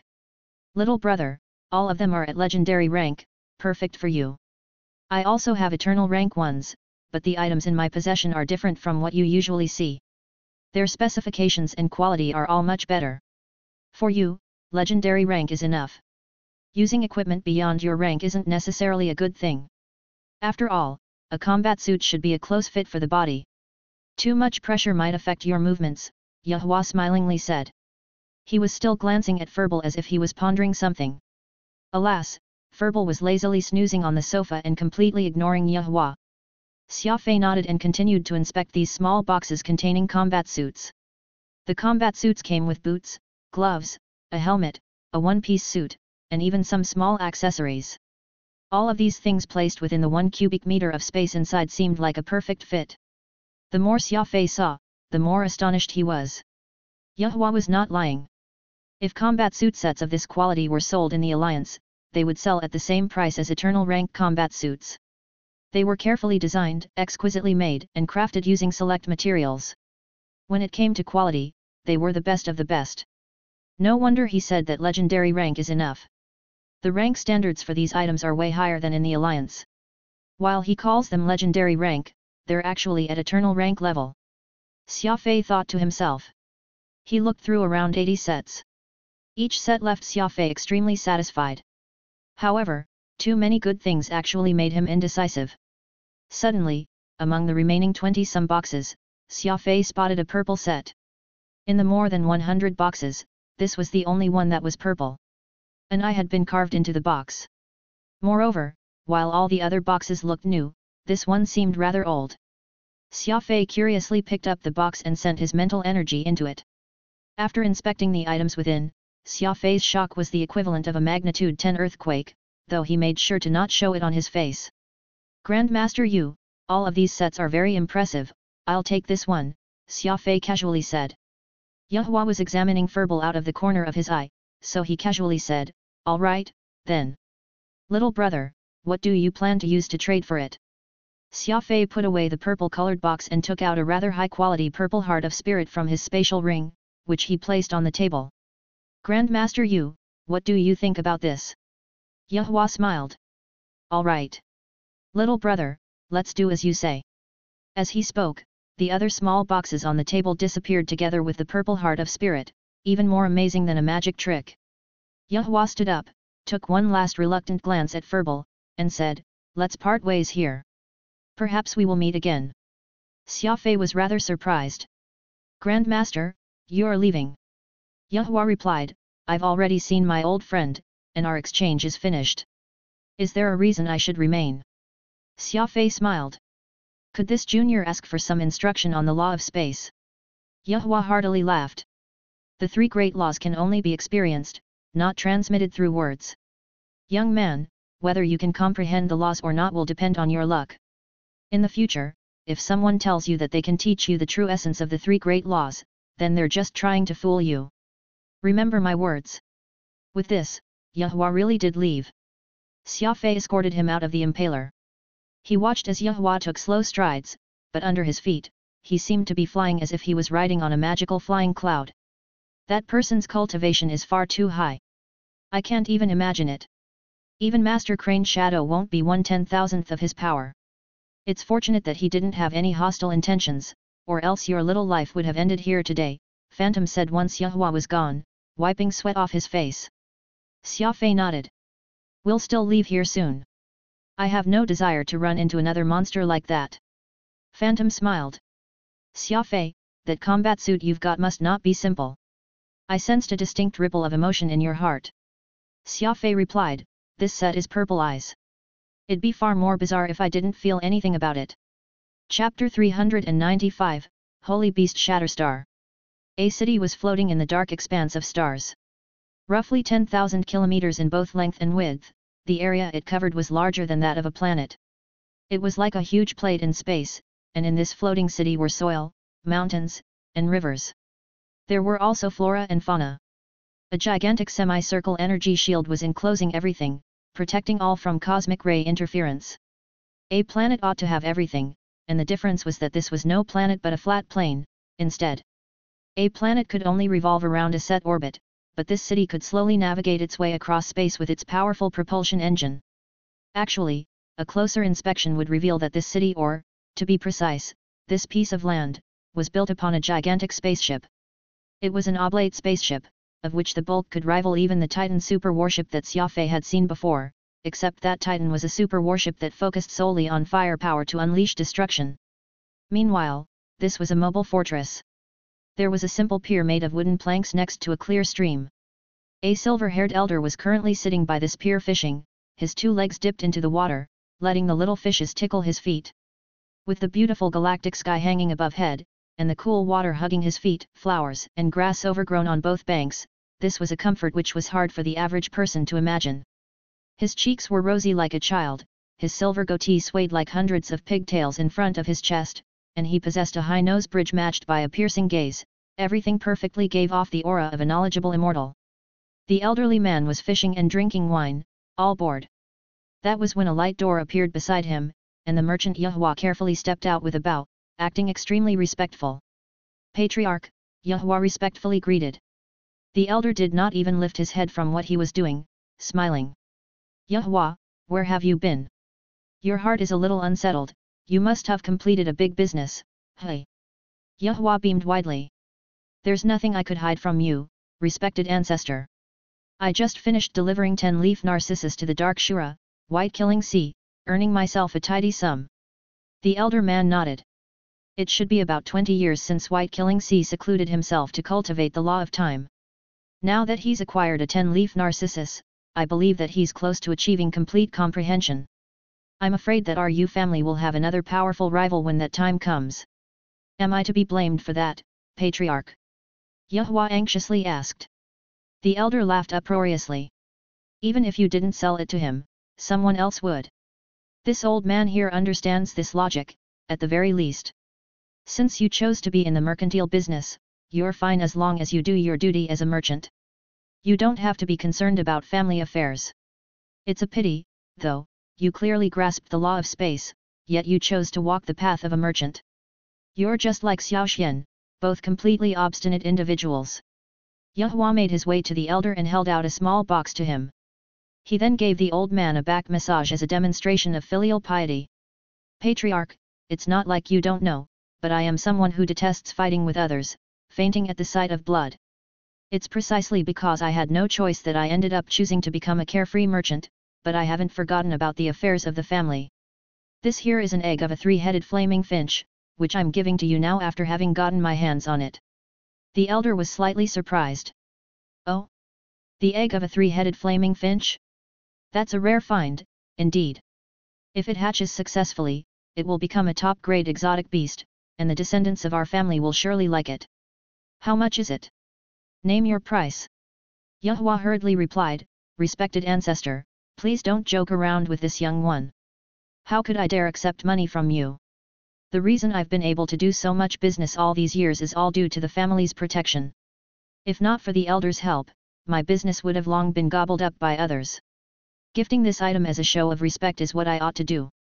Xia Fei would be extremely depressed if he heard what Yahua had just said. It seemed that gifting items to curry favor was not a unique ultimate move of his, since the flattery that Yahua had just displayed was no less capable than his. The elder nodded with great satisfaction. Fine. I'll accept this gift. You've helped the family plenty, constantly thinking for its benefits all these years. As long as our family remains standing, I guarantee your safety for the rest of your life. Yahua nodded. Respected ancestor, no matter how precious this egg is, it is still just an exotic beast. It will still need someone to take control of it, which is why I've prepared another big gift for you today. The elder was puzzled. Another gift, you say? Yahua mysteriously answered, a person. A person. Someone whose seventh brain region is completely open. Barely 20 years of age. The elder's eyes glowed as he excitedly said, already having his seventh brain region completely open at 20? That's some extremely good luck he has. How did he do it? He couldn't have been born with it, could he? The elderly man had stopped Yahua from continuing in his massage, grabbing him to sit right beside him. His fishing rod had also been tossed aside while he appeared to be very excited. Of course not. If he was born with it, I doubt he would still be alive till today, Yahua said. The elder said, then that means he's someone who cleared the heritage planet? No one has managed to clear the heritage planet in the last 20 years, quickly tell me. How did he open his seventh brain region completely? Yahua answered, there's indeed a record of him clearing the heritage planet in his mental domain, but he's only done so once, so he's still far from a full clearance.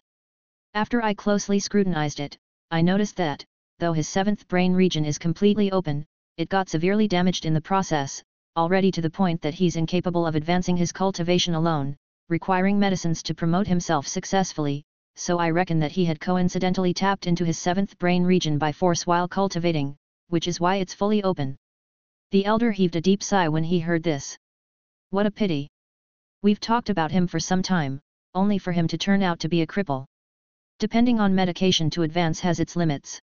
At best, our Yahua family will only be able to help him get to the advanced eternal rank, impossible to break past into immortal. Anyone who can't even get to the immortal rank will be no better than a cripple in the end. What use do we have to accept him? Yahua let out a mysterious chuckle. Respected ancestor, you haven't let me finish yet.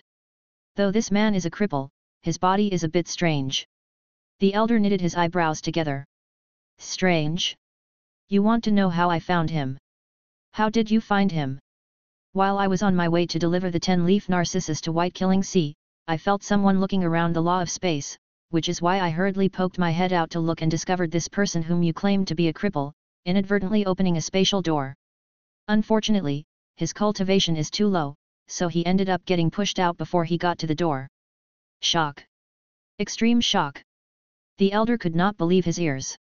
Someone whose seventh brain region is badly damaged managed to open a spatial door? Doesn't that mean that he's already at eternal rank or higher, maybe even nearing immortal? Yahua shook his head. Not that high. His initial ability is speed, which has just reached legendary. Plus, equipment-wise, aside from his outstanding combat boots, everything else can hardly even be considered of legendary grade. The elder was even more shocked hearing that. Barely reached legendary, and he can already open a spatial door? That matter is indeed strange. Quickly tell me more, don't beat around the bush. Yahua nodded. I was also very sad after finishing my examination, which was why I tried interacting with him. That's when I discovered that, while there's no doubt that his seventh brain region is impaired severely, a very rare aura surrounds him, though I can't really put my finger on it. This lad is fairly easygoing and has quite an eye, too. He saw that I meant him no harm, so he invited me aboard his ship as a guest, even giving me some stuff, flattering me quite a bit, too. I really like his rather crafty side. The elder slowly shook his head. Get to the point already. Yahua stuck out his tongue cheekily before saying, I later discovered a holy beast on his ship. A holy beast? The elder paled. Say that again, is it truly a holy beast? Yahua patted his chest as he confirmed it. Do you not trust this pair of eyes I have, ancestor? It is most definitely a holy beast. Plus, it's a high-grade holy beast, also known as the White Devil Holy Beast, Shatterstar. The elder could not help sucking in cold air when he heard the name Shatterstar.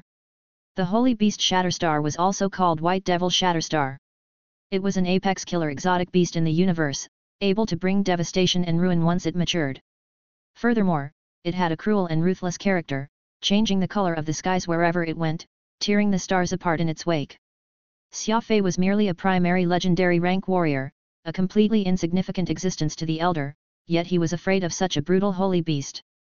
For it to stay with Xia Fei, the elder's heart was palpitating wildly just thinking about it, unable to rest at ease for a long time. How could you still be alive after crossing paths with the holy beast Shatterstar? The elder was puzzled. What he meant was that even Yahua, someone who had mastered the law of space, was no match for Furball. Xia Fei would have most definitely been so surprised his eyeballs would fall out from their sockets had he heard this. How could he have imagined that his pet Furball, which had spent all its time fawning and ingratiating itself to him, was actually some holy beast? Furthermore, it was actually a murderous holy beast which could easily kill someone who had grasped the law of space. Yahua shrugged. I had a huge fright when I saw the Shatterstar as well, and my back even sweated profusely, but I carefully watched it for a while and noted that the beast is actually still very young, hardly even grown up, so I didn't rush to open a spatial door and leave. Heavens!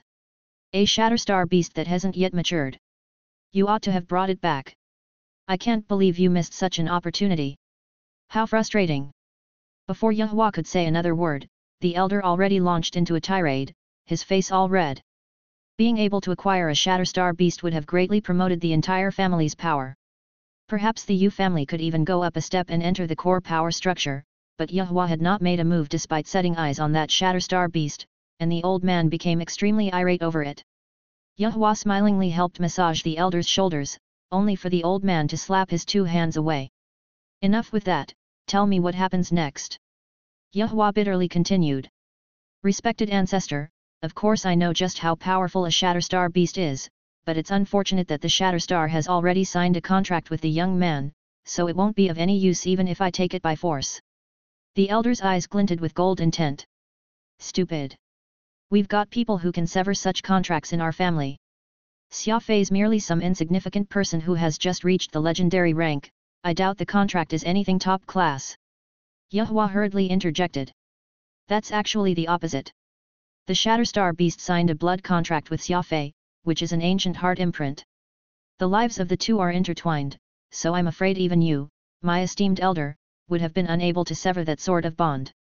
Chapter 396, Yahua's Calculation. I'm afraid even you, my esteemed elder, would have been unable to sever that sort of bond. Yahua truthfully explained. The elder was perplexed. He furrowed his brows. Are you saying that even I will be unable to break the heart imprint Xia Fei formed with the Shatterstar beast? Is it truly so amazing? Yahua replied, respected ancestor, I wouldn't dare lie right to your face. Such an ancient heart imprint is indeed very binding. I could feel a very powerful backlash from just my light probe. Besides, the imprint they share is one of life and death. Even if there's someone proficient enough to sever it, the Shatterstar beast will certainly lose its life as a result, making the loss outweigh any potential benefit.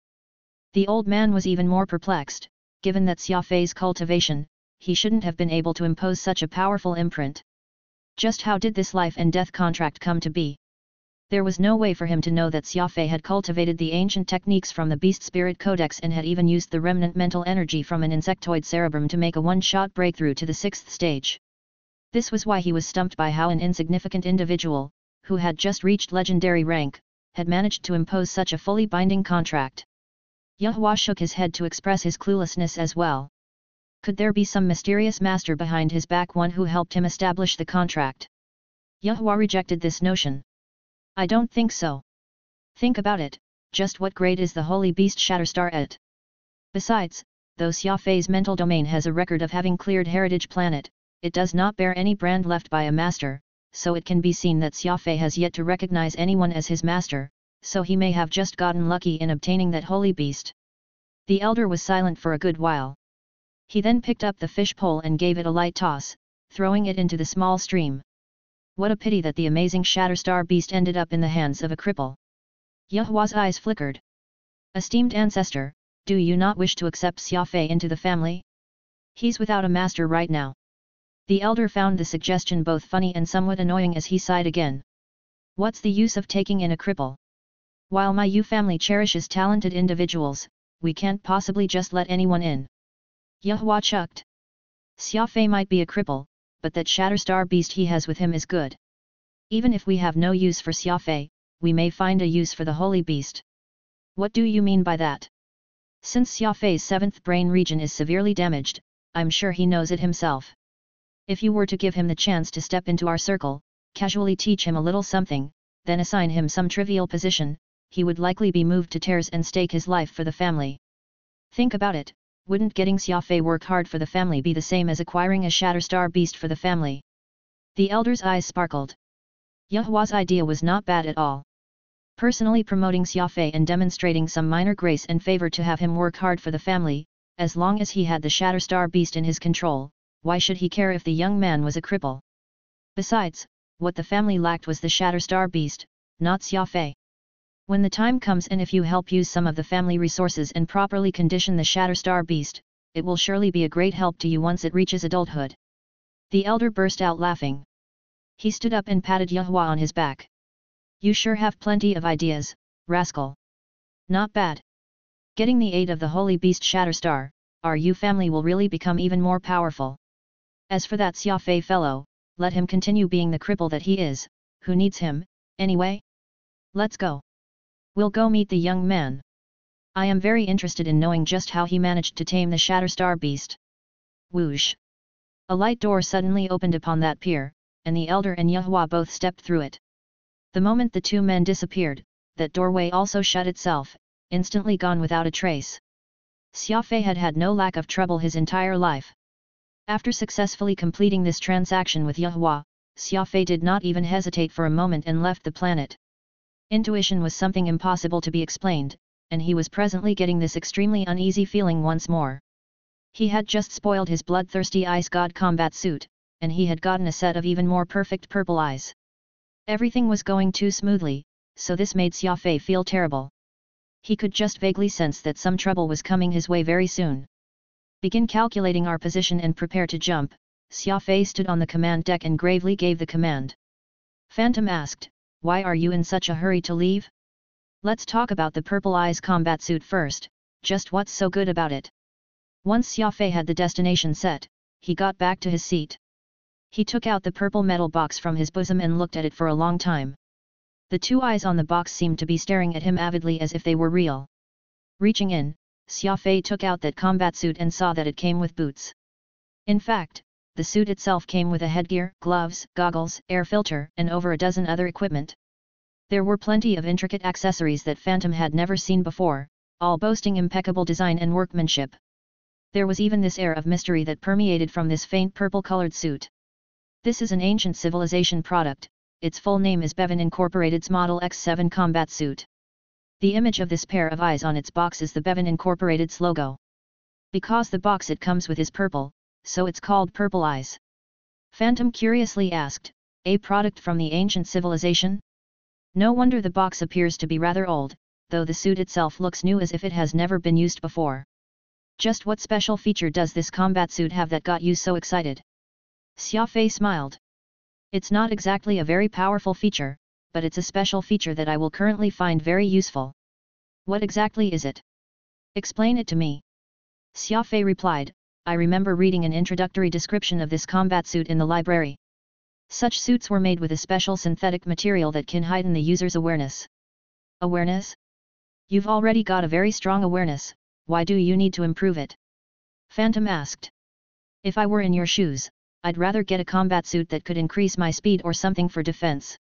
That'd be far more worth it in my opinion. Reality had already proven that Xia Fei indeed had a very keen awareness. Xia Fei had this inexplicable sensitivity toward danger, and Phantom already knew this well after hanging around him all these years. Xia Fei shook his head. Times have changed. Now that we're in the insectoid territory, trouble can come knocking in unexpected ways any time, which is why it's beneficial for me to improve my awareness toward anticipating danger. On that uninhabited planet from before, if not for Yehua being friendly to us, who knows how I would die. Phantom was stunned. Xia Fei was not wrong, here in the insectoid territory, the levels of danger he was facing were greater than before. Being able to have heightened awareness and having the ability to anticipate trouble were critical. So that's what you're considering. Because of the change in your current environment, your focus shifts as well. Instead, I'm the one who has overlooked this fact. You're right, there's nothing of greater importance than being able to anticipate a crisis occurring in advance. You've made the right choice. Very smart. Xia Fei nodded and began putting on the purple eyes combat suit. Although it was of this strange purple color, it actually had a type of cloaking effect. Its light purple hue could change along with its immediate surroundings, so while it was still far from an actual concealment ability, it was at least able to make him appear inconspicuous no matter where he was. Even more amazing was this feeling of clarity that he got in his mind. It was as if he had eaten a refreshing mint, giving him this great awareness of everything in his surroundings. Not bad. Not bad at all, Xia Fei could not help but praise. My perception range has increased by at least 50% from before, and my sensitivity has also heightened by a lot. 3 consecutive jumps later. Xia Fei suddenly felt a strange energy fluctuation in the command deck, just as a burst of light appeared, opening into a light door. Brother Xia Fei, how are you finding that combat suit? Yehua and an elderly man walked out from the light door, smiling. Xia Fei was completely flabbergasted. Just what technique did the 2 men on board his warship now use to have been able to appear before him with such grandiosity? Could the reason be because of their mastery of the law of space? His heart was thumping, though he did not show it on his face. Of course, what you gave me is great, Grandmaster Yu. There's not even a hint of doubt in that fact, replied Xia Fei with a smile. This elder here is my family patriarch, Yu Jiang. He has some things that he wants to ask you today. Yehua introduced the one beside him. Xia Fei did his best to remain calm as he approached the newcomer with a respectful bow. Well met, elder. Xia Fei had no clue just how much higher this silver-haired elder was, but he reckoned that, given Yehua himself was already at this demonic level of having mastered the law of space, Yu Jiang should be even higher on the charts. Yu Jiang was not in the least bit courteous, taking the captain's seat as his own while Xia Fei hurriedly called Pod to serve tea, all along carefully observing Yu Jiang's every movement. Today is truly cursed, all these old monsters appearing one after another. Just what exactly is the reason? Xia Fei wondered to himself. Even in his wildest dream, Xia Fei could not have possibly guessed that neither of these men had come for him, but for Furball. Xia Fei had already been deemed as a useless cripple by Yu Jiang, and were it not for Furball's existence, Xia Fei would never have the opportunity to meet someone like Yu Jiang, whose existence was an entire plane above Xia Fei's own. Furball was hanging off Xia Fei's shoulder, lackadaisically glancing at Yehua and Yu Jiang before burying its head to resume its sleep as if they were nothing. Yu Jiang was thrilled when he saw its detached behavior, which held contempt for everything around it. Yes, that's indeed a holy beast Shatterstar, to actually dismiss this old man after a mere glance, such arrogance is worthy of this hegemon in the universe. Yu Jiang thought to himself excitedly. Intentionally coughing twice, Yu Jiang spoke. Xia Fei, I heard from Yehua that you had inadvertently sensed the existence of the law of space while you were promoting your rank. Is that true? Xia Fei replied with respect. This young one indeed momentarily felt a magical realm, but only once, and according to what Grandmaster Yehua said, it's a peek at the laws of space. What Xia Fei responded with did not miss a single fact, expressing that he had indeed felt something magical, but as for whether it was the law of space or not, that was merely Yehua's analysis. Yu Jiang nodded his head slightly, asking Xia Fei what he felt when it happened, as well as other trivial matters. Xia Fei answered them all evenly, neither overbearing nor subservient, perfectly phrased in both words and tone. Yu Jiang was satisfied with Xia Fei's attitude and answers, thinking to himself, this young man speaks with caution and has a decent attitude. It's too bad that his 7th brain region is so badly damaged, making him a cripple. Otherwise, he would have been a promising talent to have had such insight at his current age. Yu Jiang, who had originally come for Furball, was just casually probing Xia Fei. He did not care to ask any more questions after understanding Xia Fei's personality and character. After all, his requirements for Xia Fei were low, all he needed was for him to be a functional being, only needing him to be obedient. The more useless Xia Fei was, the more useful he would be. This way, Xia Fei would be more than willing to rely on him completely and listen to his every word. After meeting the person, Yu Jiang was prepared to discuss the matter of bringing him and Furball away from here. That was when the Impaler's radar system flashed its red alert. An abrupt disruption here in the peace of space. Chapter 397, The Unlucky Dobi. Dobi was depressed. He was a distinguished guildmaster of the Sacred Warrior Guild, yet he had been sent by UTI to pursue a human, who had invaded their territory. Even if Xia Fei was of a formidable rank, was there even a need for him to act personally? Besides, UTI had not just requested for the death of Xia Fei but also to snatch back the blood demon claw, completely intact. That made things somewhat difficult. Forget about knowing if Xia Fei had already ruined the blood demon claw, just locating where this human was hiding was already a tall task for Duobi. The universe was vast, and searching for a plant in the expanse of space was several magnitudes harder than finding a needle in the middle of an ocean. Duobi had given the matter plenty of thought. The only solution for him to hold on to his dear life was to capture Xia Fei alive and then subject him to intense interrogation. He simply could not come up with any other idea aside from that. As long as he could capture Xia Fei alive, with the humans not being the sort to remain mute even until death, there was still a possibility of success. UTI sending out Duobi on this mission seemed like a praise for his capabilities, but it could also be seen as a test. If he was able to accomplish this mission, there would of course be nothing left to be said.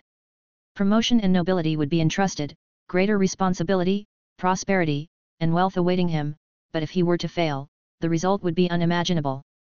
The people around UTI knew this well. This short mite would not demonstrate the average maliciousness, or else he would not have become the master of the golden tent. With that thought in mind, Duobi let out a heavy sigh. His eyes roamed around the command deck of his warship. His closest confidant, 12 Wings, were still playing a never-ending game of flight chess.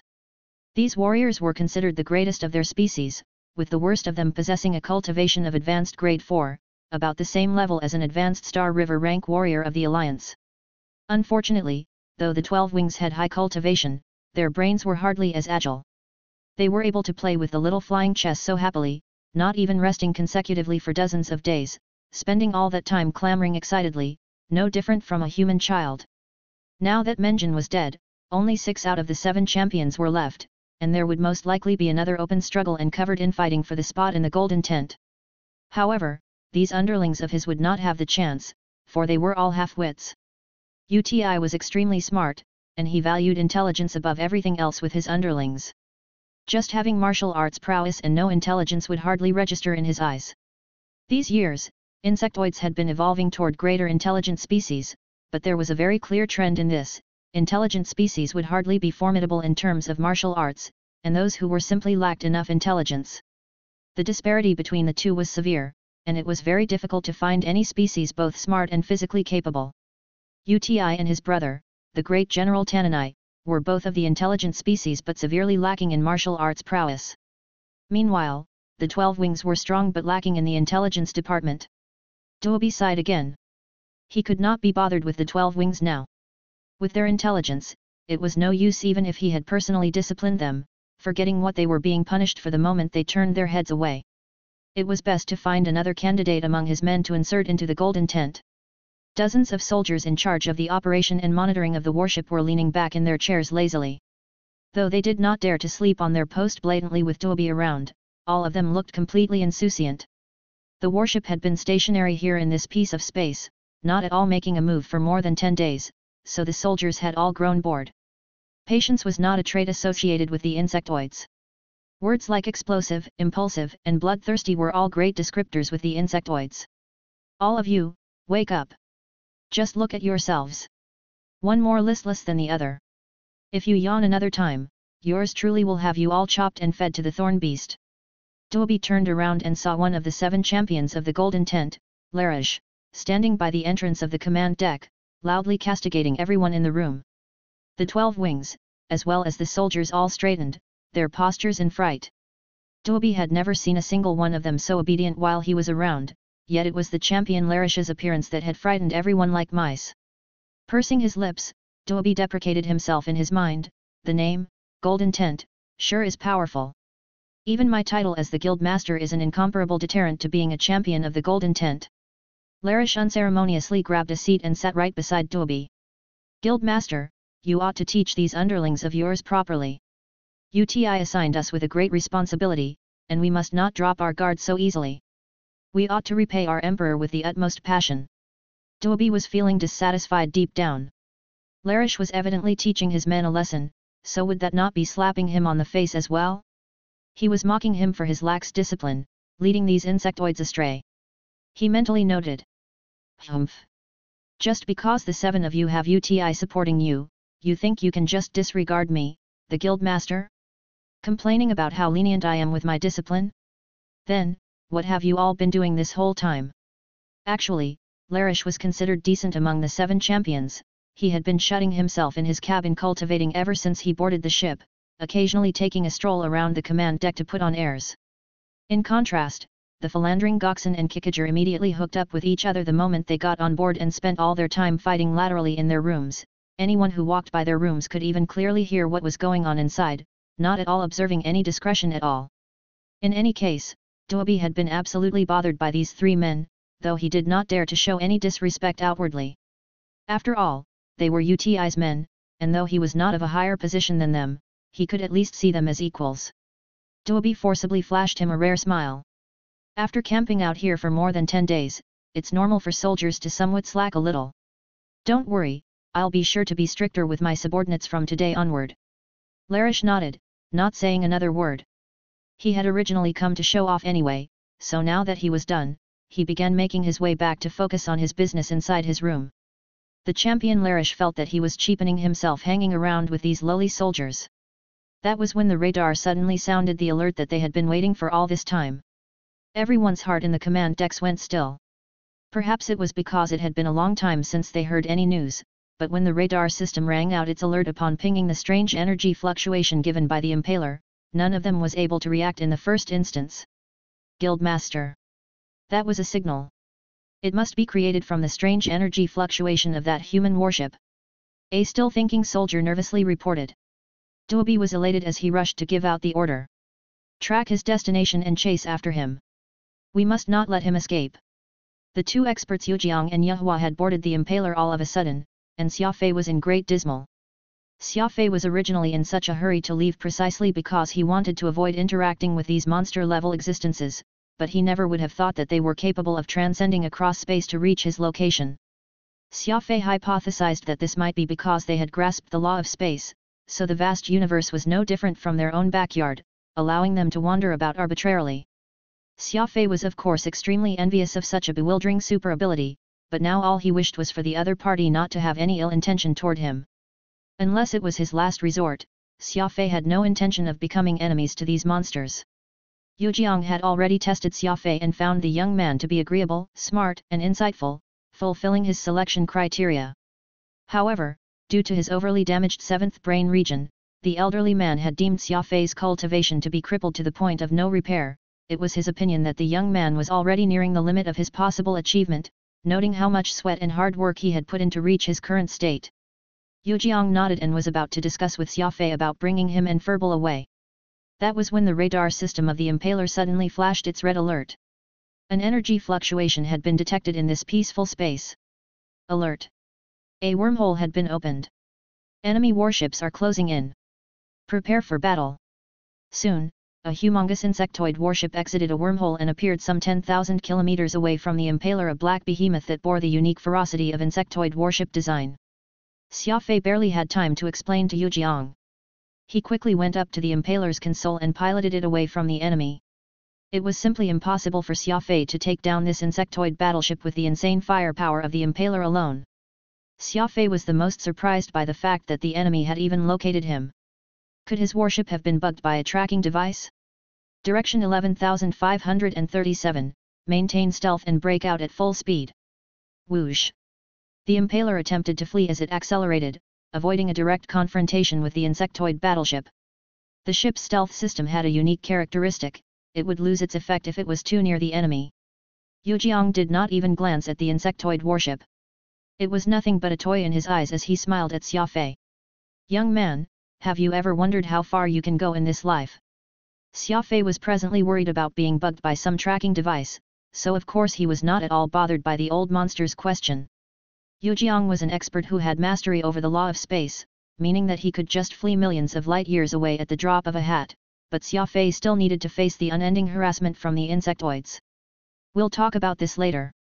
Enemies are around us. Xia Fei was flustered, so he was not too courteous in his speech. Even a fool could tell that he was unhappy about Yujiang interfering with his work. Xia Fei was good all around, but he would set aside relations or emotions when it was time to work. Having such a serious attitude ought to have been his virtue, yet the expert Yujiang saw it as insolence.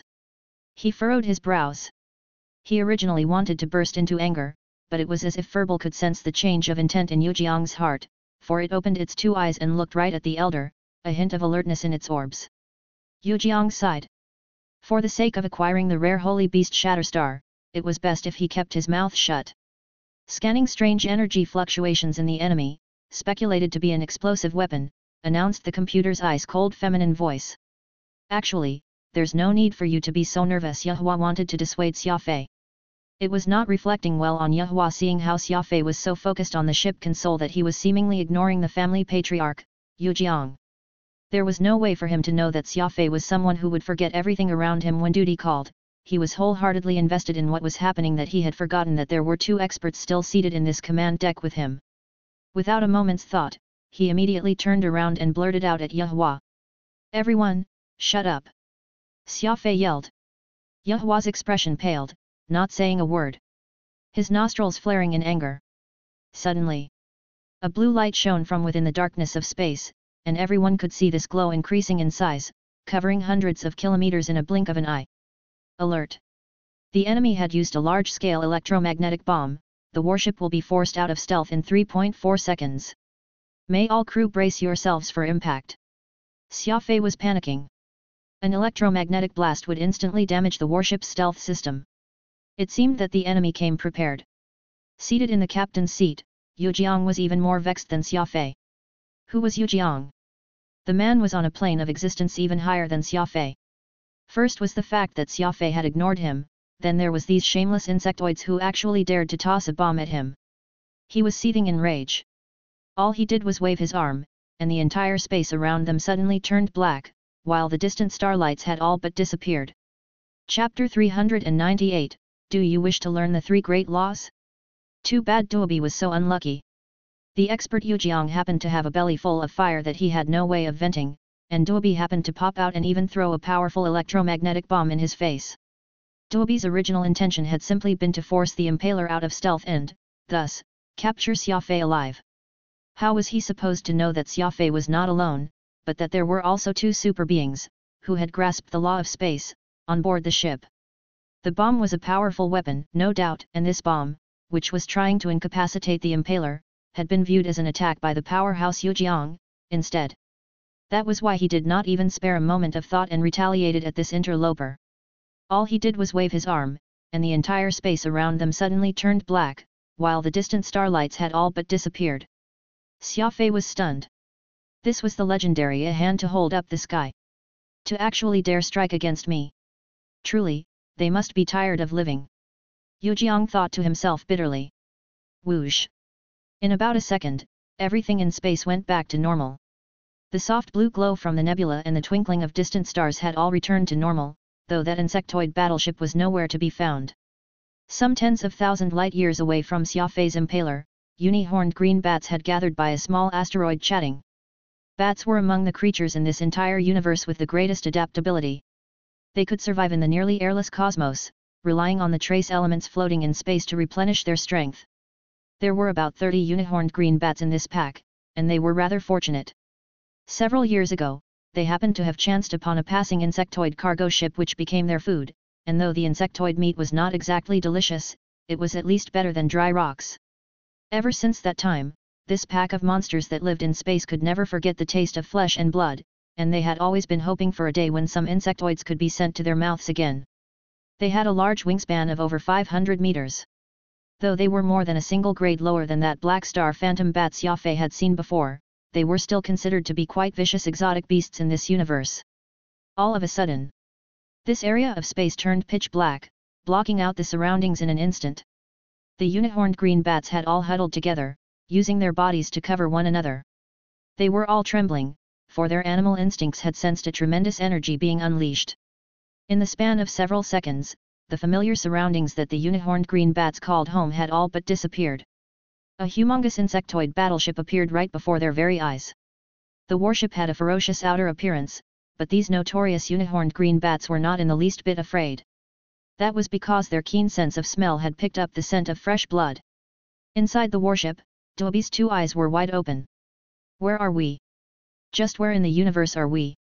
Nobody in that command deck said a word. Everyone was holding their breath, staring at those vicious exotic beasts outside. Just what the heck is going on? Duobi had hysterically grabbed a soldier off his seat and angrily grilled him. There was no way that this soldier would know how the warship had gotten there, allowing Duobi to toss him to the side without uttering another word. "Guildmaster, the radar is indicating that we've entered the Mammoth region," shrieked a soldier, on the verge of tears. Duobi was stunned. The Mammoth region was near the borders of the insectoid territory, where exotic beasts gathered in droves. Plenty of ferocious exotic beasts lived there, while the space environment around here was more complex. Many from the insectoid race would hunt rare beasts out here, only to end up empty-handed. It was listed as one of the most dangerous star regions in the insectoid territory. Duobi was tearing at his hair, trying to calm himself down. They had just been pursuing that human warrior moments ago, yet they were now in the dangerous Mammoth region in the blink of an eye. He simply could not make any sense of this. "We don't have much time. Those unihorned green bats are about to start their attack. Goxen, Kikager, 12-wing, all of you, follow me. Prepare to charge out and get ready for a space battle," Larish ordered. "We might be able to utilize our snap jump to leave this place," called Dubai, feeling alarmed. However, just as he said that pack of unihorned green bats came charging over rather menacingly. The scent of fresh blood had made these creatures frenzied and reckless. "There's no time for that anymore," Larish said in a low voice.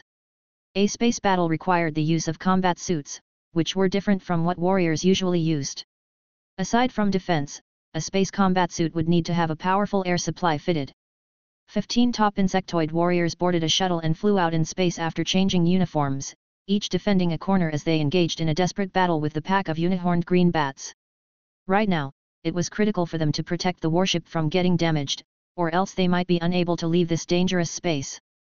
The unihorned green bats were creatures that came in packs, and this pitched battle drew even more exotic beasts into joining. This fight lasted 2 days and nights.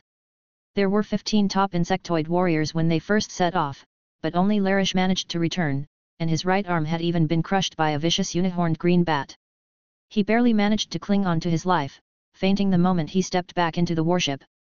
Duobi knew very well how bad luck came in droves. He collapsed in his chair, completely pale. He was already drenched in his sweat. Even any trace of Xia Fei had disappeared. Out of the 3 scared champions, 2 died and 1 was heavily injured. His elite 12 wings had also been decimated.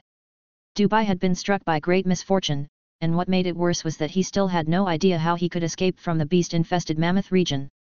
Spitting, the superstitious Duobi was beginning to feel that Xia Fei was the reaper the gods had sent to punish him. He was a jinx that would bring calamity to whomever he met. The Impaler. Xia Fei had no idea what beset Duobi. He was still reeling in shock over how Yujiang had turned the entire battleship into nothingness with a wave of his arm. That might very well be the ultimate skill after mastering the law of space. While that wave of his arm looked casual, there's actually an immense burst of energy that surged out from his hand, Phantom quietly told Xia Fei. Yujiang burst out laughing, stroking his beard with one hand, as if he had been very satisfied with that one move of his. Xia Fei slightly bent his back as he smiled. Elder sure is skilled beyond belief. This young one is dumbfounded after seeing that display of strength. Truly, I, Xia Fei, haven't lived my life in vain to have witnessed such a sight. Flattery was welcome no matter where it was used, and Yujiang of course nodded delightfully. Even the incident of disrespect Xia Fei had demonstrated moments before was tossed at the back of his mind. Meanwhile, Yahua was silently delighted. He realized that Xia Fei was a fellow practitioner, whose skill at flattery was no less than his own. With tea and snacks all served, Xia Fei lowered himself and acted completely respectful, offering tea or pouring liquor, beseeching Yujiang for advice with much humility. When dealing with such elders, who were both well in their years and of such high stature, Xia Fei had his set of experiences. These old monsters would often meet too many types of people, and purely flattering them might not achieve any great result. It was far better to seek their advice earnestly. Only by asking them for advice and teachings would it exemplify how outstanding and profound their cultivation was. It would hardly be effective if he had simply flattered them without asking for advice. Yujiang was originally the sort who did not enjoy advising the younger generation because there were simply too many of them in the family. If he were to teach them one by one, who knew how much time he would have to spend on this? The bigger the family, the more severe the infighting. Instructing one and not another would result in him being accused of favoritism, and that was not ideal. Now that Xia Fei was so humbly requesting advice, it aroused the old man's sense of heroism, so he casually replied to a few of Xia Fei's questions. Changing the topic, Yu Jiang looked at Xia Fei and asked, "That move I just did isn't really anything great. Would you like to learn the law of space?" Actually, Yu Jiang had taken a little shine on Xia Fei. After all, the young man's agile mind was even better than Yehua's on top of having a silver tongue. In truth, Yu Jiang was somewhat upset over Yehua's choice to become a businessman back then. The only unfortunate fact was that Xia Fei's seventh brain region was badly damaged, making him no better than a cripple, so Yu Jiang was only tempting him to work hard for his family now. Xia Fei nodded. "Elder, Xia Fei is of course willing to learn the law of space if given the chance, but it's a pity that I've never had the chance before." Yu Jiang laughed loudly. "There's one right here. I realized that you're smart and quite talented. Since this old man is in a good mood right now, I'll give you this chance today. If you agree to join my Yu family, I'll teach you the 3 great laws." He only said that he was ready to teach Xia Fei, not that he was guaranteeing that the latter would really learn and grasp the knowledge. Actually, Yu Jiang knew in his heart that Xia Fei was already nearing the limit of his cultivation, and there was no way he could learn the 3 great laws. Beside him, Yejua was providing additional embellishment. "Xia Fei, quickly pay your respect to the family patriarch. This is a rare opportunity that shan't be missed. Many beg with their whole lives yet are never given the chance to learn the 3 great laws." Yu Jiang smiled as he stroked his long beard, his eyes glancing at Furball time and again. In his mind, there was no way that Xia Fei would be able to withstand the temptation to join his family, so the holy beast Shatterstar would be as good as his. Xia Fei merely smiled as he bowed respectfully. "Elder, Xia Fei does indeed have the wish to learn the 3 great laws, but I'm really unable to go anywhere right now." Yu Jiang froze, his expression changing. He never would have thought that Xia Fei would actually reject him. "Say that again." "Esteemed elder, Xia Fei can't follow you right now," reiterated Xia Fei firmly, neither subservient nor overbearing. Next to them, Yehua pouted. Considering the kind of character the family patriarch Yu Jiang had, insulting his dignity was an absolute taboo. The fact that Xia Fei dared not to show face to the elder, great tragedy was about to visit upon him this time. "Just what reason do you have for actually giving up on the chance to learn the 3 great laws?" Yu Jiang angrily demanded. Xia Fei answered, "This young one still has matters to attend to, so I'm unable to leave for now." Yu Jiang slammed his hand on the table, and Xia Fei's entire body flew outward uncontrollably. "You actually refused to learn something as amazing as the law of space." "I do wish to learn it, but I truly still have other matters to attend to at the moment." Yu Jiang waved his hand once more, and the scenery around them suddenly changed into a vast and mysterious sea of stars. It was as if Xia Fei were flying out in the cosmos, and he could even feel a wave of cold creeping across his skin and seeping into his bones. Mastering the law of space means grasping this boundless universe. Do you still reject the offer? Elder, Xia Fei's response is still the same. I do wish to learn, but I truly have important matters and people who are waiting for me. If you wish, Xia Fei can come look for you in a few years' time. Yu Jiang was enraged. I am a master of law, yet you actually wanted me to wait for you. Whoosh! The space changed yet again. This time, Xia Fei was actually right next to a murky black hole. The gravitational force was so immense that it was trying to tear his body apart. Let me ask you once more. Even if you ask me 1,000 times, 10,000 times, my answer will still be the same. Xia Fei smiled. His personality was like a spring, the greater the pressure on it, the more tightly coiled it would become. Yu Jiang forcing Xia Fei only made his obstinate nature come to bear the brunt for some reason. Gritting his teeth, Xia Fei ignored this angry glare Yu Jiang was throwing at him. Chapter 399, Skywing Bloodline. Furball had always been seen as a crafty individual by Xia Fei due to his penchant for secretly eating things while Xia Fei was not paying any attention. As long as it was something that contained energy, the mischievous creature would be willing to fit even a piece of metal into its mouth and chew that. Unfortunately, while this pet of his was a glutton, its skills at hiding the crime was simply not up to par. It would often be caught by Xia Fei red-handed and endure a tongue lashing after. That was when Furball would demonstrate its ultimate skill of cuteness, licking and rubbing itself against Xia Fei, its two beady eyes turning pitiful, like a child who had done wrong. As such, even the always merciless Xia Fei could not bear to punish it properly. However, despite the fact that Furball did not change its ways even after being let off, continuing the cycle of causing destruction and ingratiating itself to him later, Xia Fei still ended up being lenient to it time and again. Life continued in this fashion, and compared to the kind and innocent little robot pod, Furball was definitely the epitome of cunningness. Today, with Xia Fei being threatened by Yujiang, Furball had finally revealed its ferocious side. It was as if it had gone mad, its body of snowy white fur standing upright, looking like a very angry hedgehog. Its two eyes turned blood red as it shot the two interlopers an angry glare. There was even a low growl coming from its mouth, similar to a huge metal monstrosity's roar, shaking the very heart and eardrums of everyone around it. It even seemed like the entire warship was shaking due to Furball's growl. It was hard to imagine that the basketball-size Furball could actually let out such a frightening roar.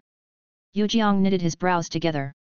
Becoming an enemy to a Shatterstar beast was definitely not something he wanted. Even if Furball was still young, Yujiang knew very well that the seemingly lazy holy beast was actually extremely vengeful and bloodthirsty. It would not let up until it killed anyone it deemed as an enemy.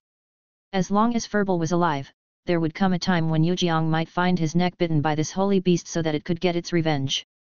Shatterstar was just such a savage and obstinate beast, and any expert would carefully consider it if it was worth becoming an enemy to one. This was because one side must die the moment battle began, or else there would be no end to the fight. Xia Fei and Furball already had a contract between them, and their hearts and mind were as one. He commanded Furball to settle down. Having an altercation with Yujiang would be foolish no matter how he looked at it, and Xia Fei had no plan to do something like that unless it was a last resort. In the past, Furball would obey Xia Fei's orders, but it was different today.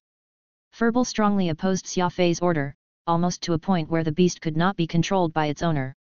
Aside from being shocked by Furball's violent nature, he was quite touched by it.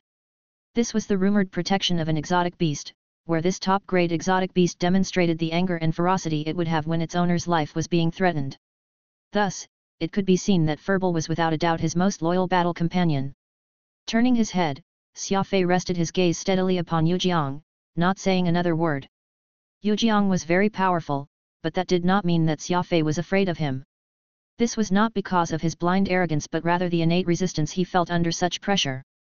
The more Yujiang tried to coerce Xia Fei, the greater he defied his wishes.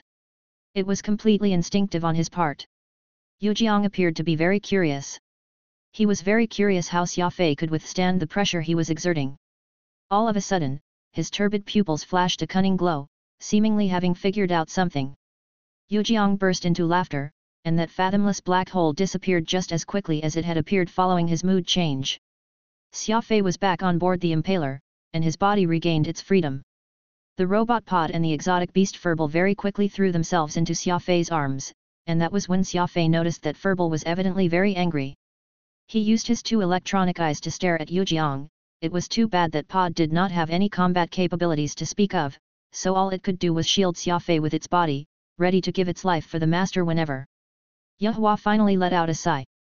He could very clearly see the fury Furball had toward Yujiang earlier, and to any expert out there, making the Shatterstar beast go mad was a very severe threat, and he had broken out in a bout of cold sweat over it. Yujiang's laughter caused the tense atmosphere around them to dissipate, though Xia Fei and Furball were still on high alert. Xia Fei, I shall give you 3 years to settle your business. You'll follow me to leave the alliance after, learning the 3 great laws. Do you accept my offer now? Yujiang asked with a smile. Xia Fei was taken aback. He was of course more than happy to learn the 3 great laws. What Yujiang had demonstrated before had piqued Xia Fei's interest greatly. A true powerhouse was actually not blindingly fighting and killing, instead, a single wave of hand was enough to cause a battleship to disappear without a trace. Such an impressive show of force, and the methods used, everything had gone well beyond Xia Fei's knowledge of what martial arts prowess was. I was merely testing how you'd react when pressured, and I never would have imagined that you could withstand it. Such talents will surely be a waste not to cultivate the 3 great laws. I, Yujiang, earnestly extend my invitation to you, Yujiang sincerely stated. Reject? Xia Fei very quickly eliminated the thought of rejecting the offer. Only a fool would reject the opportunity to cultivate the 3 great laws, and who knew if Yujiang would do anything untoward the moment he rejected him outright. Xia Fei simply could not guess what would follow. Nodding, Xia Fei softly agreed. Yes, that's a promise between the elder and myself. Don't you wish to ask where I'll be taking you to? Xia Fei shook his head. There's no need. To me, Anywhere which I will have the chance to learn the three great laws is surely somewhere good. With a wave of his finger, Yujiang left a transparent ball of light, which was no bigger than a ping-pong ball, where threads of slowly undulating energy could be seen moving within the ball. In 3 years' time, I will send someone to fetch you. This ball of light has a little gift that I'm leaving you with. You can take a look at it after I leave, Yujiang said with a genial smile. The large piece of land was still flying across the universe. On that same pier by the little stream, Yujiang and Yehua returned to this spot by stepping through their spatial door. Yehua was somewhat unhappy, for Xia Fei was someone whom he had recommended, yet the young man had very ignorantly not shown the family patriarch face. However, the elder Yujiang did not seem to be in the least bit displeased and was in fact smiling ever so slightly. Family patriarch, Yehua has made a mistake this time. I originally thought that Xia Fei would be a slippery character who ought to know how to be adaptable, but who knew that he would actually be such a stubborn mule. Yehua respectfully saluted with a hand cupping a fist. Unexpectedly, Yujiang gave Yehua a wave of dismissal, picking up his fish rod and tossing a line into the stream. You are not to blame. The Skywing bloodline flows through his body, so it's a very normal reaction for him to have. I did not believe this at first, so I tried using my strength to coerce him, only for him to fight back in kind. Yehua widened his eyes as he exclaimed, "You're telling me that Xia Fei is a descendant of a Skywing warrior? How could that be? There's no reason a Skywing warrior's descendant would be found in the tiny pan-human alliance. After all, if the Skywing bloodline is found within our circle, that being will be considered a top-tier inheritance." Yujiang smiled. Skywingers, passing down the speed special ability. When cultivated to the very limit, it'll be akin to growing a pair of wings, able to traverse across the stars, ascend to the 18 planes of heavens, nirvana, as well as descend into the beginning of chaos or the 26 planes of hell. The Skywing bloodline has also been called, through the ages, as the origin of the speed ability users. Before you mentioned that you had noticed a unique aura around Xia Fei, and that's precisely the Skywing bloodline flowing through his veins. Yehua was shocked, and he wondered aloud, the Skywing bloodline is extremely unique, so why did I not sense it? Yujiang mysteriously answered, Xia Fei's bloodline has already been mutated. When I exerted pressure on him earlier, the young man suddenly demonstrated this intense antagonistic mentality. It was only then that I sensed a bit of the Skywing blood's shadow. It would have been strange if you had been able to sense it, too, given your cultivation. Yehua mused. The Skywing bloodline is rare and highly sought after, not to mention he has a mutated bloodline. Let me congratulate this elder in advance for taking in a strong disciple, but just how did a Skywing warrior end up fleeing to the Pan-Human Alliance, even leaving behind his descendant there? Would you like me to help investigate this matter for you? Yujiang shook his head. No need. Inheritors of the Skywing bloodline are all lunatics who don't act according to logic or common sense. They're capable of doing anything. What if Xia Fei's existence is those old lunatics' secret? What would we do then? Best not look into their private matters too casually. This way, our Yu family can stand at the most advantageous position. In our circle, knowing more may not actually be a good thing. Yehua gained an epiphany from the conversation. Thank you, family patriarch, for your advice. Yehua nearly offended someone by doing something impermissible, though I still find it hard to believe. Since Xia Fei actually has the Skywing blood flowing in him, why did the esteemed elder still give him a 3-year stipulation to meet? What if those lunatics from the Skywing clan were to come and claim him? Would it not be good for us? They're famous for being completely unreasonable, after all, covering up their flaws. Yujiang laughed happily. Oh, Yehua! Just where has your usual intelligence gone? Not even able to figure out this problem. Not every genetic mutation is a good thing. Because Xia Fei's mutated, the Skywing bloodline in him is almost lost. As such, unless he explodes in anger, no one will be able to detect his special bloodline. Taking him in is a bit risky, but you saw that Shatterstar beast with him today, too. How did it react? Yehua's heart still had a lingering fear as he replied, the desire for slaughter in that fledgling Shatterstar beast makes my heart turn cold. Honestly, I was so scared that my back was drenched in cold sweat. If that holy beast exploded and staked its life on the line, then it would truly be terrible. Yujiang's eyes twinkled brightly as he rejoiced. That's right. For a fledgling to already have such an intense fighting spirit, there's no telling what potential it may behold once it matures. That's why this little risk we've just taken now will be worth it in the future. Besides, it's not as if we have no idea what bloodline Xia Fei possesses. Even if the Skywing clan does find out, we'll at most hand him over. It'll be an opportunity for us to grant them a favor so effortlessly. Perhaps we can even become friends with such a famed clan. Xia Fei's 7th brain region has already been severely ruined, and he's destined to be a cripple for the rest of his life. If he's able to understand how much effort the family patriarch has done for him, I'm sure he'll be extremely grateful. Yehua flattered his elder. As they were talking, the fishing line suddenly sank, seemingly having caught a fish in its line. Yujiang quickly lifted the fishing rod in his hand and a fresh and lively golden fish was tossed to the grass beside the stream. Haha! Looks like I'm going to have some fresh fish soup tonight. Stay and accompany me. Seeing how excited Yujiang was, which part of him looked like the long-standing super powerhouse that he was. He looked no different from the average old man at all. Yehua nodded. All of a sudden, he recalled that Yujiang had left a ball of energy to Xia Fei, so he opened his mouth to ask, "Family Patriarch, what exactly was that thing you gifted Xia Fei before we departed?" Yujiang flashed a smirk, "What I gave him is something he's most afraid of." Chapter 400, Demonic. A 3-year stipulation. Xia Fei lit a cigarette and mumbled to himself. Yujiang and Yehua left as quickly as they arrived, and they had buried a seed of uneasiness in Xia Fei's heart. 3 years. 3 great laws. An unknown place and powerhouses of the universe. These questions were all circling in Xia Fei's mind, lingering for the longest time. No doubt Yujiang's appearance had been the greatest shock in Xia Fei's life. Every definition of strength and what it meant to be an expert had all been tossed out. Yujiang's demonstration with his mastery of the law of space had informed Xia Fei that there were truly monsters out there who were capricious with their powers and he had been given the opportunity to become one as well. This was an opportunity. Xia Fei's keen intuition knew that there were great risks to this, but the dangers were not enough to shroud the fact that this was a great opportunity. His lips curled into a smirk. Xia Fei's theory of price composed him more. Risk and opportunity were intertwined, and behind every danger was a similar opportunity. Xia Fei extinguished his cigarette in an ashtray as the little robot pod immediately sped over to replace the metal box of cigarette butts for a clean one.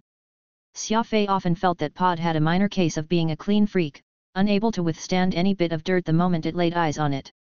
Anywhere with even the slightest touch of dust and dirt and pod would immediately clean them up.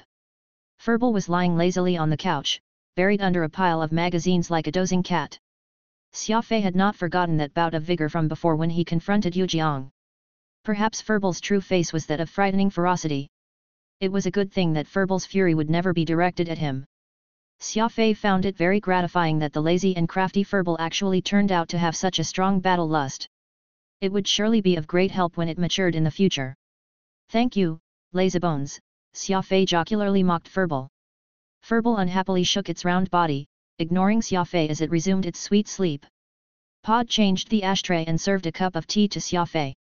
Xia Fei stood on the command deck and stared at the ball of energy floating in mid-air, wondering just what exactly did Yujiang give him before he departed. "Xia Fei, I've suddenly thought of a problem," Phantom said after taking some time to think. Xia Fei chuckled. "What problem?" Phantom stroked his chin meaningful. "You've heard of how exotic beast protecting their master, but do you know that there's also this saying about how an exotic beast will attune to their master?" Xia Fei nodded. The Beast Spirit Codex did have this specific record of that. There are plenty of exotic beasts of which personality changes greatly in line with their masters. This is especially true for the more intelligent exotic beasts raised from young. It's much easier for them to form a personality like their master, and there are even some exotic beasts that will absorb their master's physical aura to have a much easier time imprinting their master's personality. Xia Fei suddenly realized what Phantom was insinuating halfway through this, laughing. "You couldn't be trying to say that Furball's personality is like mine, could you? Have you already sensed that?" Phantom exclaimed in surprise. Xia Fei nearly spat his tea, pointing at Furball lazing on the couch. "I would be thanking the heavens if that lazy ball had half my brilliance. It's gluttonous, lazy, and extremely cunning. He's not even half of my shadow." "Aren't you cunning, too?" Phantom deviously countered. "Ask yourself. You've been coming up with plenty of wily tricks and ideas ever since I first met you, so the way I see it, Furball must have learned its sly ways from you." Xia Fei was slightly taken aback, but what Phantom had said did make some sense. Being unscrupulous with his means to achieve victory was Xia Fei's creed. He was indeed rather crafty and cunning, though he still found it hard to accept Phantom's notion of his pet Furball being on the same level as him. Animals will often see the first living thing as their mother. Furball was born right before your eyes, so it's perfectly in line with exotic beast behavior to pick up your habits. Besides, it had lived in your bosom for several months before it broke out of its egg. I'm certain that it's secretly absorbing plenty of your aura then. You're also the one who fed this beast after it was born, and it's not just the purple hearts of spirit. Furball enjoys eating your energy clones. Having signed a blood contract with you, you two are bound to exchange information frequently with each other, so it makes perfect sense that you can see a bit of your shadow in Furball as its personality becomes more and more like yours with each passing day. Xia Fei simply could not refute this. According to what was described in the Beast Spirit Codex, what Phantom had just said was indeed the necessary criteria for an exotic beast to tune itself to its master. You saw with your two eyes how ferocious Furball was when Yujiang tried coercing you before. It's practically a spitting image of you when you're risking your life to fight enemies. That incident was what led me to consider all these things. Xia Fei shrugged and did not continue arguing with Phantom. Furball learning from his mannerism was not necessarily a bad thing. It was akin to a little sapling, and there was no telling what it might turn out to be like before it sprouted. Attuning itself to him would at least ensure that it did not grow awry. That ball of energy that Yujiang had left behind circled the room a few times. Xia Fei tried touching it, but the moment his fingers came into contact with that ball of light, a numbing sensation promptly traveled through as if there was a burst of electricity that had traveled to Xia Fei's mind. Xia. A holographic screen suddenly appeared in the center of the command deck, and it featured several massive insectoid fleets. It was a dense swarm of warships like locusts, and there were even hundreds of powerful capital ships mixed within. The destination of this fleet was actually the capital of the Pan-Human Alliance in the venal galaxy, the prosperous heart of humanity. Xia Fei was shocked. The greatest importance of venal galaxy was not the capital but it being Avril's home. These might very well be the images from when the insectoids had secretly launched their surprise attack several months ago. Just how did Yujiang get hold of them? Upon mentioning venal, it would of course relate to Xia Fei's most beloved woman, Avril. That was why he watched it carefully with furrowed brows, hoping to get proof that she was still alive through this video. Xia Fei had told himself countless times that a kind and cute lady like Avril ought to be lucky, but he had not obtained any proof no matter how hard he searched. His heart had been mired by the tragedy that had befallen venal galaxy, as well as the lack of news from Avril. Boom boom boom. The warships let out thunderous roars as each of them struck down the human spaceships the civilians were using to flee. The human defense force tried putting up a fight but was unfortunately useless in the face of the powerful insectoid fleets. The feeble struggle was as ineffectual as the raised arms of a mantis going up against a car. The human warships were quickly dispatched in just a few rounds. All of a sudden, Xia Fei noticed a civilian spaceship that had the insignia akin to a spider's web on its side, which was precisely the Starlink Corporation's logo. It was as if the ball of light knew that Xia Fei was paying attention to this ship, for the holographic screen quickly zoomed in near it. Xia Fei saw a pale-faced young lady standing by the porthole, looking out at the tragedy unfolding before her eyes in horror and shock. Her lips were slightly trembling, seemingly experiencing a severe shock. Her pretty and exquisite face was extremely familiar, so much so that Xia Fei could even recognize it even if it was reduced to ash. Avril. Xia Fei was distressed. He was grasping wildly at his hair, for far away, the insectoid fleet's cannons were aimed right at that innocent young lady. No, don't! Xia Fei yelled. The voice did not sound as if it had come from his throat but from his heart, instead. A huge insectoid dreadnought fired, and the cannon fire instantly engulfed that civilian spaceship that Avril was on board. Somewhere far away from Xia Fei, Yahua recalled that Yujiang had left a ball of energy to Xia Fei, so he opened his mouth and asked, "Family Patriarch, what exactly was that thing you gifted Xia Fei before we departed?" Yujiang flashed a smirk. "What I gave him is something he's most afraid of." "Something he's most afraid of?" Hee. "What I gave him was a mind rendering. Anyone who touches it will trigger a series of reactions. A human's heart will always have things that they worry or fear, and Xia Fei is no different. As long as he touches that ball, it will immediately create a rendering, and the contents of which will be what he fears most of seeing," Yujiang explained. Yahua realized what he had done. "Are you saying that you are trying to test Xia Fei and see how much he can endure by intentionally showing him a scene that he is most unwilling to see?" Yujiang answered, "Xia Fei's very obstinate, and there's no way for me to make him give in no matter how much I pressure him, but everyone has their side of weakness, and even the hardiest man is no exception. This is also a disguised attack on the young man. He only has himself to blame for not showing face to this old man today. Yahua burst out laughing. Family patriarch, that's a very ingenious solution you've come up to. Xia Fei must be falling into a deep depression at this time. You didn't make him surrender through coercion but have directly aimed at the deepest and darkest fear buried in his heart, instead. What a marvelous move! Yujiang beamed as he stored that fish he had caught, walking toward a bustling city in the distance. He casually added. I didn't give him that just to agitate him. You should be clear just how ruthless and treacherous the people in our circle are. Success means it is necessary for us to let go of all the baggage in our hearts and take on pressure that others aren't able to bear. He still has 3 years of idyllic days to spend. Once he's here, that won't be for him to choose. My prodding of his inner demons is also my way of helping him get used to this dog-eat-dog environment ahead of time. Yahua was slightly surprised before respectfully saying, Esteemed ancestor, this young one has learned a plenty from you today. Yahua has been educated. Xia Fei did not know whether what he had witnessed was real or imaginary. At that moment, that last bit of hope he held in his heart had been so mercilessly smothered as he watched his beloved woman disappear before his eyes, helpless to save her. The level of cruelty here was simply unimaginable. The image had already disappeared, and Xia Fei stood there like a wounded beast. He really wanted to cry, but he could not find it in him to do so. His mind was blank, and his heart had this grinding hurt that he could feel in his very bones. Phantom gulped. He had never before seen Xia Fei so fragile as he had today. It was as if his entire being had aged by a decade in the span of a few minutes. Even Furball, which usually only knew how to eat and sleep, also sensed something different in Xia Fei. It called from the pile of magazines, wanting to know the pain Xia Fei was feeling, but it was unfortunate that there was simply no way for an exotic beast to comprehend the desolation Xia Fei was feeling right now. It was consciously linked with Xia Fei, and the heartache he felt made Furball feel extremely infuriated. However, it simply had no idea why it was angry or why it was in pain. It only hoped of finding a way to vent it all out, to alleviate that uncomfortable emotion it was feeling inside it. The small robot pod was so flustered that it went around in circles sans a direction.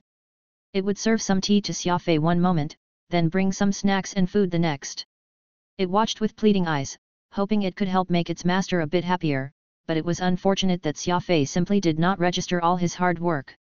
That sadness and grief, which was hard to describe, had already drowned him.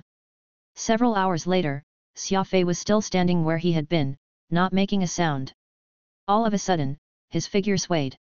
Around him, Furball, Phantom, and Pod were all stunned when it happened. Lifting their heads, they saw Xia Fei no longer smiling happily as he used to do. Instead, his cold eyes could not help but fight a cold war with Phantom. Nobody dared to meet Xia Fei's gaze. Just what level of ferocity and anger was this? Phantom took a long time racking his brains before he could think of a word to describe this. Demonic.